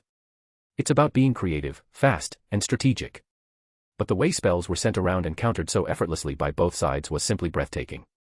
Using counter curses in the middle of a fight was suicidal, but with a locked repertoire, it wouldn't surprise Harry if people knew a counter for every available spell. Still, all things considered, Harry was excited to be able to do half this stuff, and from the looks of his fellow club members, he wasn't the only one. The professor and Smith bowed to each other again and turned towards their spectators. The half-goblin was smiling widely. Now that you've seen what you're supposed to achieve coming here, it's time to talk about the logistics. As usual, every year group will have a slot during the afternoon, except for Sunday, that is. Mondays will be for second years, Tuesdays for third years, and so on. We will meet every week at 7, after dinner, and I will give you small assignments and spells to learn mostly, during each session. We will meet near the Great Hall, but our lesson will be in a different room. Now, as it is a Monday, everyone that's not a second year, or first year student for that matter, is to leave the hall so that I could start my lesson. The upper years thanked the professors and slowly started to leave through the main door. It left Harry with 5 other students, a familiar Gryffindor named Cormac McLaggen, a Hufflepuff boy that was sneering at him who Harry didn't even know. There was another Slytherin, a girl this time. Her name was Rowell or something, and 2 Ravenclaws, a black-haired boy and an Asian girl. The professor clapped their hands. All right, students, as you can see, there is a new member in our little group. So, everyone, introduce yourselves. McLaggen started up. Hey, I'm Cormac McLaggen, I'm in Gryffindor, and I like Quidditch and Transfiguration. Huh, that wasn't so bad. Harry had assumed that he was the Gryffindor version of Malfoy or something. Of course, the boy had to ruin it. Oh, and my dad works at the ministry, so last year an Auror friend of his showed me a few moves. Yeah, he's a spoilt brat all right. The Asian girl rolled her eyes at him. Cho Chang. It's nice to make your acquaintance. I also like Quidditch. I'm hoping to apply to be a seeker next year since the Ravenclaw one is in his 7th year right now. The other Ravenclaw introduced himself as Patrick Jones and said that he wanted to be a dueling champion someday. The Slytherin girl introduced herself as Rowena Rowell and didn't say anything else. Finally, it was time for the Hufflepuff to introduce herself, and he seemed to keep glaring at Harry for some reason. My name is David Abbott. That should tell you everything you need. Honestly, Harry didn't know why he was pressing his voice when he said his last name, and he didn't really understand what he was talking about. He had the last name of one of his Hufflepuff classmates, nothing more. Harry simply shrugged, which seemed to incense the boy even further. My name is Harry Potter, I like transfiguration and charms. I'm in Slytherin, obviously, and I'm happy to be part of this club. The half-goblin clapped his hands. Well done. Now for Harry's benefit as well as yours, what can you tell me about what you have learned in the last semester? Cho raised her hands. Well, we learned the 3 basic stances, attacking, defending, and flexible. We learned 2 shield spells, the Contago and Repelio, as well as the punching jinx, the disarming charm, and the jelly legs curse. We also learned a few dueling tactics and practiced our spells on the training dummies. It wasn't really that impressive, all things considered, but it was a good introduction. 2 defensive spells, 3 offensive ones, and a few stances seemed like a good grounding for dueling. Not that Harry knew for sure, but he had faith that Flitwick knew his stuff. The professor nodded profusely. Well done, Miss Chong. You're right, most of what we have done before was theoretical work, and this semester we'll start focusing on the practical part. At the end of each session, each one of you will duel another student. The students grinned at one another. All right, now, I want each of you to cast the 3 attacking spells I taught you on the training dummies, just to make sure you haven't forgotten anything during the holidays. The 6 students stood in front of a training dummy each, which seemed to be slightly animated and was holding a stick. Harry nodded to himself and prepared to cast at his dummy, but his hand was held up by the professor. Not so fast, Mr. Potter. I want you to use the attacking stance before casting a spell. It's good that you're standing sideways, but you need to widen your legs a little and bend your knees slightly. Yes, that's perfect. Well, then, Harry, show me what you can do. Harry nodded to himself and murmured, Expelliarmus. A small jet of light emerged from Harry's wand and hit his opponent's hand, disarming him. The professor clapped his hands in excitement, a perfectly executed disarming charm. Now, show me the jelly legs curse. Harry nodded once more and cast, Locomotor Wibbly. The dummy's wooden legs seemed to turn to jelly, and it fell down with a bang. Finally, Harry cast the punching jinx, and the dummy was hurled away from the impact. The charms master seemed to be smiling very brightly. I was correct. It seems you'll be able to catch up easily on the offensive side of dueling. Now, show me your shields. Harry cast the Contago and Repelio shields many times, with the professor testing them with basic casts at different powers. He seemed to be satisfied, even if he told Harry to fix his defensive stance many times. By the end of the session, the professor simply told him to practice his stances for the next meeting. Finally, he addressed the rest of the students. All right, it seemed that you're all caught up. Starting next week, we'll start with the duels. Now, as homework, I want you to look up what spell chains are and how they're commonly used. That's what we're starting with in our next sessions. Now, off you go, it's almost curfew. Harry smiled and turned to leave, only for Abbott to bump into him violently on the way. What's his problem? He murmured to himself. Cho gave him an unreadable look. Don't you know? A branch of the Abbott family lived in Godric's Hollow. David lost his parents and everything that belonged to them to that fire, the fire that you survived while being completely unharmed. Apparently, he was at his cousin's for the day, so he wasn't there. I'm not saying that it's your fault, but I guess he's still bitter about it. I know I would be too if it was me. That night, Harry dreamed of cursed flames and screaming. Chapter 47, Reparations. January 15, 1991, Hogwarts. Cho gave him an unreadable look. Don't you know? A branch of the Abbott family lived in Godric's Hollow. David lost his parents and everything that belonged to them to that fire, the fire that you survived while being completely unharmed. Apparently, he was at his cousin's for the day, so he wasn't there. I'm not saying that it's your fault, but I guess he's still bitter about it. I know I would be too if it was me. That night, Harry dreamed of cursed flames and screaming. It had been 2 days after his dueling session, and Harry was engrossed with the sport. The demonstration of skill and precision that Professor Flitwick and Alex Smith demonstrated was breathtaking, and the Potter Scion wanted to surpass them. He had holed himself in the library as much as possible researching rules and regulations on the sport, and that was fascinating. Apparently, the spell limitations were far more complicated than he assumed. There are multiple levels of dueling circuits separated by age and rule. There are circuits dedicated to a single magical branch but were more relaxed in the restricted spells, while there are what are essentially fight clubs where you can use any legal spell without being disqualified. Deaths were fairly common in these circuits. Still, from the sound of it, Professor Flitwick wanted to prepare them in the standard dueling circuit, which is mainly divided by age. The 11 and under tournament was a bit of a joke, where only a handful of spells could be used. The 13 and under tournament also had a relatively restricted set of spells, but it's enough to make duels at least somewhat exciting. The 17 and under tournament also had a restriction on spells, but they can be summarized into a tome per magical field. The allowed charm spells alone were in a book that was almost as thick as all of Harry's school books put together. And that was just a list of spells with their effects, nothing more. The adult tournament, on the other hand, was far more forgiving. Transfiguration and charms were allowed, even unknown spells, but there was still a list of curses, jinxes, and hexes that could be used. Apparently, dark magic was simply too dangerous to be used willy-nilly in a sporting tournament. Yeah, Harry could see why this decision was wise. He still didn't really understand what made dark magic, well, dark, but a common property of dark spells was how lasting their effect could be. Harry had tried to research this topic further, alas, he was completely stumped. There were no books in the library on the matter, and the restricted section was too big for such a broad topic as dark magic. The Room of Requirements was of no help at all, and Harry finally understood why he couldn't really use it to get any forbidden knowledge. Funnily enough, it was in one of the books on the castle in the forbidden section of the library. Harry had experimented every time he visited the Room of Requirements, and for every topic, the book selection was very random. In the end, he ended up using his spell to look for any book with the words Room of Requirements on it. And yeah, a wizard 500 years back had researched the room entirely. He renamed it the Room of Illusions, and from what he had found, it made sense. The room could sense the thoughts of whoever wanted to enter it and use some kind of expansion enchantment to fit his desires. The rest of the room is filled with conjurations and illusions, nothing more. It wasn't some miracle room that could do everything. It couldn't even materialize the books in the Room of Hidden Things. The room was only allowed to conjure things that can either be pictured in the user's mind, or in the public rooms in the castle. It was the same for books. Conjuring a replica of a book was similar to using a doubling charm, and most books, especially ones with delicate knowledge, were protected against such enchantments. It was why every time Harry had tried to get any book, the results will always be completely random, and it couldn't even take a single book from the restricted section, since they're especially warded. Harry will simply have to settle for sneaking in with his cloak. Although Harry wondered where it had gotten the book on family crests. It must have been hidden either in the Room of Hidden Things or somewhere else in the castle, where the room could find. Still, the room was very useful for practicing spells anyway, so that wasn't a waste. Plus, Harry was planning on raiding the Room of Hidden Things as much as possible to find any hidden treasure inside that might help enrich his house once more. Alas, Harry was probably going to use the room to practice his dueling. The room could theoretically conjure moving targets that could send projectiles at him. Yeah, having dummies cast actual spells was a little out there, probably impossible, so projectiles will do. Harry was so engrossed in a book about dueling tactics that he didn't notice someone sitting next to him until they bumped into him. The Potter scion stiffened in surprise, only to relax at seeing a familiar mess of bushy hair next to him.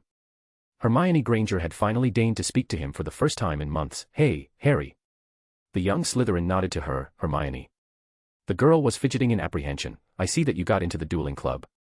Harry shrugged. "I'm just a probationary member. I'll be an official one in a month after Professor Flitwick sees if I catch up." Again, the girl seemed to not know what to say. Harry could understand her pain. He was also extremely socially awkward. "Did you get my present?" "Yeah, it was a nice book." "Thank you." "I'm sorry I didn't get you anything. I thought that we weren't friends anymore." The girl couldn't really hold it anymore. "I'm so sorry, Harry.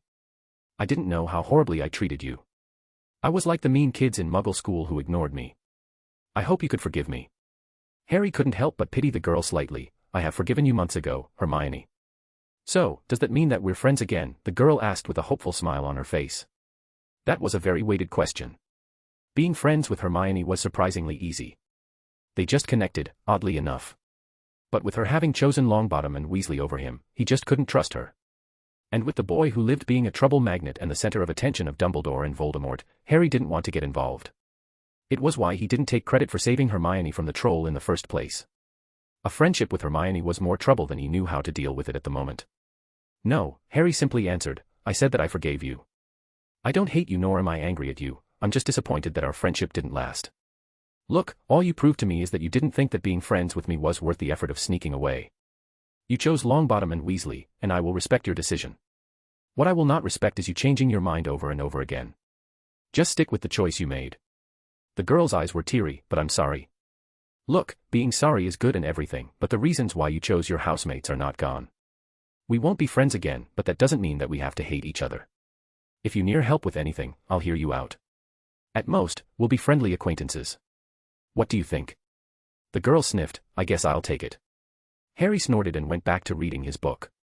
A couple of minutes later, Hermione hit him on the shoulder. There's something I don't understand about our transfiguration assignment. The book says that you need to change the entire set of wand movements to turn the mouse into a snuff box, and why the spell to do the opposite is a lot more difficult." The Potter scion inwardly groaned. He had spent an hour the day prior explaining this very topic to Daphne. Well, the previous semester we were focusing on inanimate to animate transfiguration.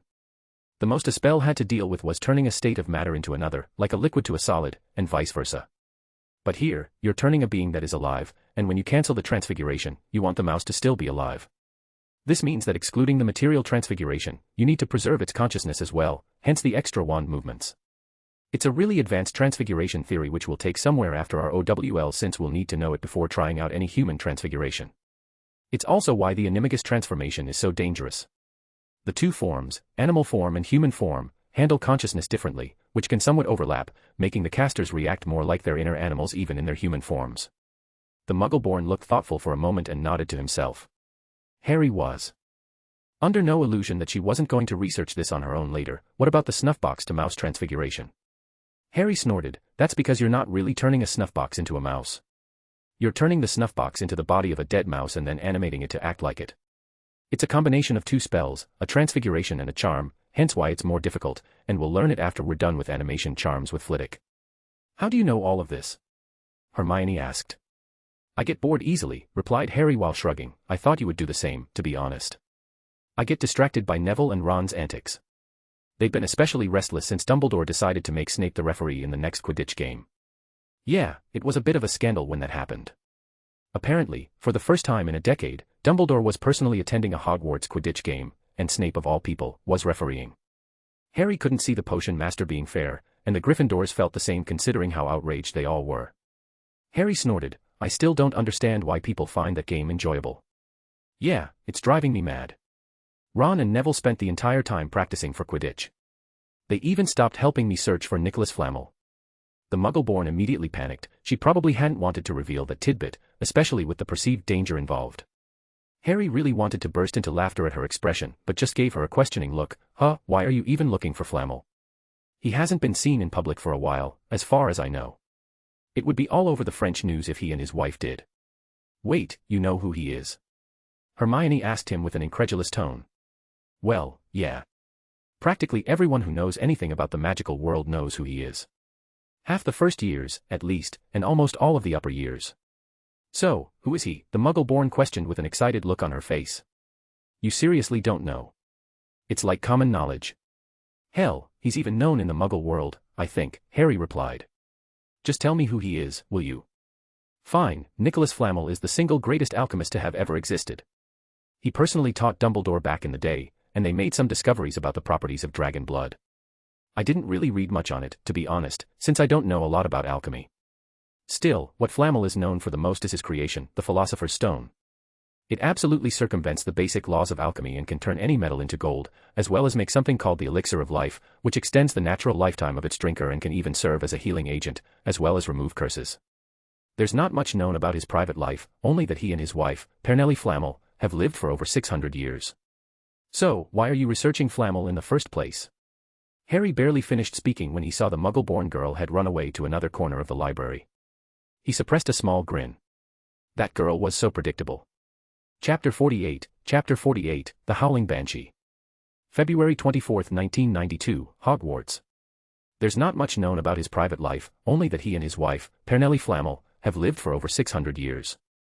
So, why are you researching Flamel in the first place? Harry barely finished speaking when he saw the Muggle-born girl had run away to another corner of the library. He suppressed a small grin. That girl was so predictable. Well, it didn't take long for Harry to regret giving that tidbit of information to Hermione. Yeah, she would have gotten it eventually, probably by accident, but the Potter Scion should have expected Longbottom's reaction to it. Yeah, it started with Quidditch of all things. For some reason, Dumbledore thought it was a good idea for Snape of all people to referee a Quidditch match that involved the house he's known for harassing. Harry didn't know what Dumbledore was expecting, but sending a biased teacher to perform as an unbiased referee in a sport he's not specializing in, for an official Hogwarts game, was a bit out there. The Quidditch games in Hogwarts were available for spectators, and most importantly the Scouts. The British Quidditch teams hire exclusively from either Hogwarts or from specialized Quidditch training camps. Playing professionally is not as out there as it is in the Muggle world. The population in magical Britain is not as immense in the Muggle world, meaning that someone who works hard can become a professional Quidditch player. Turning the games at Hogwarts into jokes will hurt the students' chances of being taken seriously by the Scouts. People could lose their real chances at achieving their dream, and all because of some decision made on a whim by the headmaster. Really, people tend to forget how powerful the headmaster position is in Britain. The man could affect entire industries if he wanted to. Hell, he already has, by banning certain materials from being taught. Severus Snape alone is responsible for a drop in professions that require a newt in potions because of his requirement for students to get an O in their OWLs to continue. That's not even counting his attitude. His newt students are far more competent than in any other institution, but this competence isn't really required in professions just needing a passing grade. Well, back to the Quidditch game. As expected, Gryffindor lost by a very bad margin. Snape practically fouled the Gryffindors every time they had the upper hand, and after a couple of hours of what was essentially bullying, Cedric Diggory caught the snitch, pretty much destroying any chances at Gryffindor winning the Quidditch Cup. Longbottom had especially been harassed about it since the entire team was counting on him. There was already talk of him using his fame to be part of the team. As expected, without his research in regard to Nicholas Flamel, and the constant Quidditch training to distract him, the boy went nuts. As expected, he started bullying the Slytherins and well, things started to escalate. Harry had started the day with his friends. It was Sunday, so he had no classes and he wanted to take a day off studying just to hang out with his friends. It was too cold to get outside, and they didn't really want to stay in the common room, so they decided to walk around while exploring the castle. Well, they were exploring the castle. Harry had done that in the first month of classes and had a good idea of how it was built. Oh, there were countless secrets that he hadn't discovered, but he knew far more than his friends did. Unfortunately, when they were walking on the second floor, there was a group of Gryffindors waiting for them. Among them was Longbottom. Well. If it isn't the traitor. Harry audibly groaned in exasperation, again with the traitor thing. We barely had more than 5 conversations, all of which you insulted me and called me a traitor. How can I betray you before even meeting you, you utter imbecile? Daphne elbowed Harry in the chest, who promptly shut up. Fine. Longbottom started to get under his skin slightly. For some reason, practically the entirety of his Gryffindor classmates called him the traitor. Harry wouldn't have been bothered about it if it just made sense. But they're just repeating what Longbottom is spewing, which was absolute nonsense. Don't pretend like you don't know, traitor, Neville responded with a glare. You know what, I don't care. I betrayed you, or I didn't betray you. I can't be bothered about it. Just think whatever you want, but just stay away from me. I don't want your stupidity to be contagious. Weasley interjected, don't you dare talk to him like that. He's the boy who lived.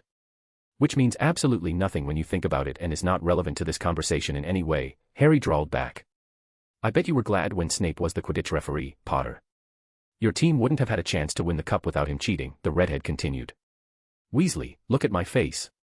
Take a very good look at it, Harry responded with a dry tone while pointing at his face. Now answer me. Does this look like the face of someone who gives a crap about Quidditch? The boy's face was as red as his hair and looked like he wanted to yell at Harry.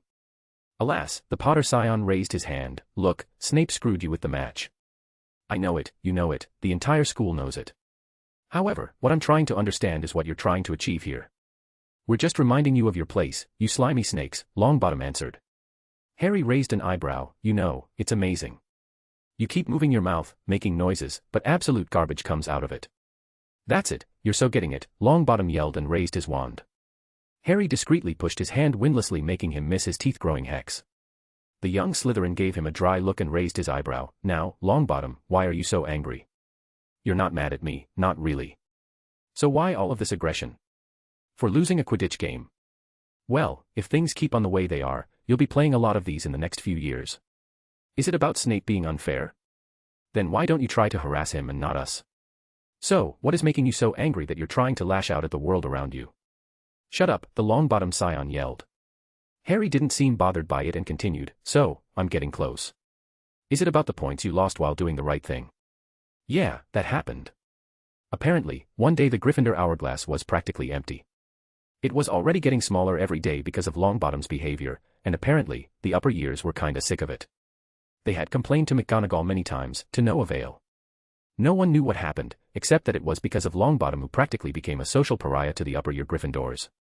Yeah, peer pressure at its best, ladies and gentlemen. Harry knew what it was about since Draco kept bragging about how he tricked the Golden Trio into getting caught with a baby dragon of all things. Harry assumed quickly enough that it was the Gryffindor trying to help Hagrid who had ended up with a poisonous baby dragon somehow.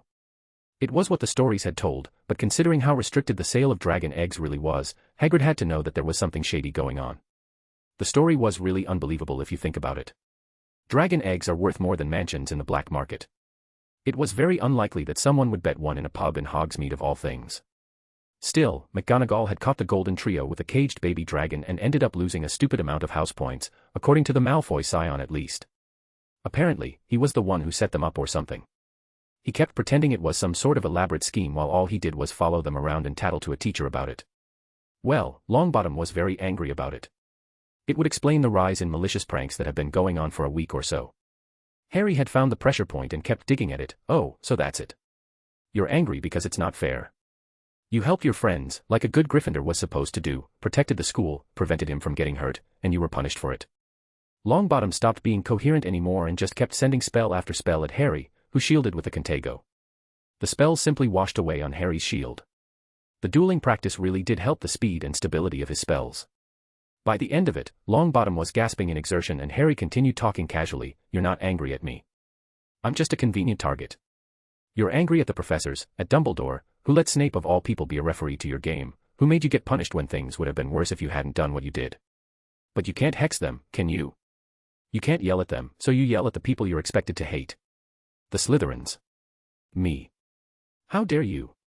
Weasley tried to speak, only for Harry to wave his wand and murmur, "Flipendo." The group of first years were pushed back slightly. Harry had made sure to underpower the spell, but they still fell over. "Mr. Potter, Mr. Longbottom," Harry heard a severe voice coming from behind him. It was Professor McGonagall, "My office, now." Harry ignored Longbottom's sulky look and followed the professor. He shouldn't have been so riled up because of him. But Longbottom kept actively looking for him, and after the first few times, it was getting irritating.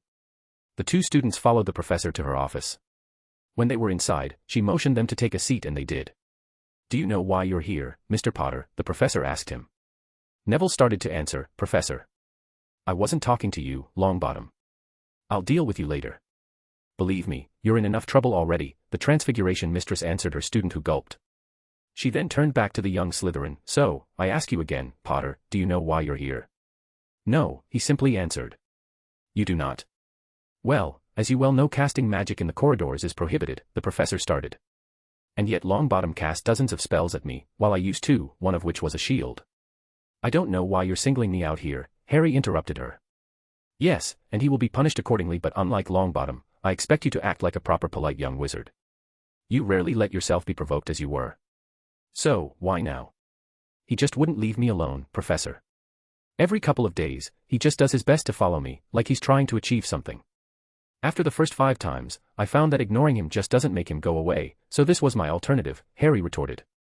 The Longbottom scion's cheeks were almost as red as Weasley's hair. He tried to retort back and yet was silenced by a glare from the Transfiguration Mistress. "You say that, and yet you're still trying to provoke him. You really should not treat your classmates this way, especially in front of a professor. No, what shouldn't have happened is Longbottom minding his own business. I am entitled to feel safe in this castle. This is not some battleground, this is a school. And I should be free to walk around without fearing being cursed in the back, and study without looking for dung bombs everywhere I sit. I tried being civil, I tried ignoring him entirely, I tried being witty. If Longbottom only responds to violence, then that's what he'll get. And it's not just me. The upper years are getting sick of their little brothers and sister coming back with no hair or smelling horrible. And they will not be as considerate as to only send an underpowered pushback spell at him and his little gang." The professor seemed mournful for a second, and Mr. Longbottom was punished for every single transgression. "I will admit that our punishments do not seem to deter him. He and his friends will serve detention until the end of the semester. He and Weasley are really stressing our patience here and are this close to being expelled." She finished answering while slowly looking at the shaking Gryffindor. "Then why don't you just contact his grandmother?" The boy just gave his head of house a pleading look and actually started shaking. McGonagall shook her head. "I am not here to speak about Longbottom's punishment with you, but your own. You will serve your detention with him and his friends next Sunday." Harry just nodded and left her office, hearing the professor start tearing into the young Gryffindor. "As for you, Longbottom." When he made his way to the Great Hall, he found out that dinner was over, and he simply decided to go back to the common room. His friends were waiting for him, and they ranted with him about the unfairness of the situation. It was just nice to have people in your corner. By the time he went to bed, he had almost forgotten all about Longbottom and McGonagall, having been distracted while hanging out with his friends. As usual, his sleep was peaceful until something happened. In the middle of the night, Harry heard something scream. Something horrible had happened. He looked around and saw that no one seemed bothered by it. No one seemed to hear it in the first place. The screaming persisted during the night, and Harry didn't get a whiff of sleep because of it. Chapter 49, Eventful Detention. March 3, 1992, Hogwarts. As usual, his sleep was peaceful until something happened. In the middle of the night, Harry heard something scream. Something horrible had happened. He looked around and saw that no one seemed bothered by it. No one seemed to hear it in the first place. The screaming persisted during the night, and Harry didn't get a whiff of sleep because of it. Harry got the breakfast with his friends with red eyes, and eye bags visibly sagging. He was obviously grumpy to everyone around him and kept grumbling to himself. Daphne gave him a comforting hug. Still can't sleep, huh? The Potter scion repressed the urge to snap at her. It wasn't really her fault that he hasn't been able to sleep for over a week. Normally, Harry treasured his arcane hearing, but he didn't expect such a downside. Every night for a week, magic itself cried out. Something was wrong, violating something truly fundamental to the world. It was horrible. It felt like someone was being tortured over and over again, and Harry was the only one capable of hearing them scream. The worst thing was that it was so loud. Harry had no idea where the noise came from, nor who was responsible for it, only that magic itself was suffering, and it made its pain known to anyone who could hear it. It only happened at night, that's the thing. When the castle is asleep, after midnight, the infernal screaming made itself known and did not stop until the sun rose once more. Harry hasn't been able to have a wink of sleep for almost a week, and the professors were starting to notice it. From falling asleep during class and the occasional potion mistake and miscast spell, the professor expressed their disappointment whenever it happened. Harry took their scolding without truly caring. Nothing could really compare to the screaming he was forced to hear every night. Maybe nothing ever will. And worse, the Potter scion still had to attend his detention with Longbottom of all people. He still had no idea what was happening. As if it was mocking him, a small note appeared next to his cup of coffee. It spelt the following. Your detention will take place at 11 o'clock tonight. Meet Mr. Filch in the entrance hall. Professor McGonagall. Harry grumbled to himself about his miserable position. He was already having trouble sleeping and the detention was in the middle of the night. Tracy looked up. Did you say something? He shook his head. Nothing. I'm just tired. Just take a dreamless sleep potion. Pomfrey would give you a dose if she saw how sleep-deprived you really are, Blaise said. Harry stifled another groan. They seem to think that he has nightmares. A dreamless sleep potion wouldn't do anything to help him. The only thing he might need is a way to sleep without waking up, and the only potion that fit was the draft of living death, which Harry was not prepared to risk. But it's not like he could tell his friends what was really going on. They wouldn't understand really, and his arcane hearing was something he knew in his gut that he needed to keep as secret as possible. And Harry trusted his gut. The young Slytherin had no intention of arguing with his friends again, and just grumbled and walked away from the table. He slowly made his way to the 7th floor, to the room of requirements. Harry had desperately tried to enter the room while wishing that the noise would stop one night. It did not work one bit. The screaming was as agonizing inside as it was outside. But since the screaming only happened at night, Harry had no issue just sleeping during the morning. It was the weekend, after all. Harry had done his best in completing his assignments either during classes or during the previous day, and now he had a day of rest. Things weren't looking good for Harry. His entire magical education was on pause. He hadn't practiced his occlumency for a week, and he has barely had time to read a book either. He was barely dealing with his schoolwork with little sleep. He did not have the energy to experiment with his magic. Harry went to the room of requirements and walked in front of the hidden entrance while repeating, I wish for a place to sleep. I wish for a place to sleep. I wish for a place to sleep. As expected, the room turned into a giant bedroom with a ridiculously comfortable bed. Harry had almost immediately fallen asleep when his head touched the pillow.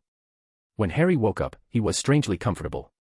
Oh, he was nowhere near his best, but he could at least think clearly. As if by reflex, he cast Tempest. He stood up suddenly when he realized that it was almost time for his detention. He had slept for over 13 hours. He needed to rush and not risk the caretaker's ire. Heaven knows that he's already sadistic enough already. After running down 7 floors, Harry barely arrived at the entrance hall in time. Filch was already there, as were Longbottom, Weasley, and Hermione. Harry stifled a groan. He really didn't have the energy to deal with them. Cutting it a little close, aren't you, Potter? Filch remarked. No matter, follow me. He lit up a lamp and led them outside and started acting creepy. I bet you'll think twice about breaking a school rule again, won't you, he said, leering at them. Oh yes, hard work and pain are the best teachers if you ask me. It's just a pity they let the old punishments die out, hang you by your wrists from the ceiling for a few days. I've got the chains still in my office, keep them well oiled in case they're ever needed. Right, off we go, and don't think of running off, now, it'll be worse for you if you do. Honestly, Harry wondered who let that man anywhere near children. This kind of sadism, especially towards preteens, was just not normal.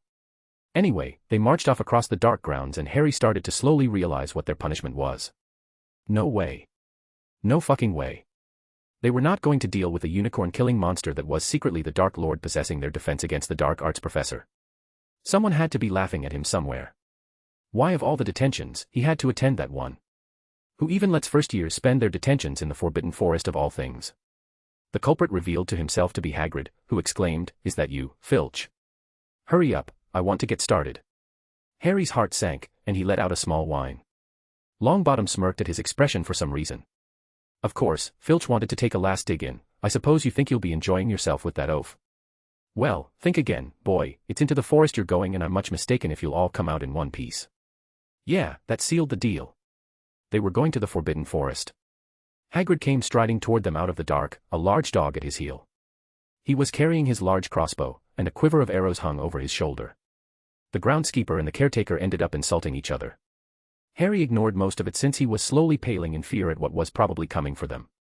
After the asshole of a caretaker left, Hagrid knelt down at them and spoke seriously. "Right then, listen carefully, 'cause it's dangerous what we're gonna do tonight, and I don't want no one taking risks. Follow me over here a moment." He led them to the very edge of the forest. Holding his lamp up high, he pointed down a narrow, winding earth track that disappeared into the thick black trees. A light breeze lifted their hair as they looked into the forest. "Look there," said Hagrid, "see that stuff shinin' on the ground? Silvery stuff. That's unicorn blood.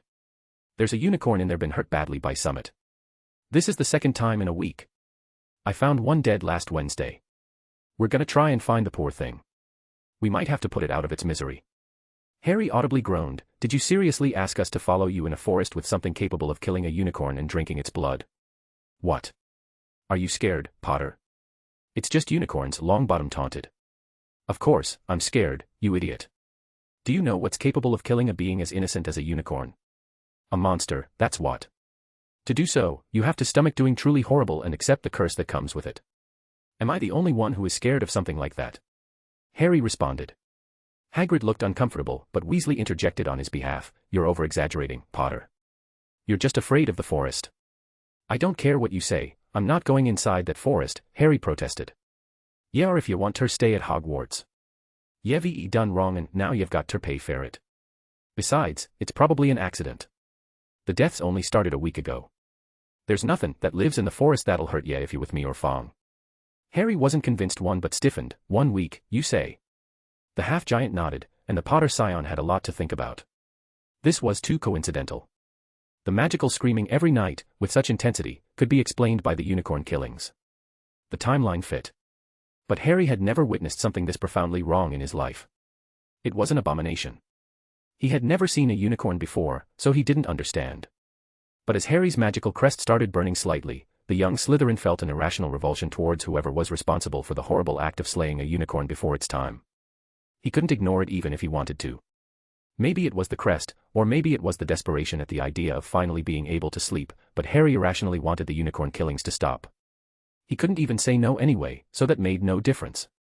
They ended up splitting up while Harry's protest at the idea was completely ignored.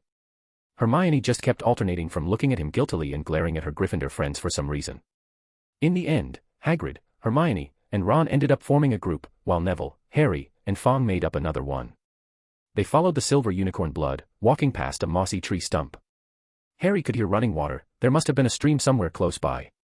There were still spots of unicorn blood here and there along the winding path. Longbottom was the one who broke the silence. "What's the deal with you and unicorns? You have no idea how dangerous this is, do you? Honestly, I would have been fine with the thestrals, the fucking giant spiders, the centaurs, and countless magical creatures. But killing a unicorn, that's just wrong. There's a reason we only use the horns and tails, which are harvested after their natural deaths, or sometimes even given away by the unicorn, but killing something this pure, this innocent is abominable in a way that cannot be expressed with words. It would stain your soul, and curse you with misfortune. You would live a half-life, a cursed life. It's not a fate I would wish on anyone, but if they killed a unicorn, then they would deserve it." Harry answered passionately. The Longbottom scion seemed nervous about Harry's seriousness in the situation and simply stayed silent. They walked for nearly half an hour, deeper and deeper into the forest, until the path became almost impossible to follow because the trees were so thick. Harry thought the blood seemed to be getting thicker. There were splashes on the roots of a tree, as though the poor creature had been thrashing around in pain close by. Harry could see a clearing ahead, through the tangled branches of an ancient oak. They stayed frozen when they saw it. It was the unicorn all right, and it was dead. Harry had never seen anything so beautiful and sad. Its long, slender legs were stuck out at odd angles where it had fallen, and its mane was spread pearly white on the dark leaves.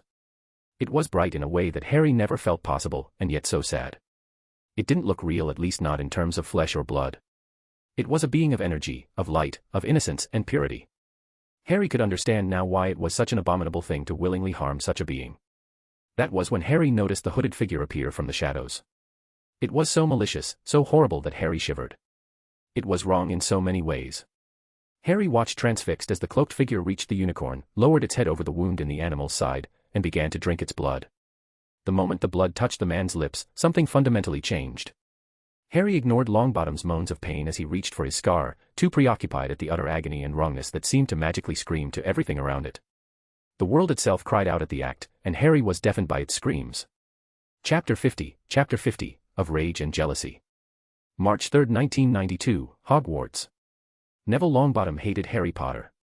Everyone knew that, especially his friends. Ron didn't understand it but accepted it because he was a Slytherin. Hermione really disapproved of it, especially considering how Potter rarely provoked him. Even Neville didn't really understand it at first. When he met Ron in the Hogwarts Express, they became fast friends. They just clicked together. Well, Neville might have latched into him a little when he rarely interacted with people his age before. His grandmother, Augusta, had practically locked him away in a mansion for all his life, allowing only his family members to visit. After losing her son and her daughter-in-law, she was desperate in protecting her only grandson. The only contact with the outside world he had was with family, like his great-uncle Algy and his wife, who were delighted that House Longbottom had a hero of his caliber and fame that would be in the annals of history. Because Neville had destroyed the Dark Lord when he was a baby, they all wondered what he would become when he was fully trained. Greatness was expected of him, and every day, he could see their enthusiasm lessen, as he showed them how normal he really was. He wasn't a genius, outside of herbology that is. He is pretty strong for his age, but not that much stronger than his own father, according to his grandmother that is. He wasn't Merlin reborn like everyone expected him to be. Oh, he wasn't a bad student, not at all. He was in the upper bracket in all his classes, and practical magic came easier to him than most. But every day, he could see the hope in his professor's eyes dim slightly, especially with someone like Potter showing him up. Neville didn't know why he immediately disliked the young Slytherin. He never insulted him, he never hexed him, and he never laughed at Malfoy's jokes. But it was the constant comparison to him that angered him. You have trouble with this spell. Potter got it in 10 minutes, why can't you? It was the same everywhere. Even his grandmother sent him a letter telling him to be more like the young Slytherin. And they were supposed to be brothers in everything but blood. Neville's grandmother had told him tales of the brave James Potter, the fiery Lily Potter who fought alongside his parents against the terrible Dark Lord.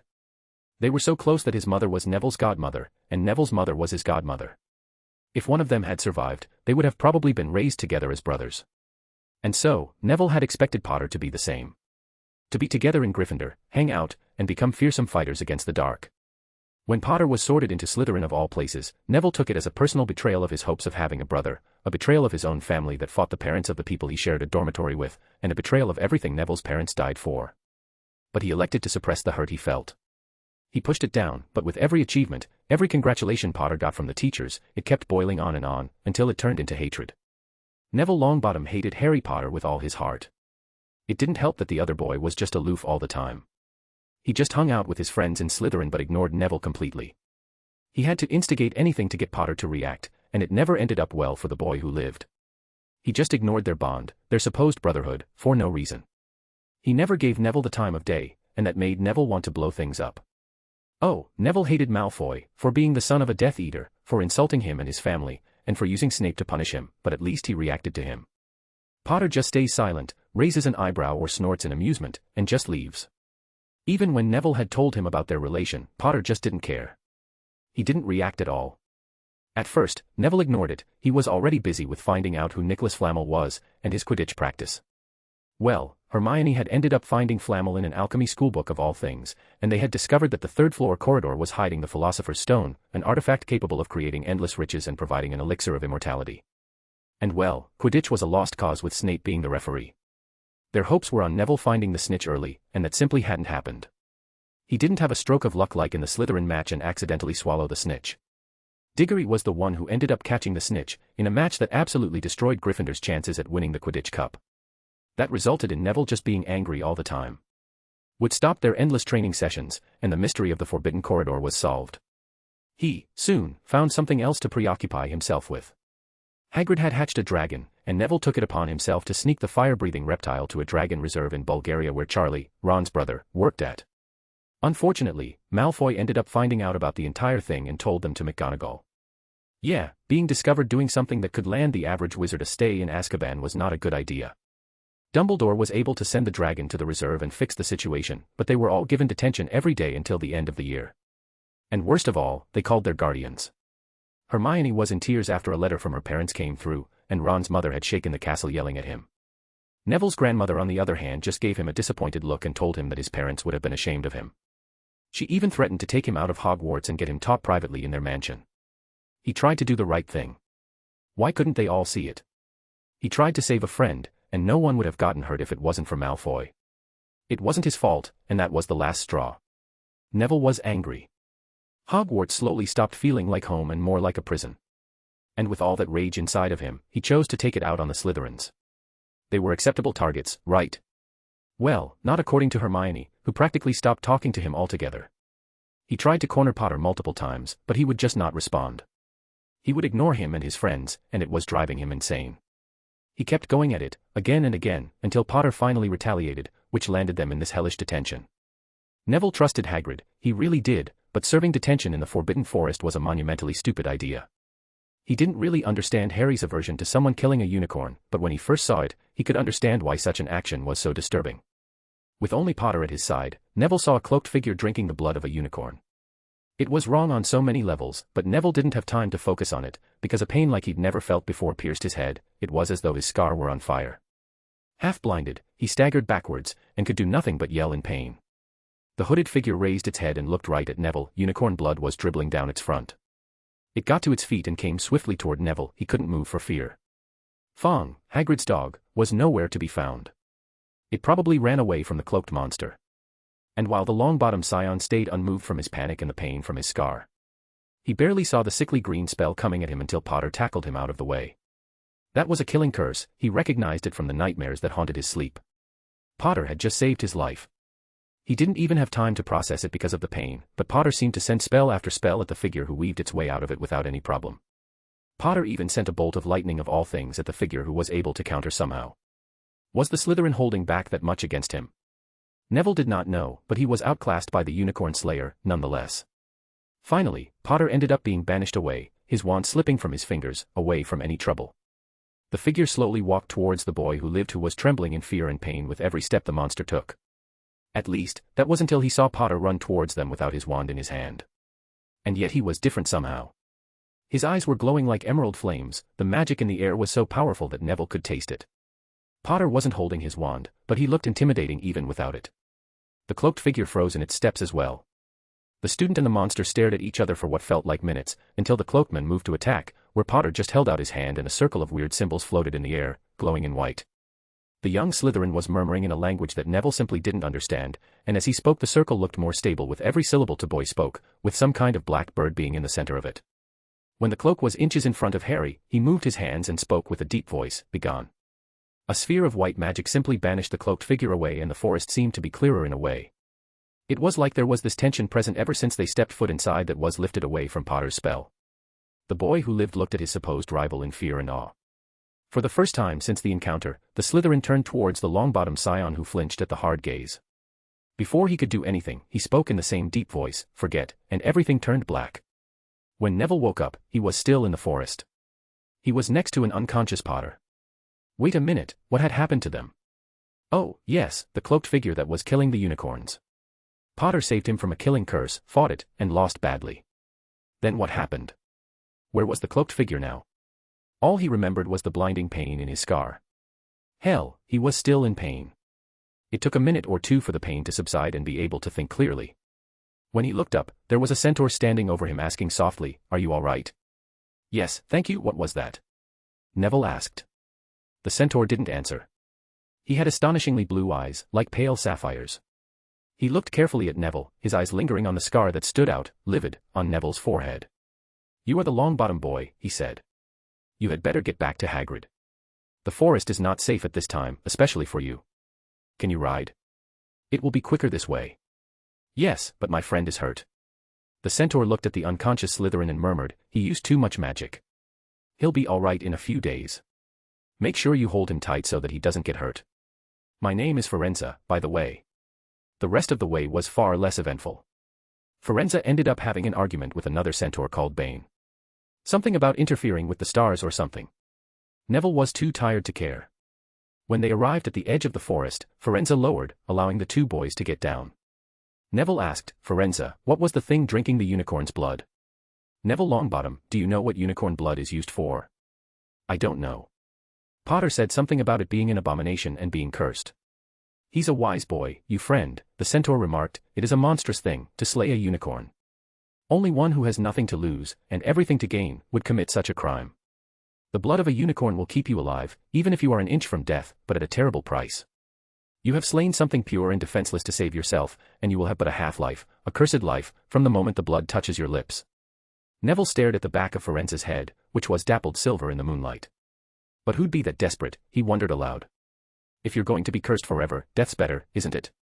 It is, Firenze agreed, unless all you need is to stay alive long enough to drink something else, something that will bring you back to full strength and power, something that will mean you can never die. Mr. Longbottom, do you know what is hidden in the school at this very moment? The Sorcerer's Stone. Of course, the elixir of life. But I don't understand who. Can you think of nobody who has waited many years to return to power, who has clung to life, awaiting their chance?